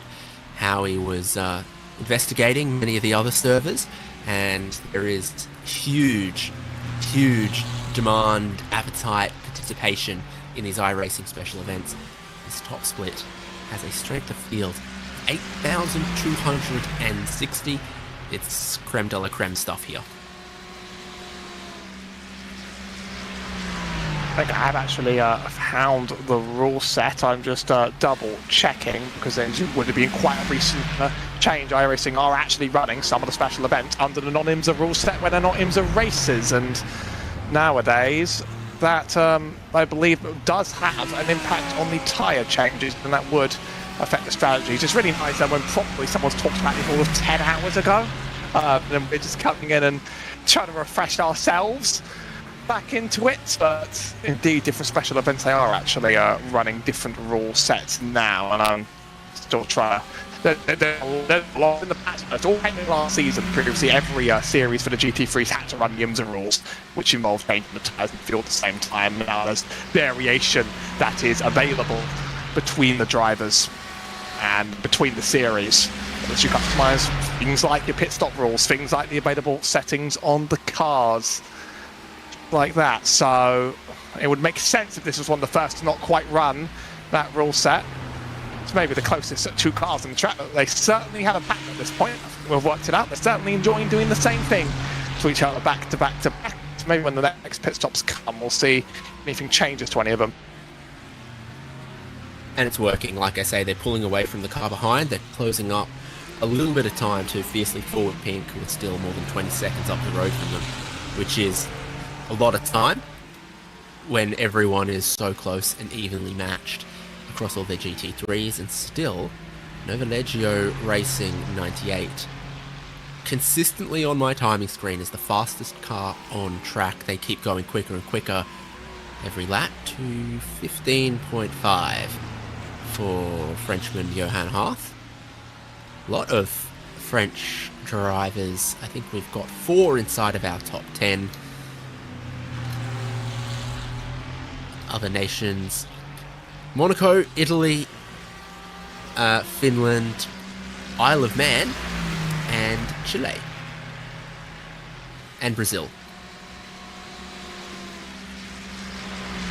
It would be rude for Europe to take every single driver among our top 10. It would. I would consider that one rude.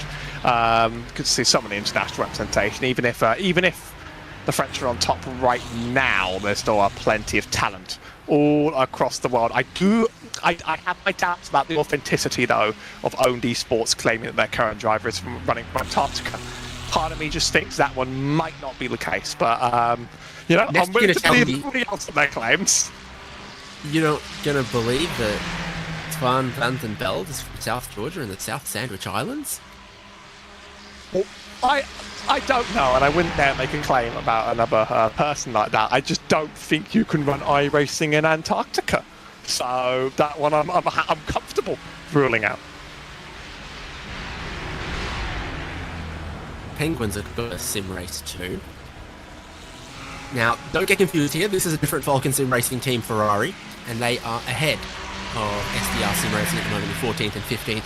Not like their teammates who were behind and pushing Blue Mercure Esport. Really rubbered in line forms quickly with this many cars out on track, and as they continue to race for 24 hours, the track evolves. Only does rubber come down on the racing line, which gives more grip and helps to preserve tyres the longer this race goes on, but then also marbles, dust, gravel form off the racing line that can make it more difficult to pass and more punishing if you do run just a little bit wide. SDR Sim Racing, I think this is Ferrari pushing Ferrari almost up the Kemmel Straight here. Well, I've actually heard Paul triple confirmed with one confidence, thanks to both chat and David Haynes' gut. Yes, we are running fuel separate from tyres. That is a pit stop variation in strategy. But that was a fairly recent change. And if you were here 10 hours ago and the commentator said the same thing, I'm so sorry to bear repeating it and get lost over it. But that one absolutely explains the difference in pit stop strategy. And that, the gap appears to be about 20 seconds, 40 seconds if you don't take them, 1 minute if you do. So that's basically the decision to make. The tyres I always find to be relatively hard in iRacing in the sense they don't get completely shredded after one stint. So that does actually add a lot of management strategy to the running of the race.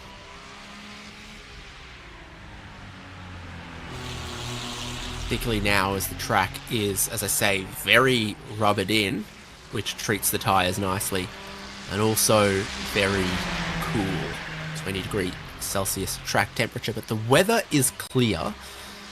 I don't see any chance of rain on the radar going forward. So then eventually when the sun comes back out, it might be clear summer skies, 27th of June, and it could get very toasty later on. That change of conditions, the change of visibility, everything being dynamic across the full 24 hours keeps some sparkle in it, because there are teams and cars that could be quick in these conditions that might struggle later on, teams that struggled earlier on that are now entering their element in the night. It's a decent-sized Ferris wheel. How many hours would you want to be sitting on that? It would be a fun place to watch the race from, but do they ever let you go? Is the question. Yeah. Nicola Lux, that's the flag of Monaco for gridandgo.com esports 002, coming into the lane game cycle from what Verstappen Sim Racing are doing, who are going to end up being first and second once Eduardo Leo comes around. Somewhere just on track, about to approach turn 1. So Lux now downhill, and that Ferrari out there, that's Eduardo Leo, who's going to pick up second place about now. Novaligio Racing Johan Harth also on the lane, so the end of quite a rapid stint for the 99. 002 finds its pit stall. Fueling will begin for gridandgo.com esports, and it's about this point we usually know if there's a driver change or not, and yes, there is. Dino Lombardi is going to get in. Typically we see a tyre change at driver change stops as well.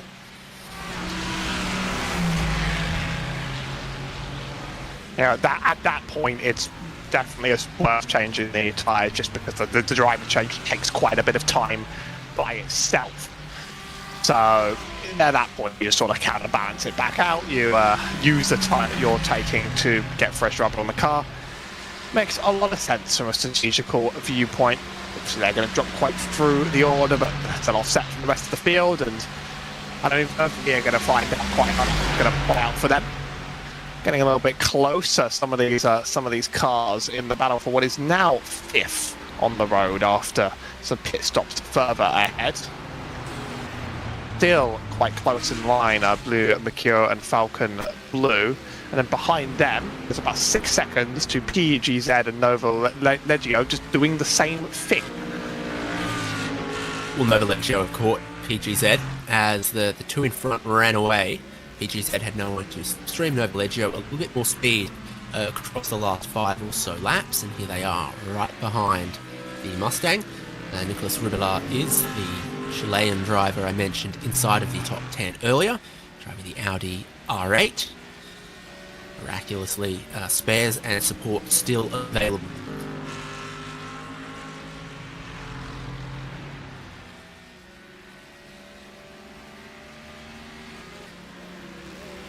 you'd think, I mean, you mentioned like, oh, these cars have managed to spread themselves out quite efficiently over the course, but like it's weird, and Spa is both like quite a big course by Grand Prix standards, and it's quite a small course by endurance standards.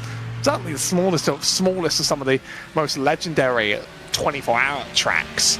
So it ends up becoming this very, very gradual distribution, and obviously, as mentioned at the very beginning of this commentary run, the fact that there's no multi-class means all the traffic is very natural. It's as a result of genuinely being that much faster. So you don't get flying by cars you're miles ahead of on pace, but you do slowly diffuse apart. So this is for positions 7 and 6 in that order. No, 7 and 8. There we go.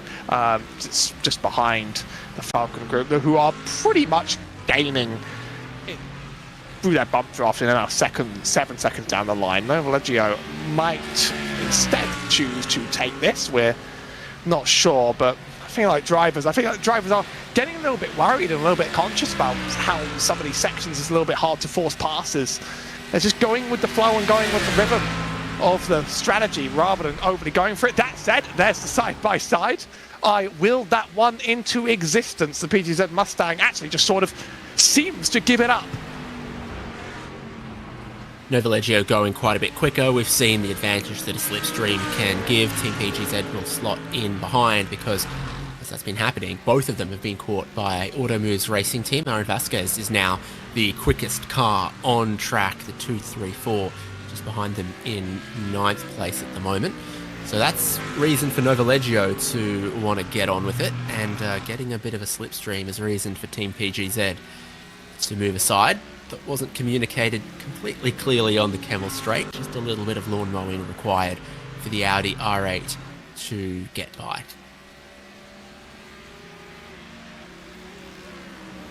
Tell you what, it is nice seeing, even though it's not my favourite GT3 car, it's nice seeing that there's quite a few Audis represented in the field, just because you don't see them in any of our multi-class events. The Audi is the car that doesn't run in IMSA. And so this is sort of really one of the few shots for it to become highly represented in the field, and they've come out in force. They like it. It's very similar to the Lamborghini. It's effectively the same chassis, same engine. I find the Audi a slightly more reliable version of a car that I still don't really adore. I kind of thought Falcon were going to maybe take that move just because of how close it got between the two. Car behind is not racing them in the same way, but I saw the gap get so low, and I thought this is a treacherous part of the track. But one of these drivers wondering whether or not I'll go by. It's fiercely forward pink in for their pit stop. Luca Grumka rolls down the lane in search of his pit crew. As he does that, top of the screen, Blue Mercure and Falcon Sim Racing Team each move up a spot. And again, the question becomes, is it time for a driver change at the number 9? Yes, that's what the blink means. Rodrigo Mies is going to take over that car for the next stint. Sometimes you get to have a brief taste of being in the top 5, and then it gets cruelly robbed of you by the fact that you too have to stop yourselves. Just how the strategy works out, unfortunately, for some that are quite competing for the win. But you got to enjoy it while you're there, as well as you got to be smart that it happened rather than frown that it's over. It's a long race, and mostly you want to take advantage of attrition and be there whenever things do eventually happen on the track. I mean, you see Florian right now for the Verstappen 31, like 38 seconds ahead. They've been pretty much dominant for the entire race. But what if something happened to them? Something can happen to them at any point in time. That's what endurance means.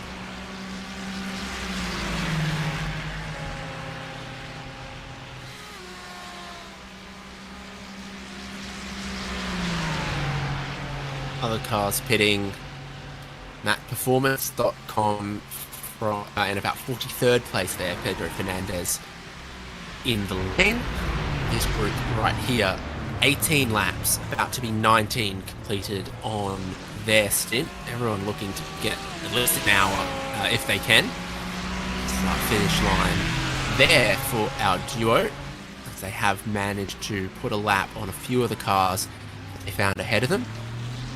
And with everyone else making their pit stops, now the Acura Esport are the fastest car on track in the last lap, by a little bit of a push, a little bit of slipstream, and a few of the other quick cars either hitting or encountering traffic. So Nova Legio 98 has stopped, and we also had a few others going quickly. Vasquez was quick. Lo Carabia and Team PGZ, that Mustang comes into the lane. So, big boy rolling down the working side of the pit lane.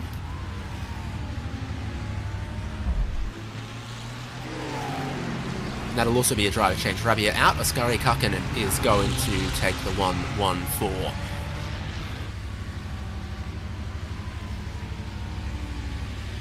And even then, you have to wait for another 50 years. Now, I'll admit, I was surprised to see that the sort of the staying in line strategy was such a thing between rival teams. I sort of imagined that if two teams ended up next to each other, then that were part of the same organisation, they'd obviously push each other.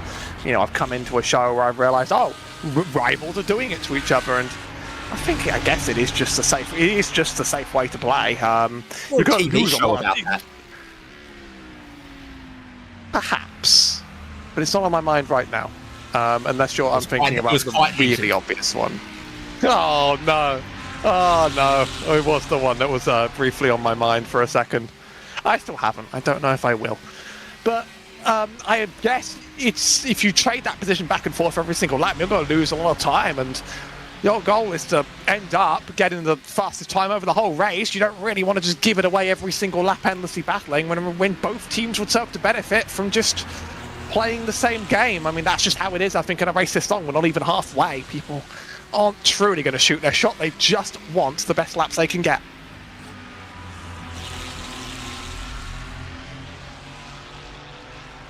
Certainly working for them in this stint. A few of the cars that were just up the road from them making some pit stops. So now's that section where you're offset on strategy and you're looking to push and make some gains.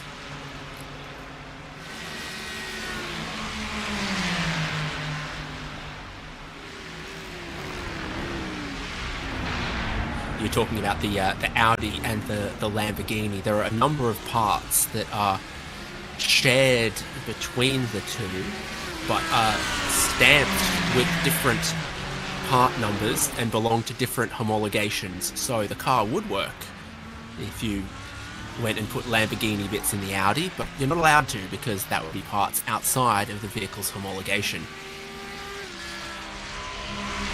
I used to have a motto: anything Lambo does, Audi does better, with regards to those cars. So that used to be my motto. But since then, there have been a lot of changes to the GT3 class in iRacing. And I remember not liking the way the old Lamborghini handled and spinning out on it all the time. It was a skill issue, but you know, that's just how it is. And I settled on different cars and didn't really look back once the class in the last few years saw massive, you know, sweeping updates that really improved the tyre model and really improved the drivability. I'm almost like scared to touch the thing again. I know I won't be fast in it just because it doesn't really suit my style, but to me, the Lambo feels like the little black sheep. Although maybe that award, I don't see enough Acura drivers. I just don't see enough. I don't see them ever. Like, there was a chance we could have seen a Corvette in this race, but we did not get to see any Acuras, which I kind of get it, but at the same time, I like that little thing. It's funny. It's silly. I like that silly little car. That's the word I'm going to use to describe the Acura. A couple of more car lengths emerging here for 11th and 12th position. Daniel Sommer ahead of Miguel San Martin.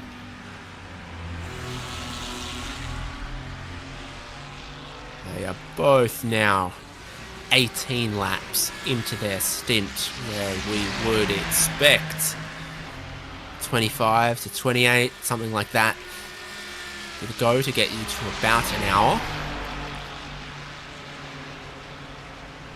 So the car gets lighter, and in these very cool conditions, they get quicker at the end of the stint when they're light compared to fast at the start of the stint when they've got new tyres and the tyres are a little bit cold.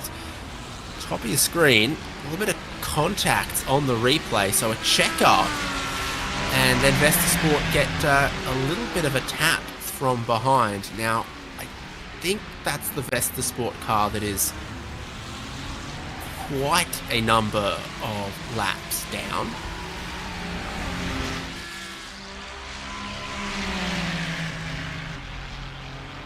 Then solve for injury. Still don't want to do it, do you?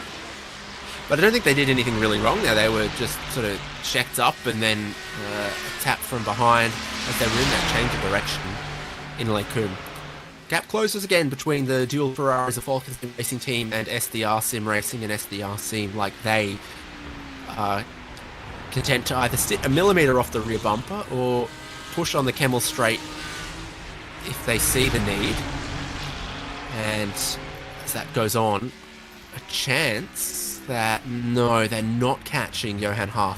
Nova Leggio pitted 5 laps ago, came out of the lane just in front of these two, and have been pulling away in this stint. So even the best efforts of Falcon and SDR not catching Nova Leggio's 98. And then the other Falcon car still with an imprinted view of Blue Mercure Esports Aston Martin.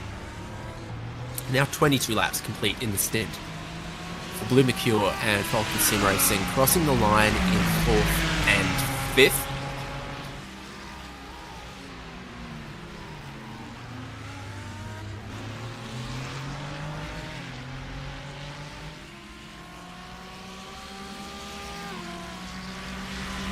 And still the same lap time pushing and lap time running. This is really the middle of the race. Is really the consistency hour. It doesn't give us all the thrilling action in the world to talk about, but it's really where a race is sort of made or lost on drivers based on the little things they do every lap and the little gaps they make up and the ways they're consistent. And consistency takes a lot of talent, takes a lot of practice, takes a lot of skill, and unfortunately, it's just not the most exciting part to watch.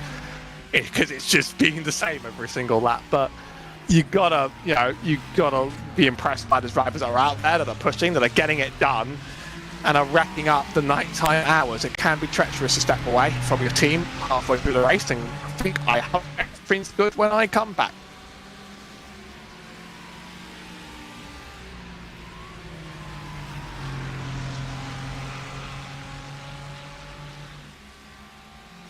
Yeah, just going to look down through our entries and see sort of how the different teams are composed, because it's incredibly popular, particularly at the peak of performance in these teams in the top split, to run a 3-driver configuration.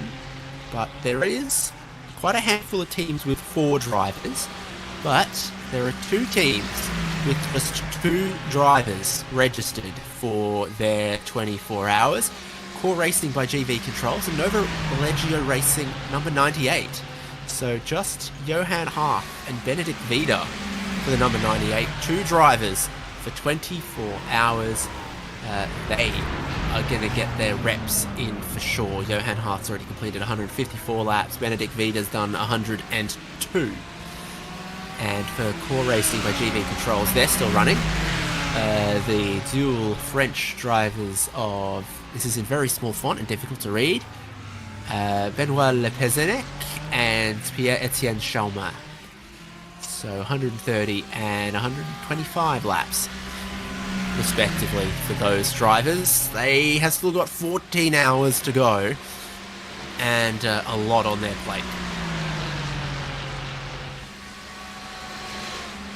Like the world's longest game, but are we there yet? Like, oh, we've done 10 hours straight of driving the GT3. Are we there yet? You're not even halfway. It's the quick answer. drivers out coming out of the pit lane now. Impulse Racing nearer the back half of this field. It's certainly a little bit awkward rejoining right in the middle of all of the action, but that's just what this endurance layout really demands of drivers. As you do your pit stop down the Eau Rouge hill, and then you rejoin all the way on the Camel Straight. As you see, there's almost no clear space to get on, although it is the other car's responsibility to let you out of the pit lane in this case. I don't imagine that makes it any less scary.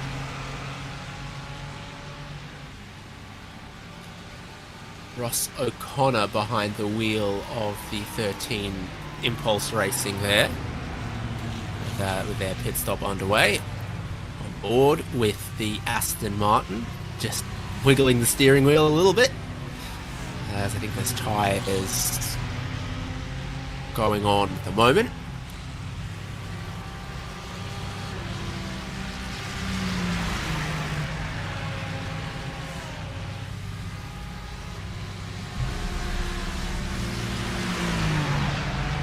Well, the only moment you get to catch your breath, I think, is the endlessly long wait in pit lane. You can only put fuel in that car as fast as it can enter the tank. That's what they will say at the very least. Still, this P4, P5 duo train holding up. We just see the lights flash to sort of indicate when it was time to swap place the last time. Maybe we'll get to see that one before our time is out, or maybe something else entirely will break up the duo and mean we never even get that possibility to ourselves. Endless possibilities. Sticking the nose out sort of down the hill just a little bit. You keep making me think. You keep making me think you're going to do something interesting. You can sort of communicate things by the way you position your car. How urgent is it right now? Not urgent enough, as they're remaining glued to that bumper. Yes, indeed, they are 11 cars on the lead lap for the moment, but we are presumably just minutes away from the race leader's pit stop.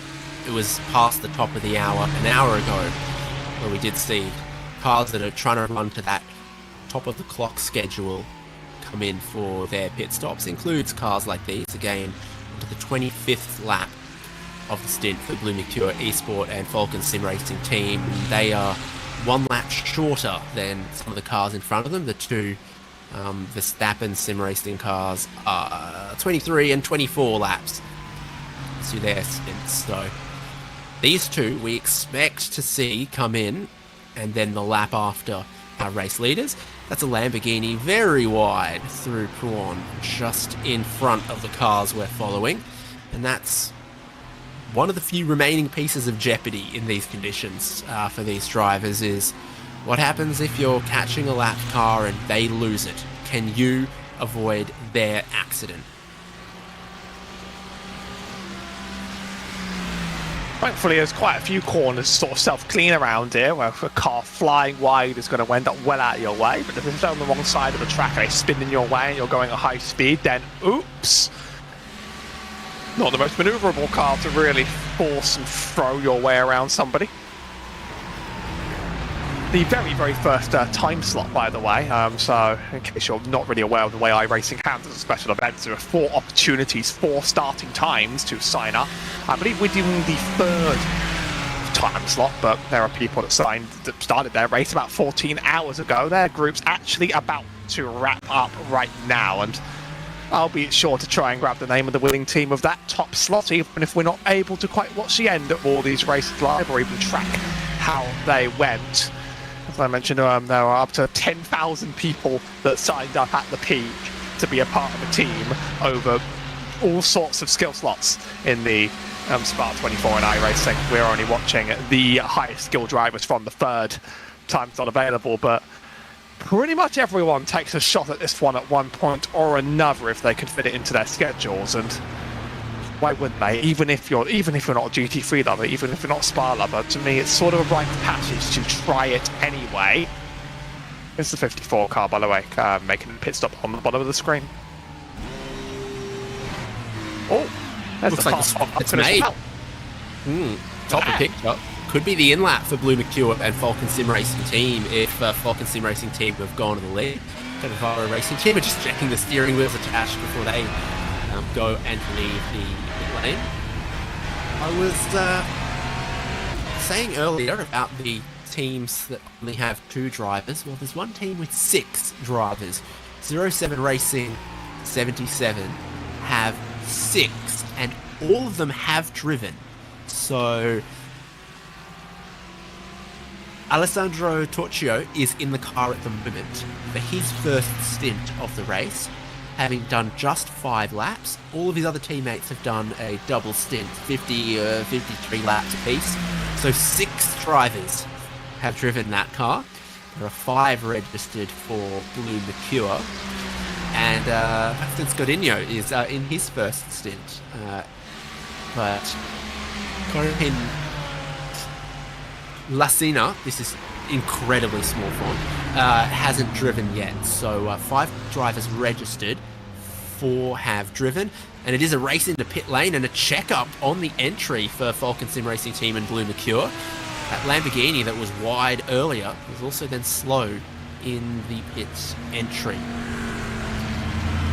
Makes sense why they went for the move, though, because they'll be able to lead it coming out, and we'll see what strategy the 2 teams take, whether their strategy differs from each other or is the same, of course. About 20 seconds say don't change the tyres. Depends on the rhythm these teams are on with their driver swaps. Keep an eye on that, even if this is the precise moment the one of our 2 absolutely thankless producers had to step away for a second, so we'll be watching their cars, even if they have...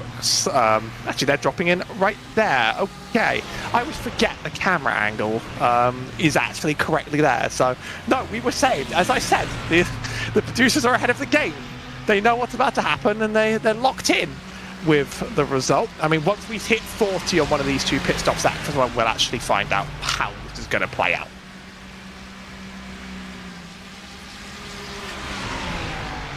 Not looking like a driver change. Again, Max and Scodinho only just got in for the first stint of the race, last pit stop, and Josh Thompson appears to be staying as well. 26 laps completed in the stint, and those 2 pit on the same lap. Just beginning the 26th lap of their stint is Florian Lebigra driving the race-leading BMW M Verstappen Sim Racing, and off the lane goes Josh Thompson, significantly ahead of Max and Scodinho by the looks of things. And not on a strategy difference either, but on 2 seconds genuinely being lost to being slower into that pit box for the 33 car. They've both gone without changing their tyres. They've both taken around 40 seconds, but they've lost to the Blue Mercure team. Actually watched their pit box entry back myself just to take a look if maybe they overshot it. It looks like they hit it, but you know the subtleties in very, very slightly different pit stop times means that train's going to take quite some time to reform. It's actually Grid and Go, the 001 and Sim RC and the 76 are our next closest battle. Blue Mercure Esport come in from 3rd, Nova Legio Racing come in from 4th. We're just left with the Verstappen Sim Racing cars out front. We'll see how far up the order Grid and Go end up again. Dino Lombardi is just slowly moving up the standings as the other drivers and teams that are pitting at functionally the top of the hour make their pit stops.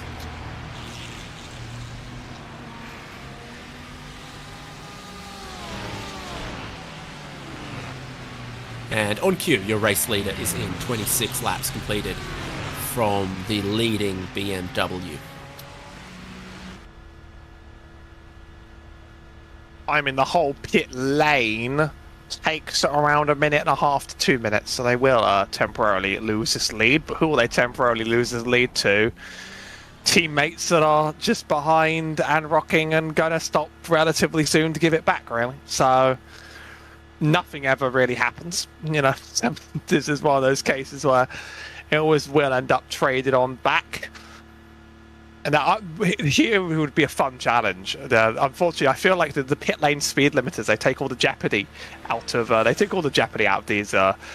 these long runs down the Spa Endurance pit lane. Try running all the way down this pit lane, the Endurance version, without a speed limiter, and tell me if you get a black flag or not. Then maybe don't do it during this event, but that's the twist.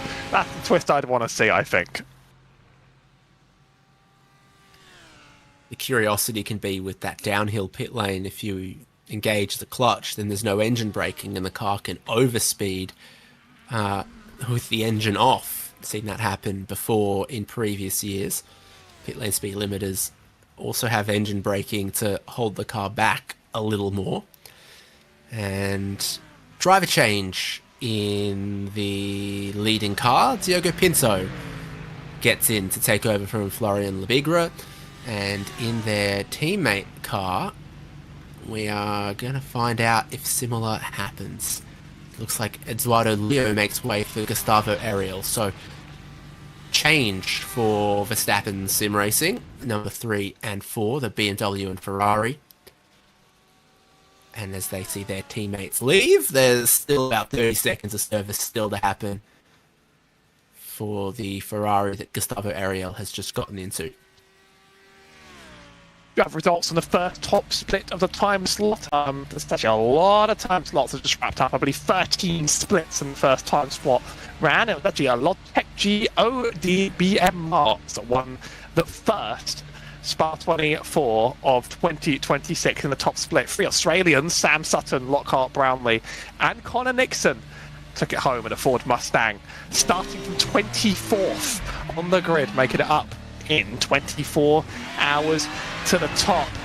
So the time slot behind this one as well. I don't think I'll be there for those results, but who knows, maybe someone will catch those on the other side. It is the highest strength of field though, in terms of average driver iRacing, the skill rating system that places you similar drivers on the professional team know that it's not going to be the slot that's up on the broadcast, and so the skill massively spikes in the race you're watching now. This will be the highest skill one of the entire weekend in terms of drivers. Chicken and egg, it's the time slot that most suits Europeans, so it had the strongest strength of field, so it's the broadcast one, so it's the one everyone wants to do, so it has the strongest strength of field, and so the feedback loop goes. Up cars pitting, including Simasi Ford Mustang just there. Leif Sebastian was driving, but he's out. Johan Gerazi is going to get in. Sven Haase brings the grid and go 001 to the lane, but now he gets out. And Sean Campbell will get in the Lamborghini. So, plenty of driver changes happening, and plenty of tyre changes happening at these stops underway at this phase. It can only take so much of the high speeds of Spa before they do finally choose to wrap it in and call it up for the day. You don't want to find that one out the hard way, quite frankly. And also teams in the chat from all across the split saying that really their goal is just to get the checkered flag, and for many drivers that is the spirit. Can you even see the end of the race? That is exciting enough by itself when you do your first endurance race. If you get a result out of it, even better. If you do it without wrecking and maybe you got a couple of laps down but only on pace, even better. But these are quite repairable cars, so if something horrible happens to them, such as what happened to a 252 Vesta Sport car that's 59 laps down, you might as well keep running. How many laps are there expected still to go for drivers to give you up places on the road? Plenty, really, is the answer. Some people would say 368.5. Seems oddly specific. Well, the race leader was halfway around a lap. That's what the number gives me. Diogo Pinto, here he is. That's about halfway around the lap, just going into P1. Which is a little bit wide through the second part. This is only the second lap. Last lap was the out lap, and it was new tyres, I believe, on the number 3 as their teammates as well. New tyres 13 laps ago for gridandgo.com esports. Dino Lombardi in second place, and it's all about where it was an hour ago. 15-second gaps with Grid and Go in between the Verstappen sim racing cars. Although it seems like over the last, the number 4 did lose about 5 seconds or so. I think they've been jumped by Novalegio, but the tyre change might be offset between those two as well. Expect to see Gustavo Ariel try to close in Johan Harth. Johan being one of 2 drivers attempting the 24-hour race in that car. Bit of traffic and bit of jeopardy in the battle for 6th place. Falcon Sim Racing Team Blue and Grid and Go together. Blue Mercure just a couple seconds behind this. And they also work their way through some traffic here. 2 cars in between the Falcon Sim Racing Ferrari and the Blue Mercure Aston Martin, while they were latched together for almost a whole hour last stint. Falcon Sim Racing team have fueled slightly quicker, saved a little more, jumped into the lane, and now we'll see what happens as they battle for position, or for position don't battle, with GridandGo.com Esports Lamborghini. And I've said the word endurance enough times, and I'll say it again, endurance, but the person on today's stream with the most endurance in them is probably you, David. Looking ahead at the forthcoming schedule, I'm still here for a couple hours. You are going to be trucking on for the next 8 of them, and that is truly heroic stuff. Truly heroic stuff. Let's just say that getting people together for getting staff together for 24 hours is always a lot of fun. Always a lot of fun, and sometimes we need an unsung Australian hero to get us through a whole lot of them. So I wish you the best of luck when I do depart. If getting KFC delivered makes you a hero, then call me a hero. Absolutely. I mean, I'm in an unfortunate situation where every shop apart from the McDonald's in this town closes at 10 p.m. It's midnight now, so like I had to do my stock up, and I was like, okay, now I'm locked. Now I'm committed to everything I've brought with me. Also, Ramiro's providing us updates of the World Cup match, which reminds me that England are playing a World Cup match. I actually wasn't checking until now. I'm dedicated to this job. I'm dedicated to this job and these cars on this track, but I do have to remind myself that it's happening. For me, it's always quote-unquote coming home until it's not, which will come eventually in time, whether or not it's a day or another. What if first and second were tied at the end of this 24 hours and we went to extra time? Extra time is another 24 hours? Yeah, I don't know. Or do we do the time would be just like 30 minutes, and then after that we do like shootout. Or we could just tomorrow do the Piston Cup finale. Yes. Okay, have to drive across country to California Speedway to decide the Piston Cup. iRacing's got it. I mean, that track is based on, the long defunct California Auto Club Speedway that iRacing has. So we can do it. Bit of traffic for Blue Mercure here, and they've been caught by fiercely forward Pink, Rodrigo Mies. So a few more battles forming inside of the top 10. On board with 9th place, the Chilean in the Ferrari, right behind Blue Mercure Esports Aston Martin. Falcon Sim Racing Team's Ferrari, and then Grid and Go's Lamborghini. Massive commitment, as always, up the hill through Eau Rouge and Radeon. And doesn't look like fiercely forward Pink are going to be bumping the Aston Martin along in this stint, like Falcon did last stint. Rodrigo Mies is trying to move forward a position with the slipstream on the Audi backmarker. That also helps him move forward and up into 8th place. I'm sure he's going to put the hammer down these next couple of laps to try to see if he can close up Grid and Go and Falcon just a couple seconds up the road for the next 2 positions. We love to see a good battle. It just finally needed to come to us. We needed to prove that we deserved the battle. And then I feel like it's finally... And this is a really, really busy portion of track up ahead. Again, if it was like a multi-class, I'd be a little bit terrified, but just because the cars are similar on pace, they'll catch, but like they'll crawl up to each other. Not getting any favours, it would seem, at the moment. Rodrigo Mies has had a look to the inside of Pouon, didn't try to make the pass, still sits behind. The car was 45th on the road when it crossed the start-finish line. Might be your friend from Antarctica, or it might be Steven Naroro from Nicaragua. Can't think of two places further apart. I would say we're going to need some North Pole representation. Which now, Santa doesn't have gifts to deliver this time of year, so why isn't he doing the Spa iRacing 24? Makes you think. Then we could get far away if we just assume the Antarctica.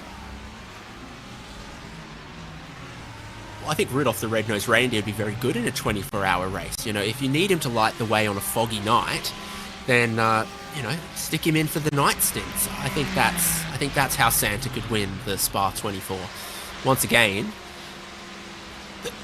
the guy's got no magic himself. He's reliant on magical flying reindeer. He's reliant on magical elves to make the stuff. Santa is such an extractive exploiter, and everyone else around him doesn't get the credit, and they do the hard work. They've got the skills. I'm listening to the Santa rant while sweating in the middle of a heat wave. Even at midnight, it's hot around here. Is certainly a fun experience. Although I guess it's a lot cooler for you right now. So it's a trade, isn't it? Really.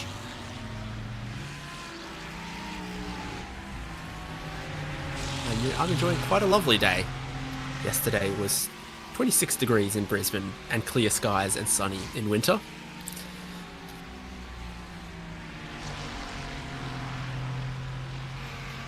So just about right. And being where we are to the equator, winter days are like 11 and a half hours long, summer days are like 12 and a half hours long. They don't vary all that much.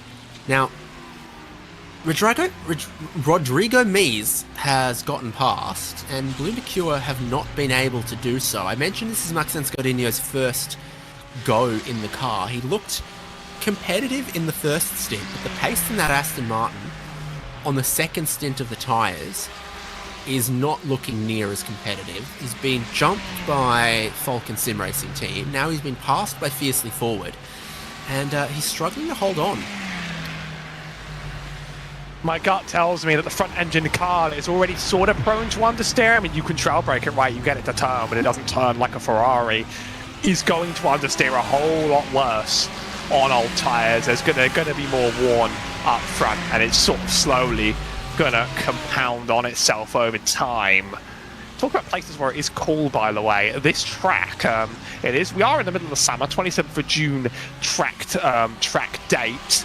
So, 19 at Celsius in the sky is plenty warm for an evening, but on the track it's only 1 degree hotter, 20 Celsius on the track. So that's 66 in the sky, 68 on the track for those who need freedom units. And so really, you're not getting much heat into these tyres at all over a stint. Well, you're going to get them eventually, but they're not cooking themselves to bits like they may have been earlier on in the day. Well, notice well, some other time slots have had rain, but the way iRacing does their weather is that they sort of have like a set seed for the weather, a set forecast, and then each time slot will have different weather patterns. And so far, we're seeing no signs of rain out to the near future anytime soon. It's not impossible because 13 hours is a very long time, but I don't think we're going to be the ones to see it.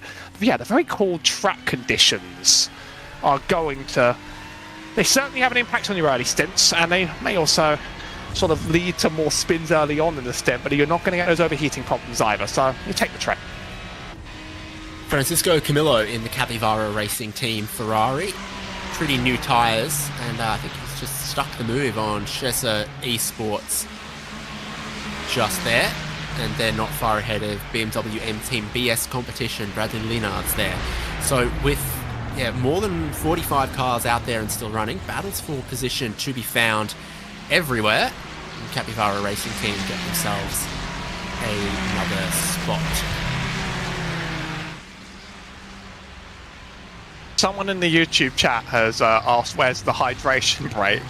The answer is drivers are going to have to arrange that one for themselves. And anyway, it's not that hot, so stick with it, stick with it. Although maybe that's the first time we could get a full course yellow in a special event, is specifically so the drivers could hydrate in the hot weather. Because, all summer, it's got to be kind of brutal to be getting into your sim ring and actually deciding to go ahead and race. My room gets hot enough as it is. My PC gets hotter as it is. And then you're going to sit in the sweaty rig all that time. Might be easier during night hours. This hydration break brought to you by Ramiro's Burgers and Race Spot Cola.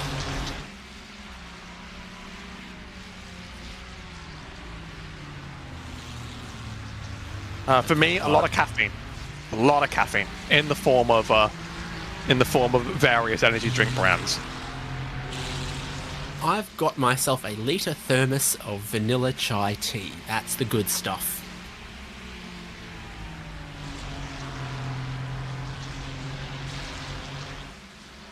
I like it. Unfortunately, I think I despite the fact that I'm no longer, I'm far older than I was when I was 12. I seem to have I'm significantly sweeter tooth now, so it generally needs. My body generally starts to crave the sugar a little bit too much, and I'm going to feel the downstream consequence of that 5 years from now. I'm just going to choose not to think about it.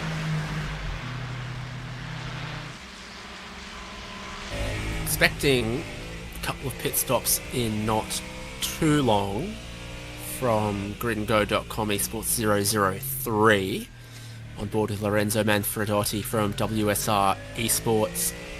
He's been catching and perhaps looking to pass SDR Sim Racing.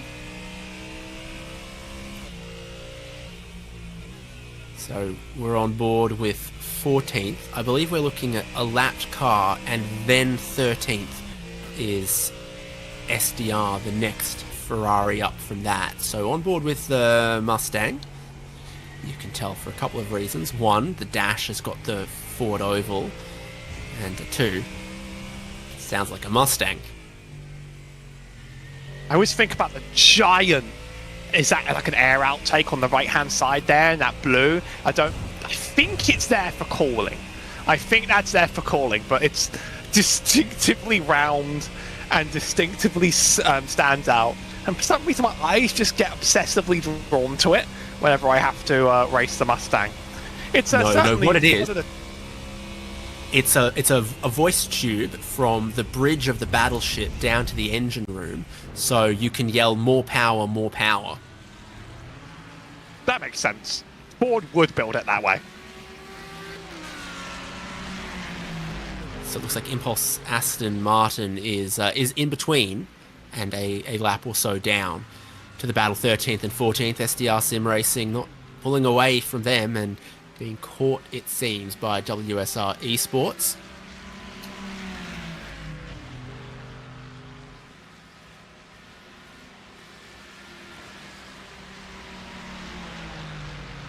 You can see which cars have got the optional endurance lights fitted. You've got them on the Ferrari, you've got them on the Aston Martin. Go to a replay. Spoilers if you're watching too closely. Son Van den Belt into Jackie Ick's corner. A little wide. Oh, is that too much curb going into Puon? Yes, it would be. The Lamborghini does not abide that, and it goes all the way to the barrier too. Chances of some damage from the Niti Racing Yellow. That is typical Lamborghini activities to me. I talked to you about not liking that car, and that's it for me. It just does that to me relentlessly. Depending on your the downforce in your setup, I've had that thing just go spin on you and Blanchimont without taking the curb, and I'm like, yep, that's great. Thank you very much, Lamborghini, for everything you do. I don't get it, but a lot of drivers here like it. And trust me, you don't want to see my iRacing profile. They're better than me at this.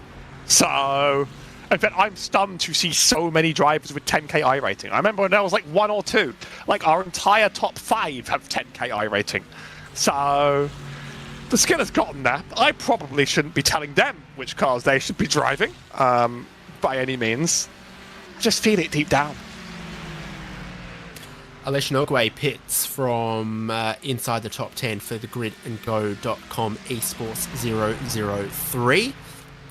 That team has got 2 cars inside of the top 10. The 003 and the 002.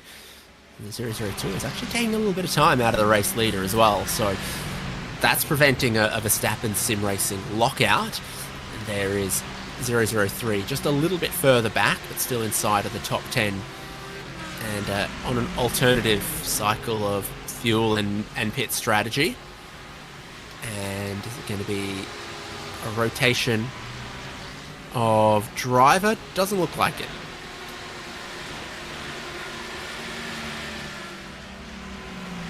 How many stints in a row would you do on Spa if your team asked you? I've heard of some, drivers in the lower splits who are just racing with their friends and they've been forced into doing like 5 or 6 in a row. There's got to be like a human limit eventually. Although sometimes like desperation calls, human life hits on the rest of your team. They're not professionals. Some of the drivers in this slot are professionals, but just in terms of like your average Spa 24 endurance race, sometimes like life happens to people. You're not all in the same location. All of a sudden you're out all night having to do 12 hours worth of driving around there. I guess it becomes rhythmic in a way. 4 or 5 is the most I can remember doing.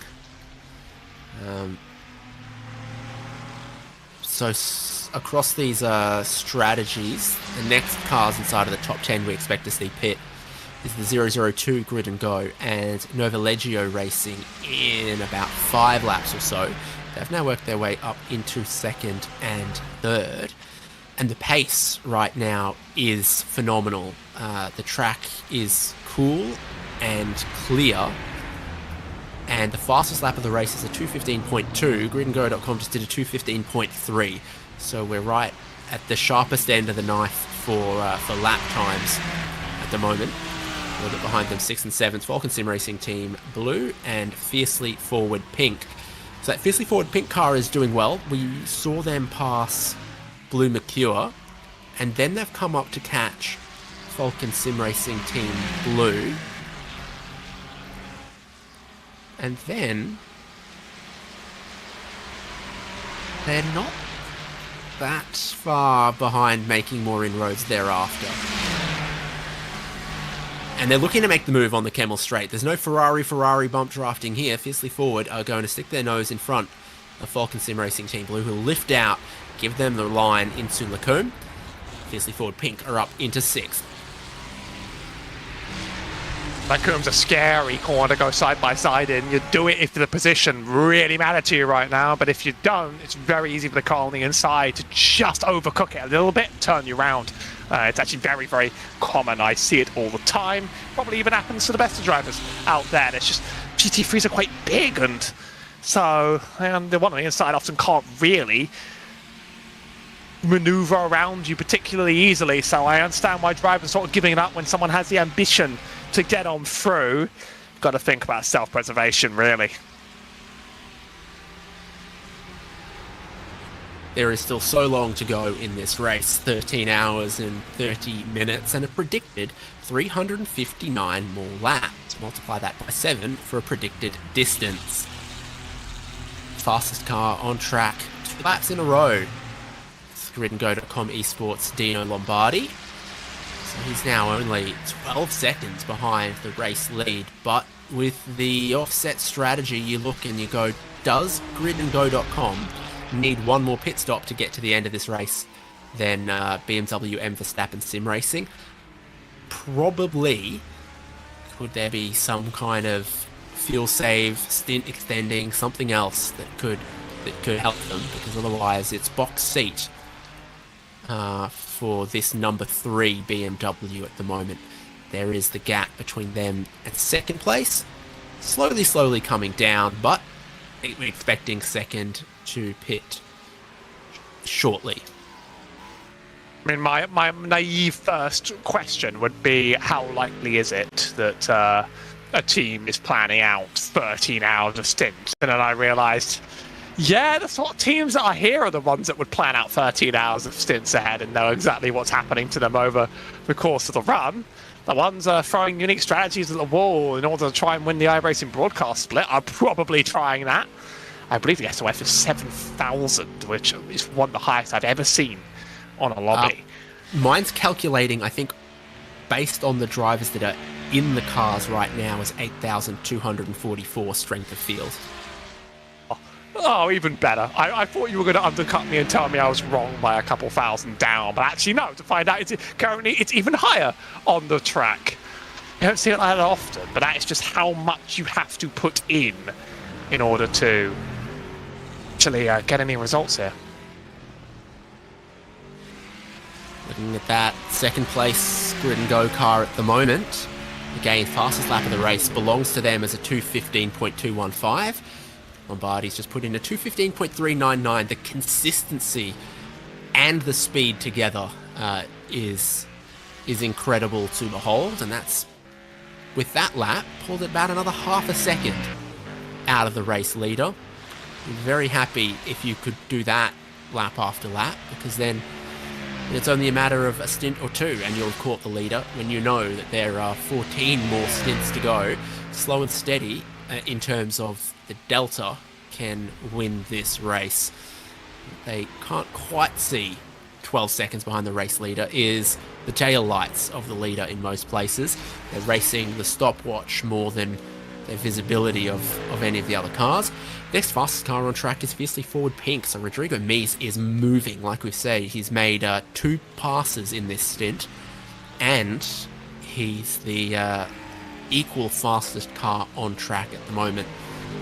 And again, with so long to go, that's positive to have that kind of forward momentum back in your corner. Fits the name as well. You wouldn't call your team fiercely forward if you weren't moving fiercely forward through the field, so I respect the dedication to it on the road. Certainly is some absolutely impressive pace. And they wouldn't call themselves pink if they weren't a salmon. Yeah, unfortunately the car isn't pink, so, you know, my entire theory's fallen apart there, actually.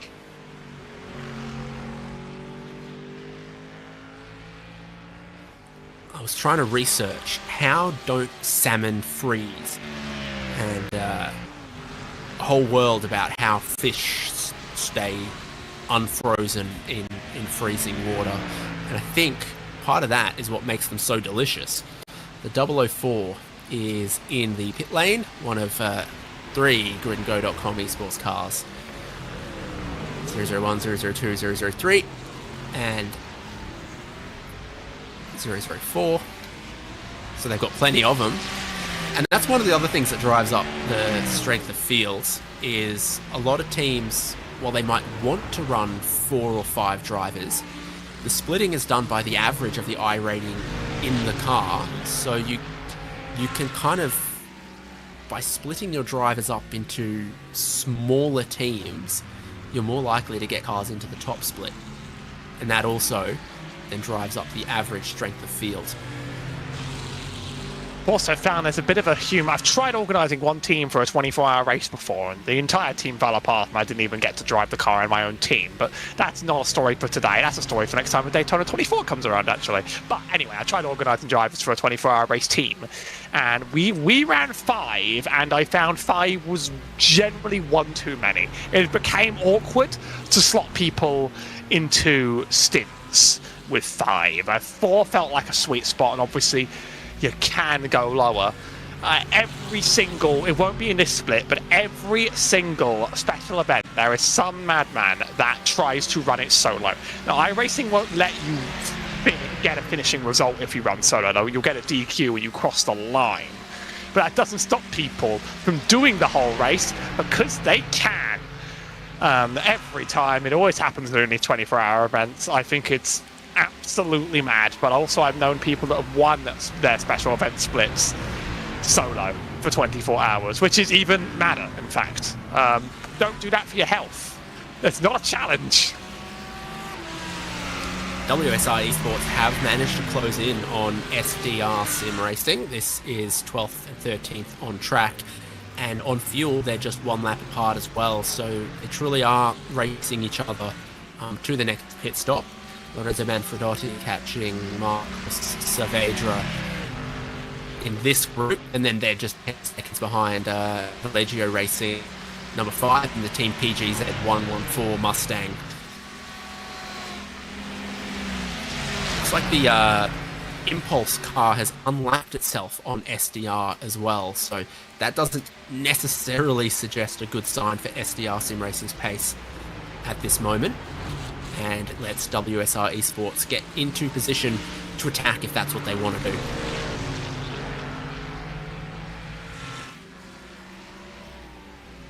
We're definitely in the ebbs and flows now. We're definitely in portions of the race run where the strategies unravel just a little bit.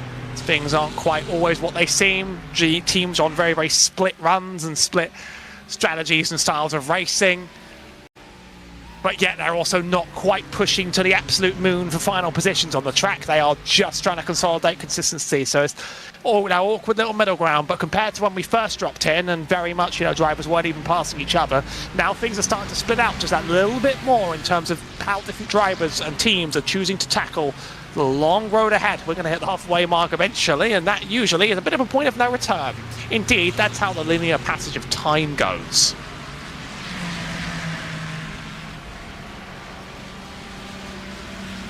There's Nova Leggio Racing stopping. We've had the Grid and Go car that was running in second place. So second and third on the road as they were, but offset to the leader's strategy, have to come and make their pit stops. Lombardi in the lane taking fuel, remains in the car. Fuel done, and he rolls on the same set of tyres. For Nova Leggio, there's just 2 drivers in that car. It's been Johan Haaf the last couple of hours, and he might just have to stick to it as well. Rejoining amongst some traffic, the Ford Mustang from Grid and Go. 2 drivers is some heroic stuff. I'd love to know whether some of them are actually ever sleeping, or whether they're both just spotting each other for whole race distance. Because that is, that's still a real stretch of energy and resources and time driving what is likely to be close to 12 hours each. Don't have to split 50-50, but we did both sign up for a reason as well, so that's brutal. If I'm reading this correctly, Johan Haaf will have driven the first 5 hours of the race. Benedict Vida then drove about 5. And then Johan Haaf has just been in for the last about 2 hours. So, yeah, it doesn't say that anyone not driving is spotting for them. But probably the best way if you were 2 drivers is to have someone, drive 5 hours, and that's enough time the other driver could take a nap and get some slightly meaningful rest. Because if you go 2 hours, 2 hours, 2 hours, 2 hours, you'll never have enough time out of the car to settle, sleep, and then wake up again. So it is each driver's turn carrying the baton. It is sort of a half marathon.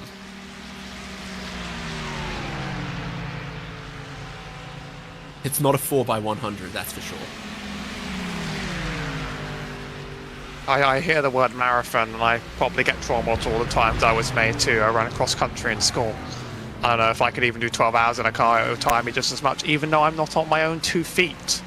But that's my temperament, I think, in general, in temperament, in general physical activity. I mean, I'm sweating up a storm, and it's midnight. That's not fair. So for any drivers that are, in time zones where it's actually closer to the middle of the day than it is for me, my greatest apologies. It is absolutely brutal to do it in this sort of heat.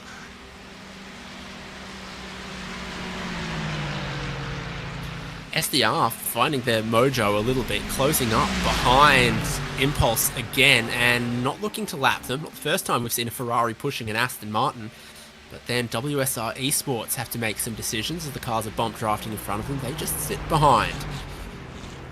11th and 12th after the pit stops for Nova Leggio Racing.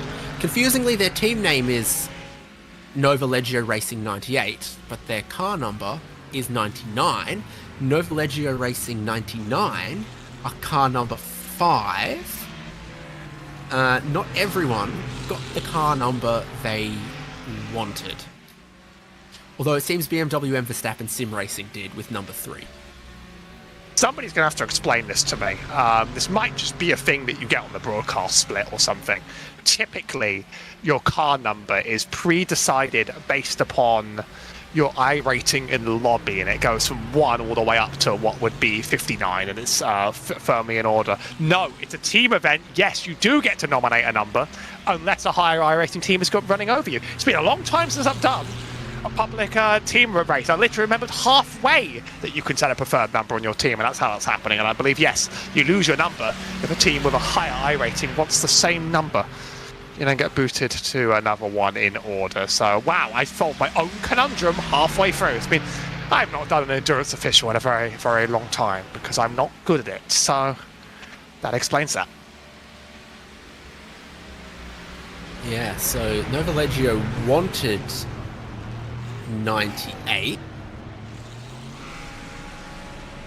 But then, who ran over the top of them? No one. No one has the number 98. So their team's just wrong? 198 enough, I guess. Bizarre. Grid and go, obviously, that's why they go these double leading zeros, so that they have a good chance of getting the car numbers that they wanted. And then if you desire a 3-digit number, it's unlikely that someone else will have called dibs on that. We saw an incident at Pawn for Maniti Racing Yellow 15 minutes ago, and that car is still in the pit lane and damaged. Twan van den Belt, who turned in from the curb and lost the rear and then found the wall. And unfortunately, the driver from South Georgia in the South Sandwich Islands has made a bit of a meatball of that sub. Yeah, I didn't realise from the first angle we got that car got completely obliterated. I didn't realise it got destroyed so hard until I looked back at the replay on my screen and I went, oh wow, that thing is in a million pieces. It's like Humpty Dumpty, and they might not be able to put him back together again in time for the end of this race. So it's a brutal way to go. If it were to happen, it always sucks for the teammates that didn't do it. But I guess I would feel like if you were to go, you'd rather do it in the first half than that close to the end. And if Maniti Racing Yellow stay in the pit lane for another hour and 40 minutes, Vesta Sport will pass them for 49th position in the overall standings. Jacob Hansen is out on track in the last car running, and 60 laps down, so about 2 hours down. But as they continue, there's one position that they might pick up. Team PGZ entering pit lane. It looks like Oskari Kakkonen got in at the last stop, and after 25 laps, the Mustang 114 pulls in for service. We've seen quite a lot of other teams make it to 26 laps, notably your race leader, Falcon Sim Racing team, and some others. So only 25 from PGZ in that stint. Best chance to fuel save really into turn 1, which is the one I really don't know the name of. And then at the end of Campbell Straight, a lot of big chance to lift and coast at the end of that. If you're running in clean air and you're just, not really being bothered by anyone, then you really should just use some time to save as much fuel as you can. Oftentimes, endurance races can be decided by which team saved at the right time. If you aggressively save fuel when you know you're going to come up to a lapped car down the road, then you can sort of time getting to that lapped car to a point where it's easy to pass them. If you then sort of like see that you're coming up to one you're definitely going to pass, and then save and save and save all the way to a Rouge and Rally on, then you come at the other end, and all of a sudden you are just flying past them down the Camel Straight. They'll let you go, and that's far easier than trying to just like get stuck behind them in the middle of the map and let's lap and go, oh, this is awkward to me, to you, to me, to you, throughout the whole lap. So that's a lot of what the game is really about sometimes. Fuel only for Kukkonen, 39.8 seconds. So there might have been just a litre or half a lap of fuel still in the bottom of the tank. And now they navigate the hill climb stage that is the pit exit for the endurance pits at Circuit Spa-Francorchamps. They are going to blend out just behind Sim RC. That was the black and gold Mustang. Johan Shirazi in 18th place.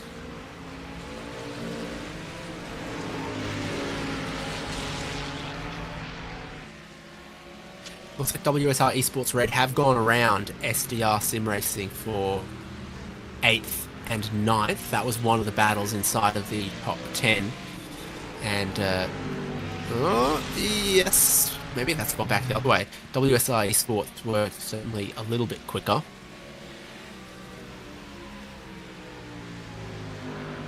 Really awkward place to get stuck really in the middle of a track like this. You can kind of force the pass, which I've obviously seen drivers do it through these turns, but I don't take any pleasure in doing it around these turns because it's sort of sweeper to sweeper and sweeper to sweeper, just you on the edge of grip the whole time. Do you really want to take a risk? Well, enough people will do it over race distance. Now that is a pink team, SDR Sim Racing in the 5.7. That's the way I like to see it.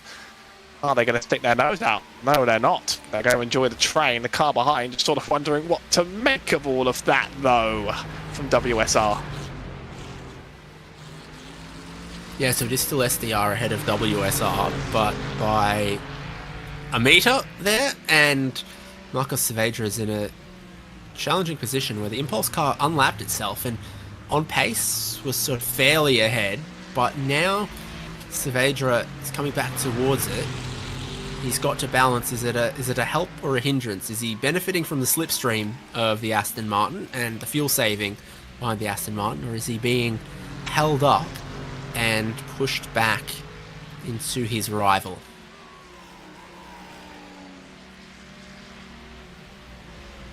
And we're now in the sort of free-car racing train, where if you're in the middle, you sort of want to do something with the car ahead, but in the car behind, you have to actually think about now. You know, just get to sort of play team game with one driver and go, okay, we're good at the end of the day. I mean, they're not quite the same lap of that Aston Martin, but he'd love to stay as close for as long as possible in order to just try and get the biggest benefit from when he reaches coming down the straight.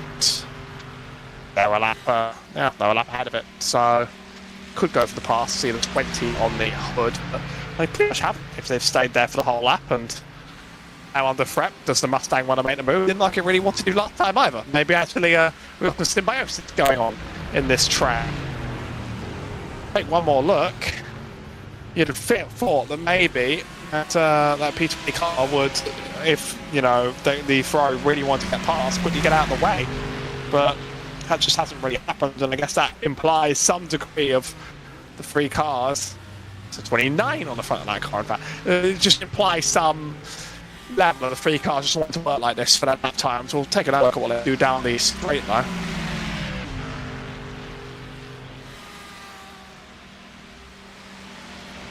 Teams. Just ahead of them is TC Esports, who've just taken a pit stop. So I think there is something to battle for position for Impulse, not the cars behind them, but one of the cars ahead of them. And it's 19 and 20 laps into the stint so far for SDR and WSR respectively, and they last stint did 26 laps. So they're also thinking about, you know, the saving into a slightly quicker stop next time around, something that we saw work quite well for some other teams.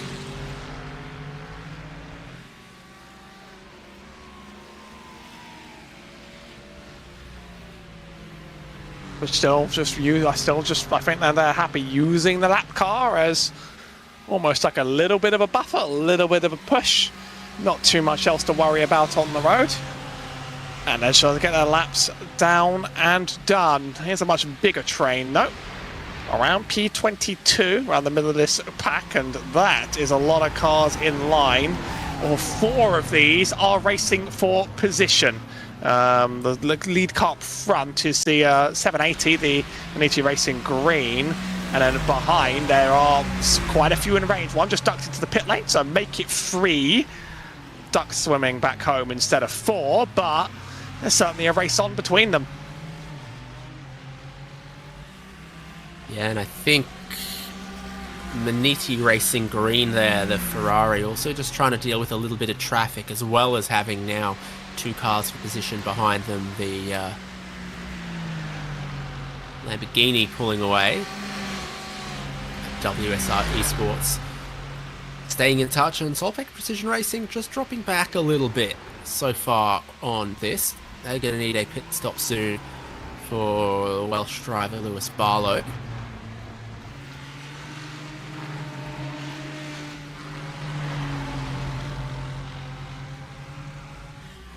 The dawn of the 12th hour gets closer and closer and closer. Still an hour away, but it certainly feels very different when you hit the halfway mark of a legendary 24-hour race. I think it changes driver mentalities a lot. It changes pace a lot, and it makes people start consolidating and thinking, okay, where do we actually want to be 12 hours from now that we're halfway through this epic run? Not quite there yet. Still going for the motions in order to get there. But there's just going to be a lot of trading, a lot of give and take. And that's going to come sooner than we imagine. It usually does come sooner than you feel like it's going to come.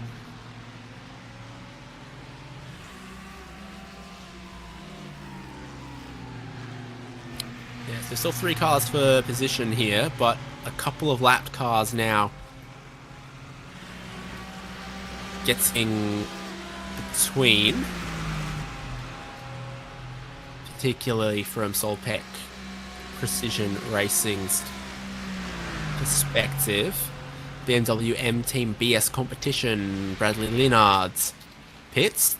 Still just a couple of minutes before the top of the hour, when we're then going to get the Verstappen Sim Racing cars, Blue Mercure, Falcon, etc. again, and then see the cycle back forward from Nova Leggio and the Grid and Go cars. That's the up and down of the strategies inside of the top 10. This is one of the cars that's around on the other side of the pit lane. So if you qualified lower than about 25th or 30th, you end up on the Grand Prix pits side of this split pit lane rather than the classic pits side. It's a little different to how it works in the real world. Often the higher placed teams and the pro teams end up here in the big garages of the Grand Prix pits rather than around the other side in the old pit facilities. But iRacing gives pit stalls by qualifying order. Linards looks like he's about ready to roll, and on track Sim RC just ahead of Vasilios Spelitsiotis, Blue Mercure Esports #1 car.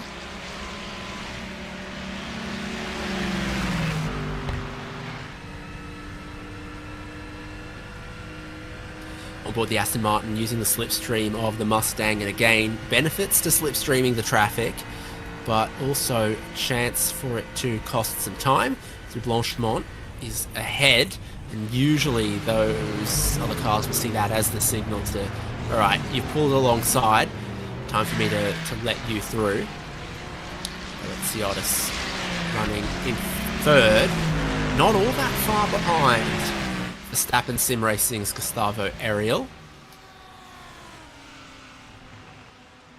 Gorgeous scene of the cars heading up the hill, the Ferris wheel illuminated.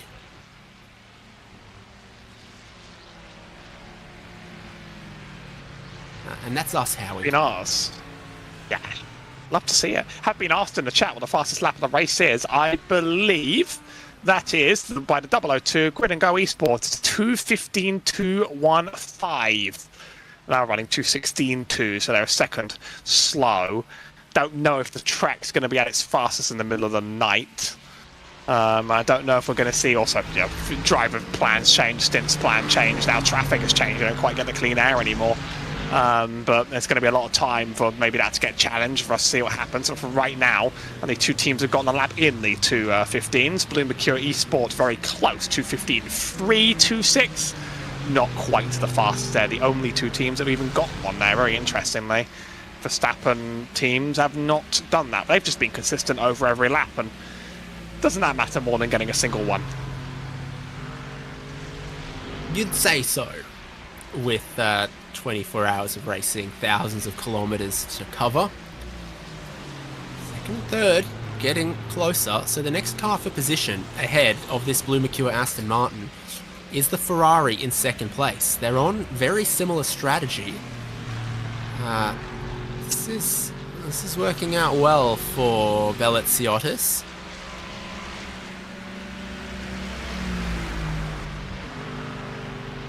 Interestingly, it was one of the other Blue Mercure Aston Martins with Maxis Godinho where I said their pace was dropping away quite noticeably on the second stint of the tyres. But Belletsiotis, I'm not going to accuse him of that. He pulled a 10th out of the next car last lap. They come out of the final corner and cross the start-finish line. And on this lap, Belletsiotis pulled about half a 10th. So again, slow and steady wins the race. Capivara Racing Team, the Ferrari, came into the pit lane in the background behind them, having had a good stint where we saw them make a pass or two. And as it closes for second and third, they both remain still over 40 seconds behind Diogo Pinto, leading this race. The challenger most likely to be able to stop them is the Grid and Go 002, if they can pull out some fuel saving and shave some time off their stop.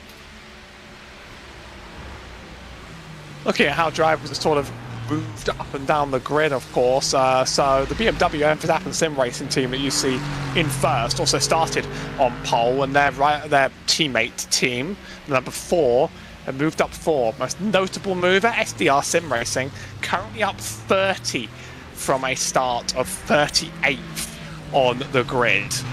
So they've absolutely had some great moves. A lot of teams have moved up in the double digits, and that's because some of the strongest teams left very, very early. Like very high grid starters such as our T2 starter, Mahal Racing Team, they're out of it. Team Bennett started in 9th, they're out of it. Undercut Team Racing Black and RC Carshop Esports, they're out of it. A lot of these are very close to top, very close to high-end starters.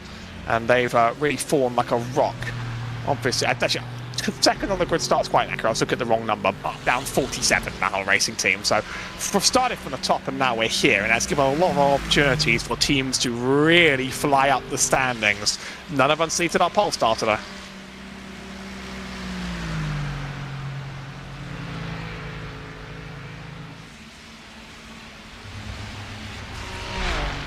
Busy on pit lane just before the top of the hour. Expecting a lot of cars from inside of our top 10. Next that I would expect, probably Falcon Sim Racing Team's Josh Thompson and Maxence Godinho from Blue Mercure Esport, and then Metallegio, SDR, and the Verstappen cars in first and second.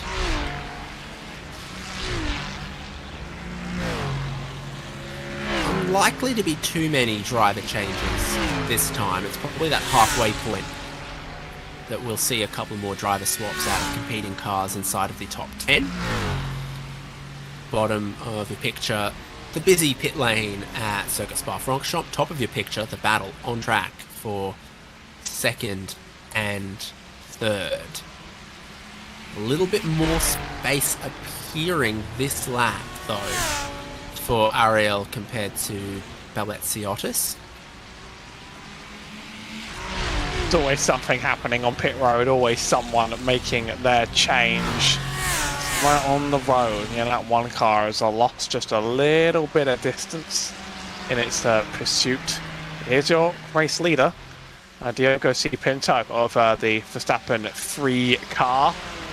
There's been nothing but a dominant force since the start. Well, and when the rest of the team, of course, but Diogo's in the car right now as it stands. Alongside are Sebastian Job, Florian Lebrigue, and Luke McNone.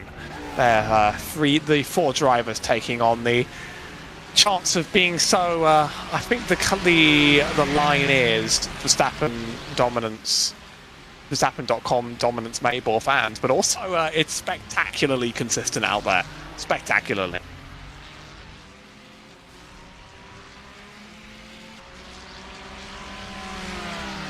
Amazing what they can achieve when their rear wings attach airflow correctly. Pinto is leading this race by over 40 seconds. But when he pits shortly, we'll see if Grid and Go and Dino Lombardi's been able to make any inroads, and we'll see for second and third what happens come this pit stop. Expecting 4th place Falcon Sim Racing team in at the end of this lap, and Blue Mercure number 33 behind them as well. Then we get everyone else for the pits.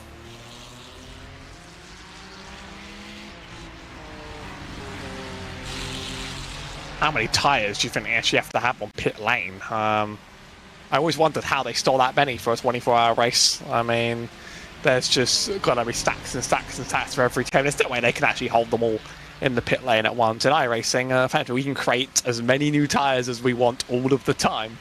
But still, let's just... And also, how much fuel collectively is there in that pit lane to store up that many cars? That's the logistics of this sort of event. Here's Josh Thompson for the Falcon Sim Racing blue car. I believe you identified that as the Island Man. Quite a few drivers from the top dropping in because the 5th place behind. Grid and Go Esports in the middle of 002 not taking it. So they're splitting the strategy just a little bit differently. But as drivers rock around, remember for most of our top drivers, their pit box isn't for a while. Such are the joys of the endurance layout. As we now officially hit the end of the 11th hour. The 12th is on the horizon. That's quite a turning point, I think, for everybody mentally who's on the track. Yeah, time in session now 3:50 a.m. So, time to have some cake. Josh Thompson out, Damon Woods in the Falcon Sim Racing Ferrari. Meanwhile, at Blue Mercure, Corentin Lessine is going to take over the car from Maxence Godinho, who drove the previous 2 hours.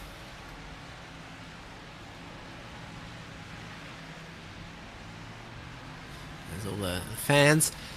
The real thing about a long race like this isn't how many tyres you use, it's how many sets of rims you need to mount all of the tyres that you need.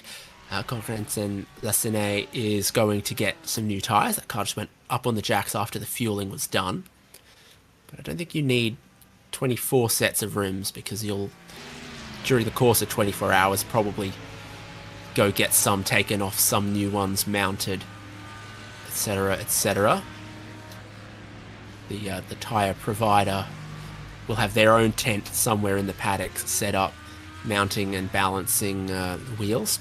Blue Mercure Esports Vasilios Beleziotis, just before he could catch Gustavo Ariel for second, he has to come into the pits, but Ariel has got 1 lap more of fuel than Blue Mercure Esport do, so there's a 1 lap offset in that battle for second and third, and then we're about to get the race leader. As all of this happens, Dino Lombardi and GridandGo.com Esports 002 weasel their way up the fields some more again.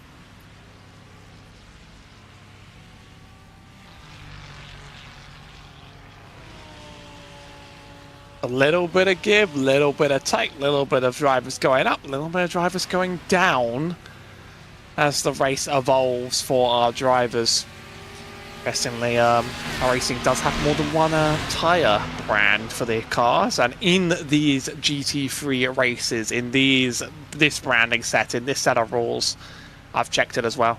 They are Pirellis. A lot of people are used to seeing the Michelins and IMSA, but they got Pirellis on the side of those cars. In iRacing, there's no difference in the performance between the two tyres at all, but I guess Pirelli are doing all the mass supplying of tyres and rims for this race, which, they the tireless work they do to still the tireless work they do for all the logistics for the virtual tyres that they don't need to ship in. You've got to respect it. Wheel rims are a homologated part to the different cars, so you'll see every Ferrari 296 GT3 on the same 7-spoke wheel rim. You'll see every Audi R8 on the same, and there is actually a couple of little differences. Some of them have captive wheel nuts, some of them don't. Different cars are stuck in having different types of pit stops. Diogo Pinto is in the lane, and so is his teammate. So both of the Verstappen sim racing cars, 3 and 4, in the lane. Eyes out for driver changes, but it doesn't look like we're going to get them. Pinto staying, Ariel staying. And when this stop is done for our race leader, at this time an hour ago, they were about 11 seconds ahead of Grid and Go. We'll see what it is on the blend at the end of this stop.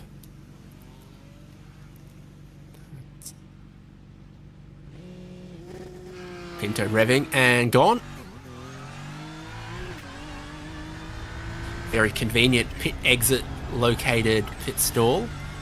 You've really got to mind the track limits because it's a big penalty if you have an unsafe pit exit crossing any of the lines. Right up until the blue cone there at the top of the hill. From that point, you're free. Lombardi is looking about 20 seconds behind, 19 per the timing on screen. So I think across that last stint, that's been Vantage, the race leading number 3 car.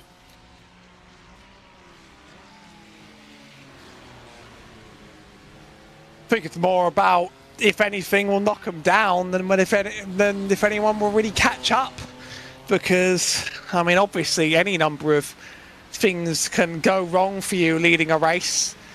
Some on the track, some maybe even off the track, but you're not going to catch that free car on pace or on strategy. You're going to catch it on being there if fate catches up with them, which is not the most positive prognosis if you're a P2 team trying to get your win, but that's also, I guess, why they've decided to try and lock out the top 2 of the race. They haven't done so quite right now.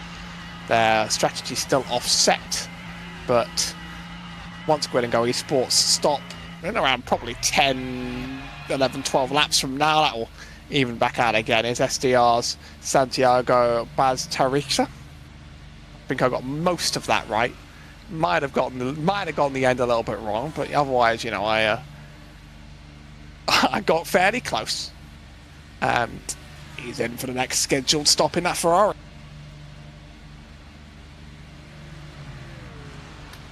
Yep, SDR getting their service. We've had almost everyone around that top of the hour window now.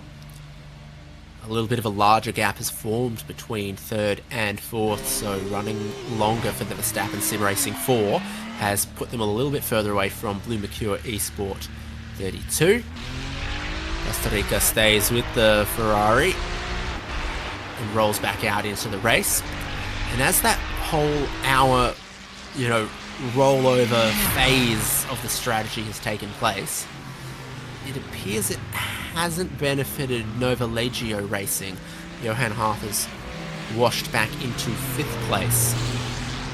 So the offset difference of when they're taking tyres maybe flattered Nova Legio last time and puts them a little closer back to their rightful spot in 5th this time.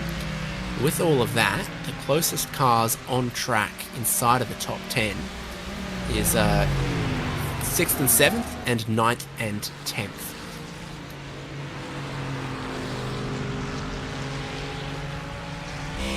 As always, the battles definitely in their clusters around here. Oh, there I go, right on top of you. It happens.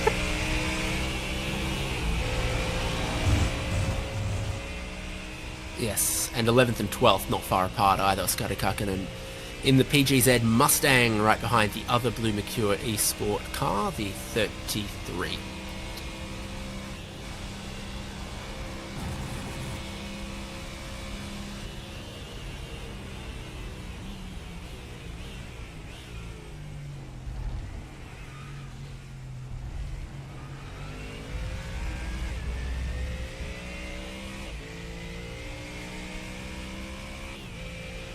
With the Team PGZ Mustang in 12th place and heading towards the halfway of this challenging 24 hours of Spa.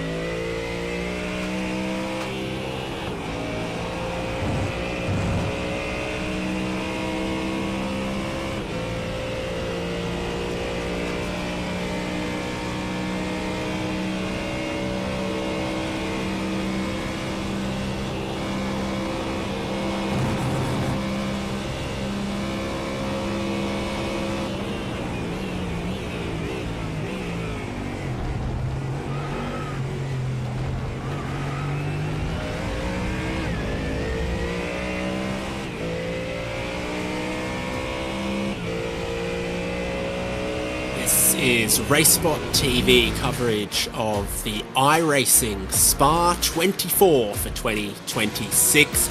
12 hours, 46 minutes remains. We're heading towards the halfway point. We're heading towards the sunrise. They've been racing through the cold and the dark, but the hot summer sun will soon arrive once again. David Haynes with Howie Burrows, and now Hugo Lewis in the production chair. Diogo Pinto and BMW M Verstappen Sim Racing lead the way. Been a very, very dominant race so far by that free Verstappen Sim Racing, but there's a lot to play for behind. Big games for Grid and Go Esports, of course, playing a very ultimate strategy. The rest of the drivers around them going to be able to take anything by the end of the race.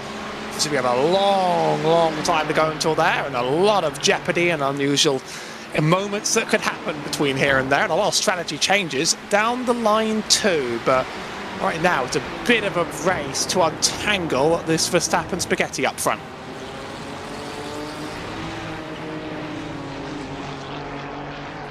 So it's 4 a.m. in sim session. It's 19 degrees in the air. It's 20 degrees on the track. There's not much wind. There is just a tiny bit of humidity though. It is prime racing conditions, and the fastest lap of the race is a 2:15.215 belonging to Grid and Go. Multiple teams are in the 2:15s at the moment and consistently putting down that pace. Completely clear skies has made it a cool evening, but should mean that when the sun comes back in a couple of hours' time, it won't take it too long at all to heat up this racetrack once more that has become very rubbered in and also dirty offline.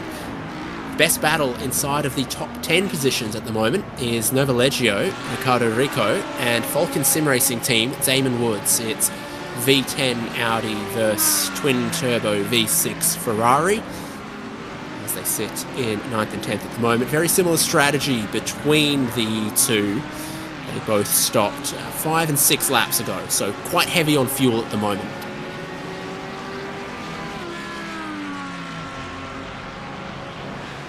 Here's our battle for 9th on the road. The 5 and the 44 car dueling out. I mean, we've seen a lot of, over the course of the race though, drivers not making massive battles with each other, but instead sort of just cooperating down the straight, even sometimes bump drafting other teams just to get the two of them on a good pace. They're not quite in bump drafting range yet, but Falcon Sim Racing Blue were one of the teams that were sort of playing that game with other teams on the track, and they could easily do it again if they get on the rear bumper, or they could try and force the pass, because we don't really know what game plan they're going to do, other than that both are really on the table for them.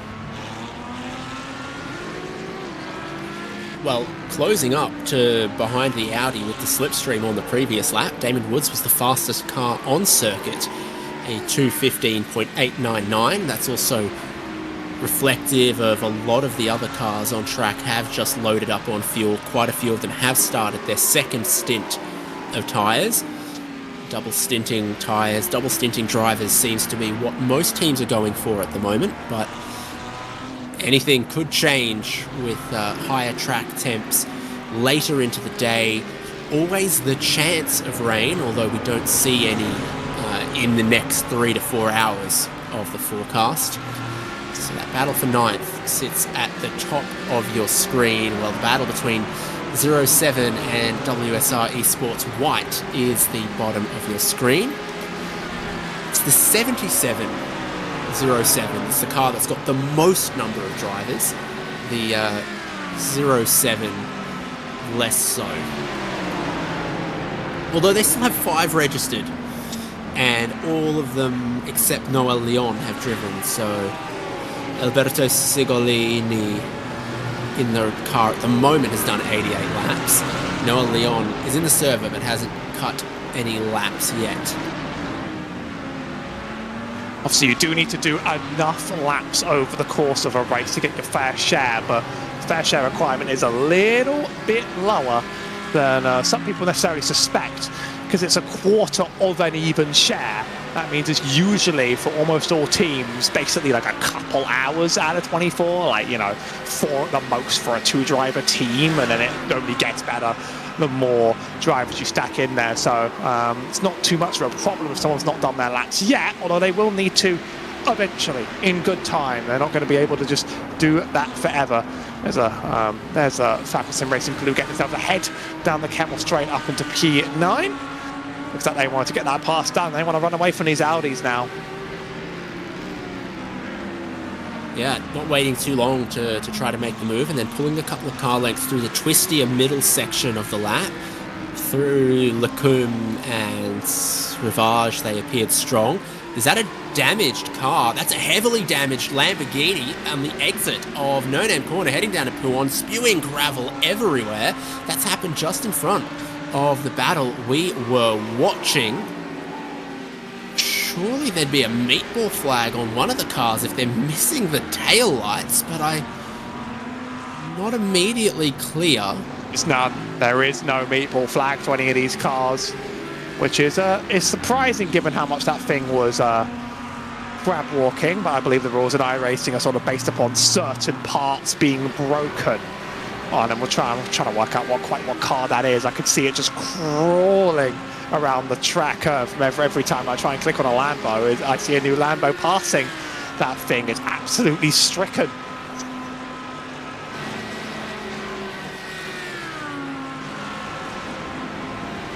Here it is, Bloody B Competition Unity.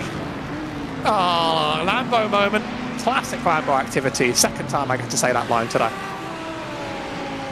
They really don't like turning in from the curbs on the entrance of these corners. The rear let go super early going in there, and the 86 RTV Competition Unity was actually in some competitive battles earlier on. They were part of the 4-way fight we were keeping our eyes on, but that car damaged. Still heaps of gravel in this part of the racetrack as the battle for 20th between SimRC and TC Esports arrives.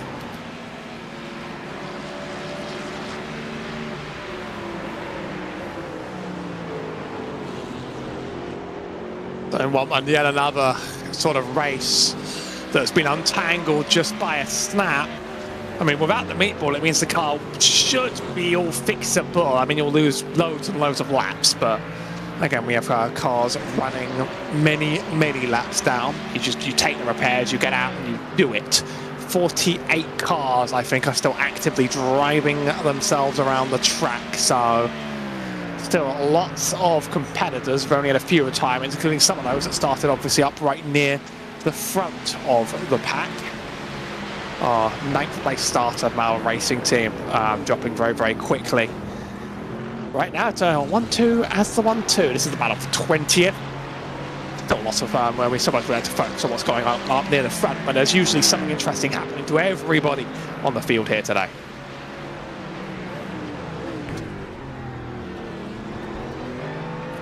On board with TC Esports. They don't have near as much fuel as SimRC do. It's a BMW for TC Esports and the Mustang for SimRC. Scraping and sparking as we go up Radion and onto the fastest part of the racetrack. Eventually shifting up into 6th gear and pushing. Is that SimRC trying to offer up the racing line and TC Esports not taking it? Trying to work out exactly what that sort of movement meant.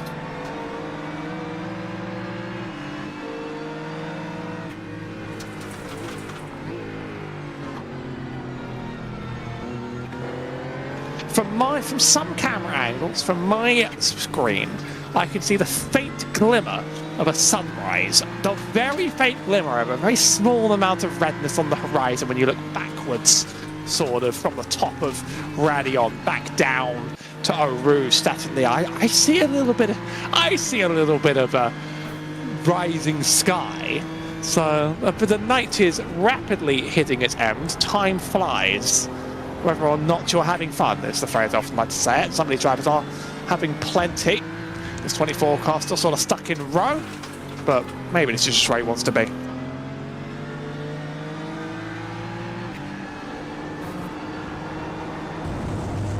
planning on a little bit of fuel saving. We had a pit stop from one of the Grid and Go cars. I think Alesh Nogwe made way for Noah Ada in the 003. BS Competitions number 2 is in the lane with Jaden Munoz, and TC Esports, who we ride on board with, are doing some pretty significant saving from Blanchimont into the bus stop chicane. So they're thinking about, trying to make sure they hit that 26 laps in the stint. It's a split between the field of whether they're doing 25 or 26 laps to a tank of fuel. Evidently, 26 does require some saving. And depending on where you are, who you're battling, what traffic you come across, some stints it'll be a lot easier to make those savings without losing time than others.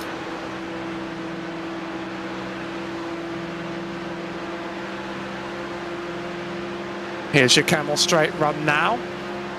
I say that like it's a Star Wars trench run. No big run gains though. So things are going to remain pretty much in line as you expect them. Getting a little bit under the braking there. We've already seen a complete disaster. I come up with something and then you always know exactly what to add. You always know exactly what to add. You've always had this instinct when we're in the endurance booth together, I swear. So there's that curb going into Jackie Ick's corner that they all climb over, and some of them were climbing the curb before turning into Puon here. But it just seems like every car except the Lamborghini can do that, or do it more stably.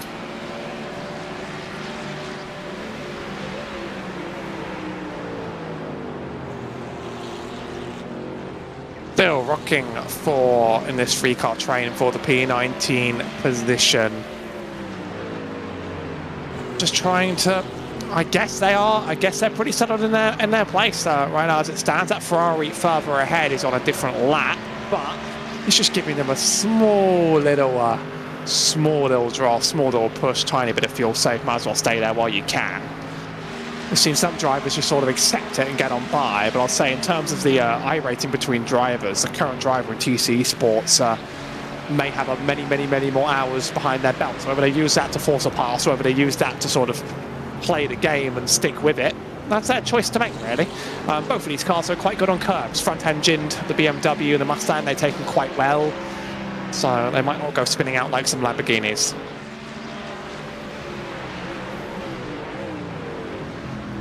And this being an endurance race but not a multi-class race, all 59 cars that started are in the GT3 class. Lapped traffic becomes challenging because they're often driving the same car as you. Some teams end up a lap down, but they still have pace. And that's where SimRC find themselves right in behind a car they're not on the same lap as, but that is doing about the same pace as them. They are going to get past the Solpeck Precision Racing Ferrari, and then so too will TC Esports. So after a couple of laps closing in, sitting behind, eventually they put a lap on that car. Is there a bit of extra new gravel at Lacombe now? New gravel just dropped. I mean, all it takes is one person running a little bit wide and it disappears in a lap or two. There's so many cars running around the track that I don't think we'll even get to see it by the time we get back, unfortunately. So you either caught that or you missed it. Congratulations. I wouldn't have caught it. I sure didn't. You can sort of hear the gravel underneath the car tyres. I'm a bit of a freak and I actually do run over the gravel quite a lot to try and clear it. I'm like, oh, I really want to get rid of that, and don't really like doing it to the grass though when that gets left around. That's a dangerous place to be.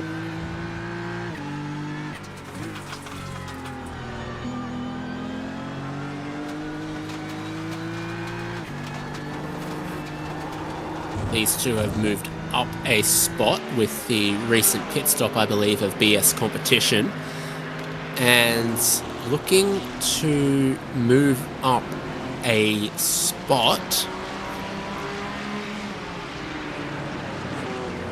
I believe this is Damon Wood catching Damon Woods catching Automoves Racing Team for 7th. Someone's off the road there, a Ferrari perhaps at Stavolo. More drama. And that was right where we were looking. The car was off the road. Say the line, go on. That's the Lambo. Doing Lambo thing. Soltec Precision Racing, 111 with a lose, and there's still another car off the out track there. in live. Yeah. What? It's not a Lambo. It's the 7 car of Soltec Precision Racing, a BMW. Is the Lamborghini in 7th place, Automoves Racing Team. They had about a 4-second advantage to Falcon Sim Racing, but Damon Woods is flying. We saw him pass Novileggio. Now he's caught 7th place and might well look to go past here. Taking the replay, the Aston Martin from Soltec Precision Racing has a snap. Well, I guess that's why you don't run over all the gravel you can see. Eventually I'll learn that lesson and I might be able to climb the iRacing out of the dumpsters. And what do you get when you trip on some gravel? You leave more on the track right behind you for the next person to happily discover. Everyone's losing it there. So there was a Ferrari owned Esports 100. We've seen many cars struggling with Stavolo, and the rejoin caught them as well in the 100. That's why they were still out there.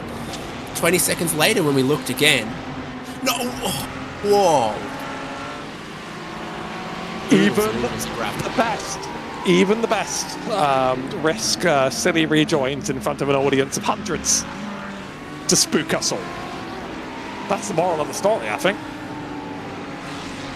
Decision to be made now for the 44 team. They are right behind Automoves Racing Team's Lamborghini, and now they are right alongside it, and they're down the inside of Puon, and they have made 2 passes this stint. Falcon Sim Racing Team up into 7th.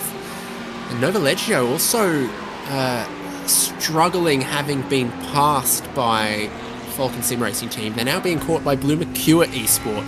Corentin Lassine. So a good battle, 7th and 10th, all within about 4 seconds on track. We have been green flag racing for approaching 12 hours now. And when you throw 59 high quality darts at a dartboard, a couple of them are going to end up near each other. In my case, I throw 20 and I might get 5 on the board. But those 5, those will be the ones that really mattered. Those will be the exciting ones. So here's the 44 Falcon Sim Racing Blue, a car that we've been following quite a bit. And I must again, I'm always used to seeing the Falcon design on Porsches, but I love it. It's sort of one of my favorite car livery designs, and seeing it on a Ferrari is some beautiful stuff. I can just about make it out in the midst of the night, and it makes me very, very happy just to see. Getting chased down by who else but a Lambo for Automoves Racing Team. Obviously, I obviously don't know if they're going to make the move. I don't know if they're going to make the push, because we've not really we've seen drivers take a variation on 2 strategies.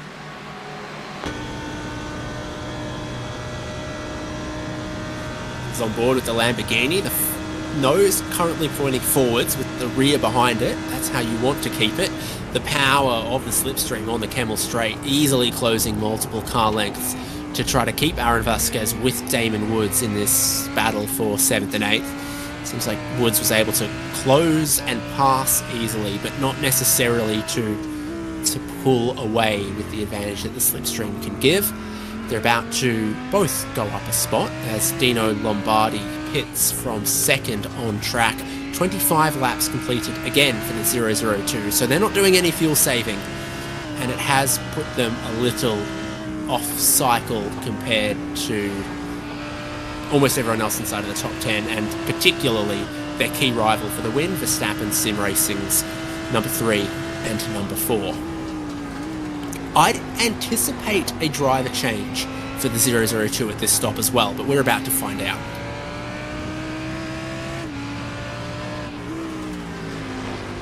In goes Dino Lombardi. obviously off rhythm with all the rest of the cars, so their pit stop sort of comes halfway through everybody else's stint. 25 laps they got done that time. The driver swapped and Nicholas Lux will take them in to their next run. They'll probably change tyres for that one as well.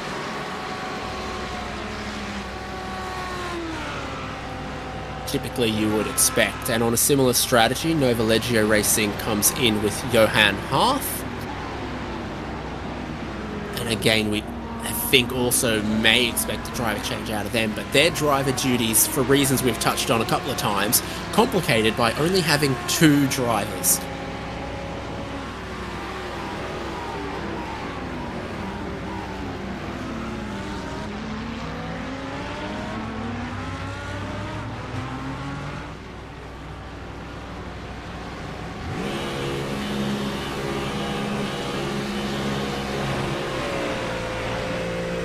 That's full service for Nicholas Lux as he takes over the car. 40 seconds for fuel, 20 seconds for tyres. Those are going to be cold tyres on a cold track to begin with, but once they're warmed up in a lap or 2, he's going to appreciate those brand new tyres. Got to be careful how much you weave with other cars up to speed on the Kemmel Straight there.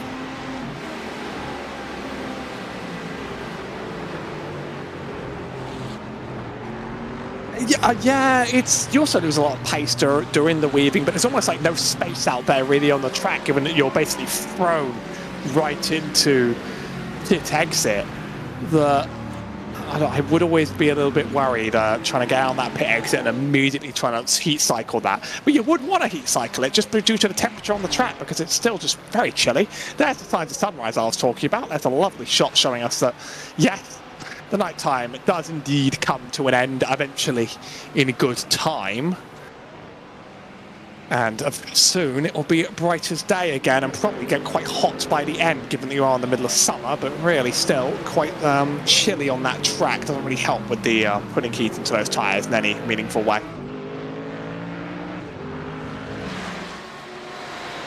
SimRC and TC Esports still together. About 4 laps of fuel left for TC Esports as they sit and continue to slipstream SimRC. These cars are 1 lap down at the moment.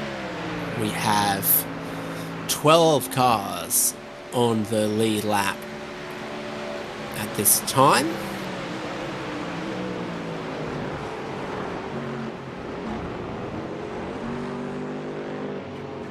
You just make out some of the lights, sometimes on some of those angles. Can't really see much else ahead of you.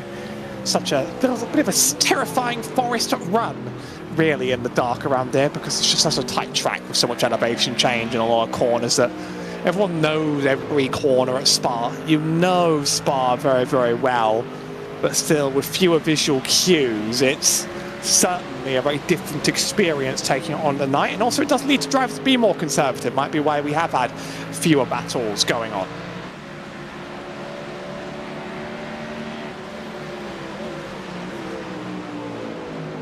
Yeah, and a couple shaping up as well though, because Falcon Sim Racing team have pulled away from Automove's racing team, who are now heading back towards the clutches of Nova Leggio, who are falling back towards the clutches of Blue Mercure Esport. So 6th, 7th and 8th certainly could be close for a minute, but Automoves are going to have to pit shortly.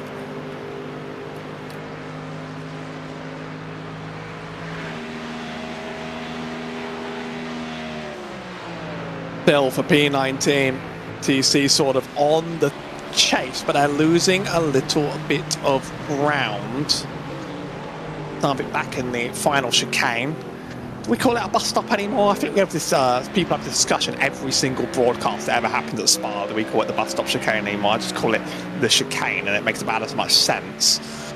Really, 2 tight braking zones at the start and the beginning of the lap. So, looking back around again, and don't know if the run's going to be there. I just think he might just have to savour this P20 position for now.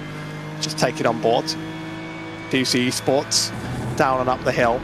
Ever since they rescanned Spa, I always find it quite hard to hit the top and rally on. So it's very easy to misjudge it because it's become a lot tighter due to safety advances in recent decades. So it's made the corner just a little bit less cooperative with you sometimes. It does approach by the end of the straight. I do wonder if he wants to ever make the move though. Well, SimRC with a big lift and coast there, and then following them, also lifting and coasting. In the pit lane right now, Fiercely Forward Pink from 4th place, and Auto Moves Racing Team from 7th. They need to get their service done. And that elevates Nova Leggio Racing up into 7th. There's the other one, down in 14th. Just to point out that Johan Harth is about to complete his 200th lap of the race behind the wheel.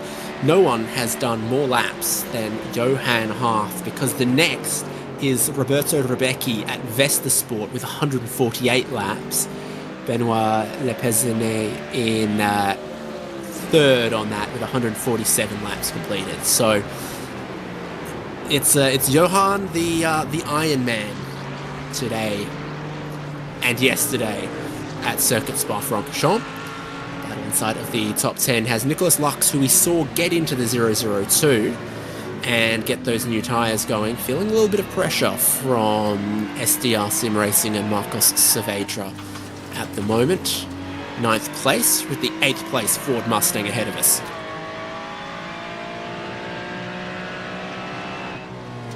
Seeing a lot of Mustangs in defending places right now. I think it's just a coincidence.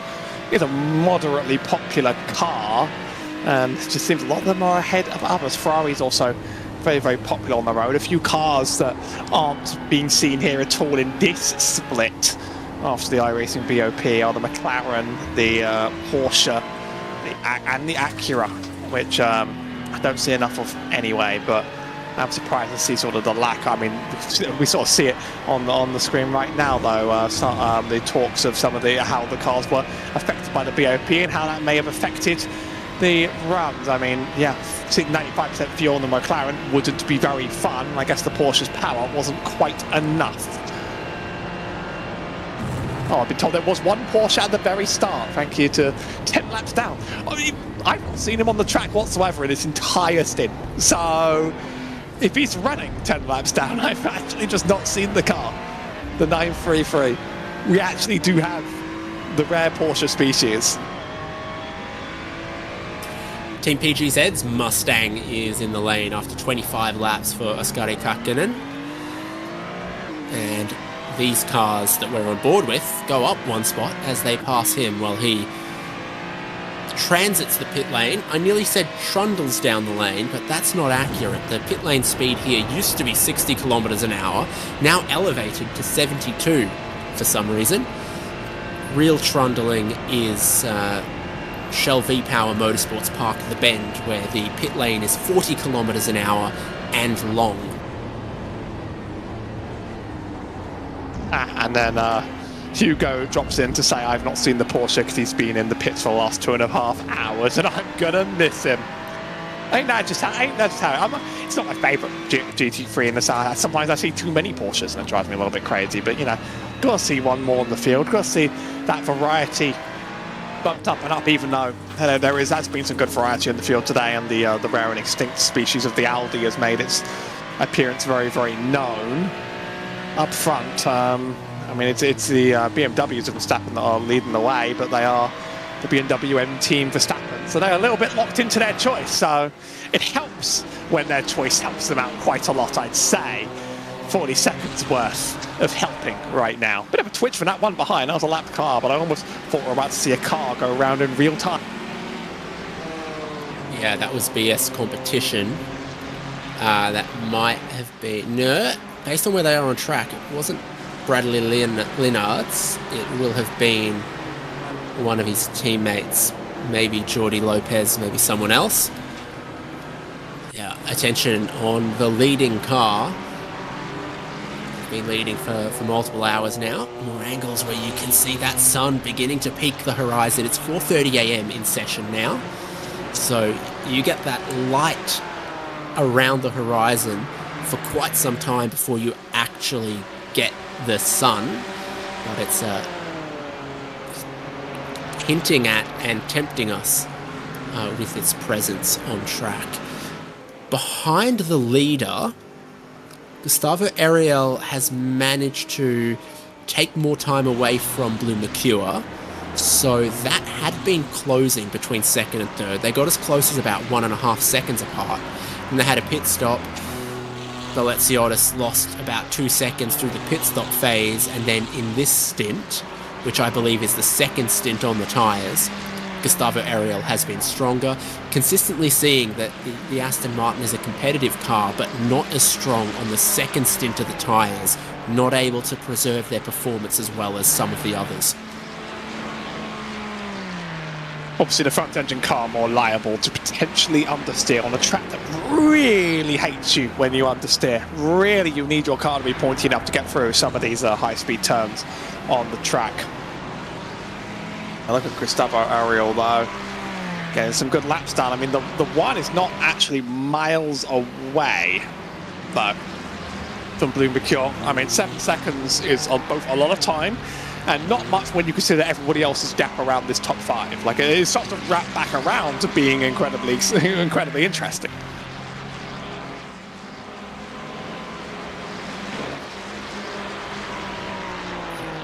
With all of that amongst the top 3, the fastest car on track the last 2 or 3 laps has been Damon Woods in 4th position. We saw Falcon Sim Racing carving through a few cars for position, like Blue Mercure and Novalegio. And then the next closest cars inside of the top 10, it's Grid and Go and SDR Sim Racing. You see that they sit 7th and 8th in our top 10 at the moment. Anyone watching on YouTube, by the way, we are very shortly going to jump to a new part on the channel. There's a limit on how long your VODs can be on a live stream, so we'll be moving to the part 3 live stream on the iRacing YouTube channel. On any other platform, you can stay right here, but we'll be wrapping up the part 2 stream here on the channel very, very shortly. So get ready to get yourself moving. We'll be here on the other side. We will never leave until 12 hours are up at least.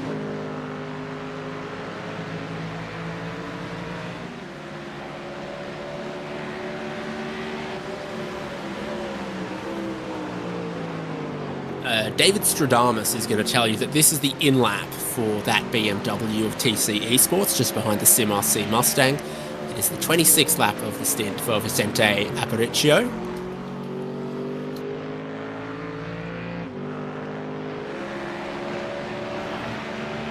So as they exit the thoroughly gravelled Stavelot towards Blanchimont and then the bus stop chicane, expecting this trailing car to need to pull to the side.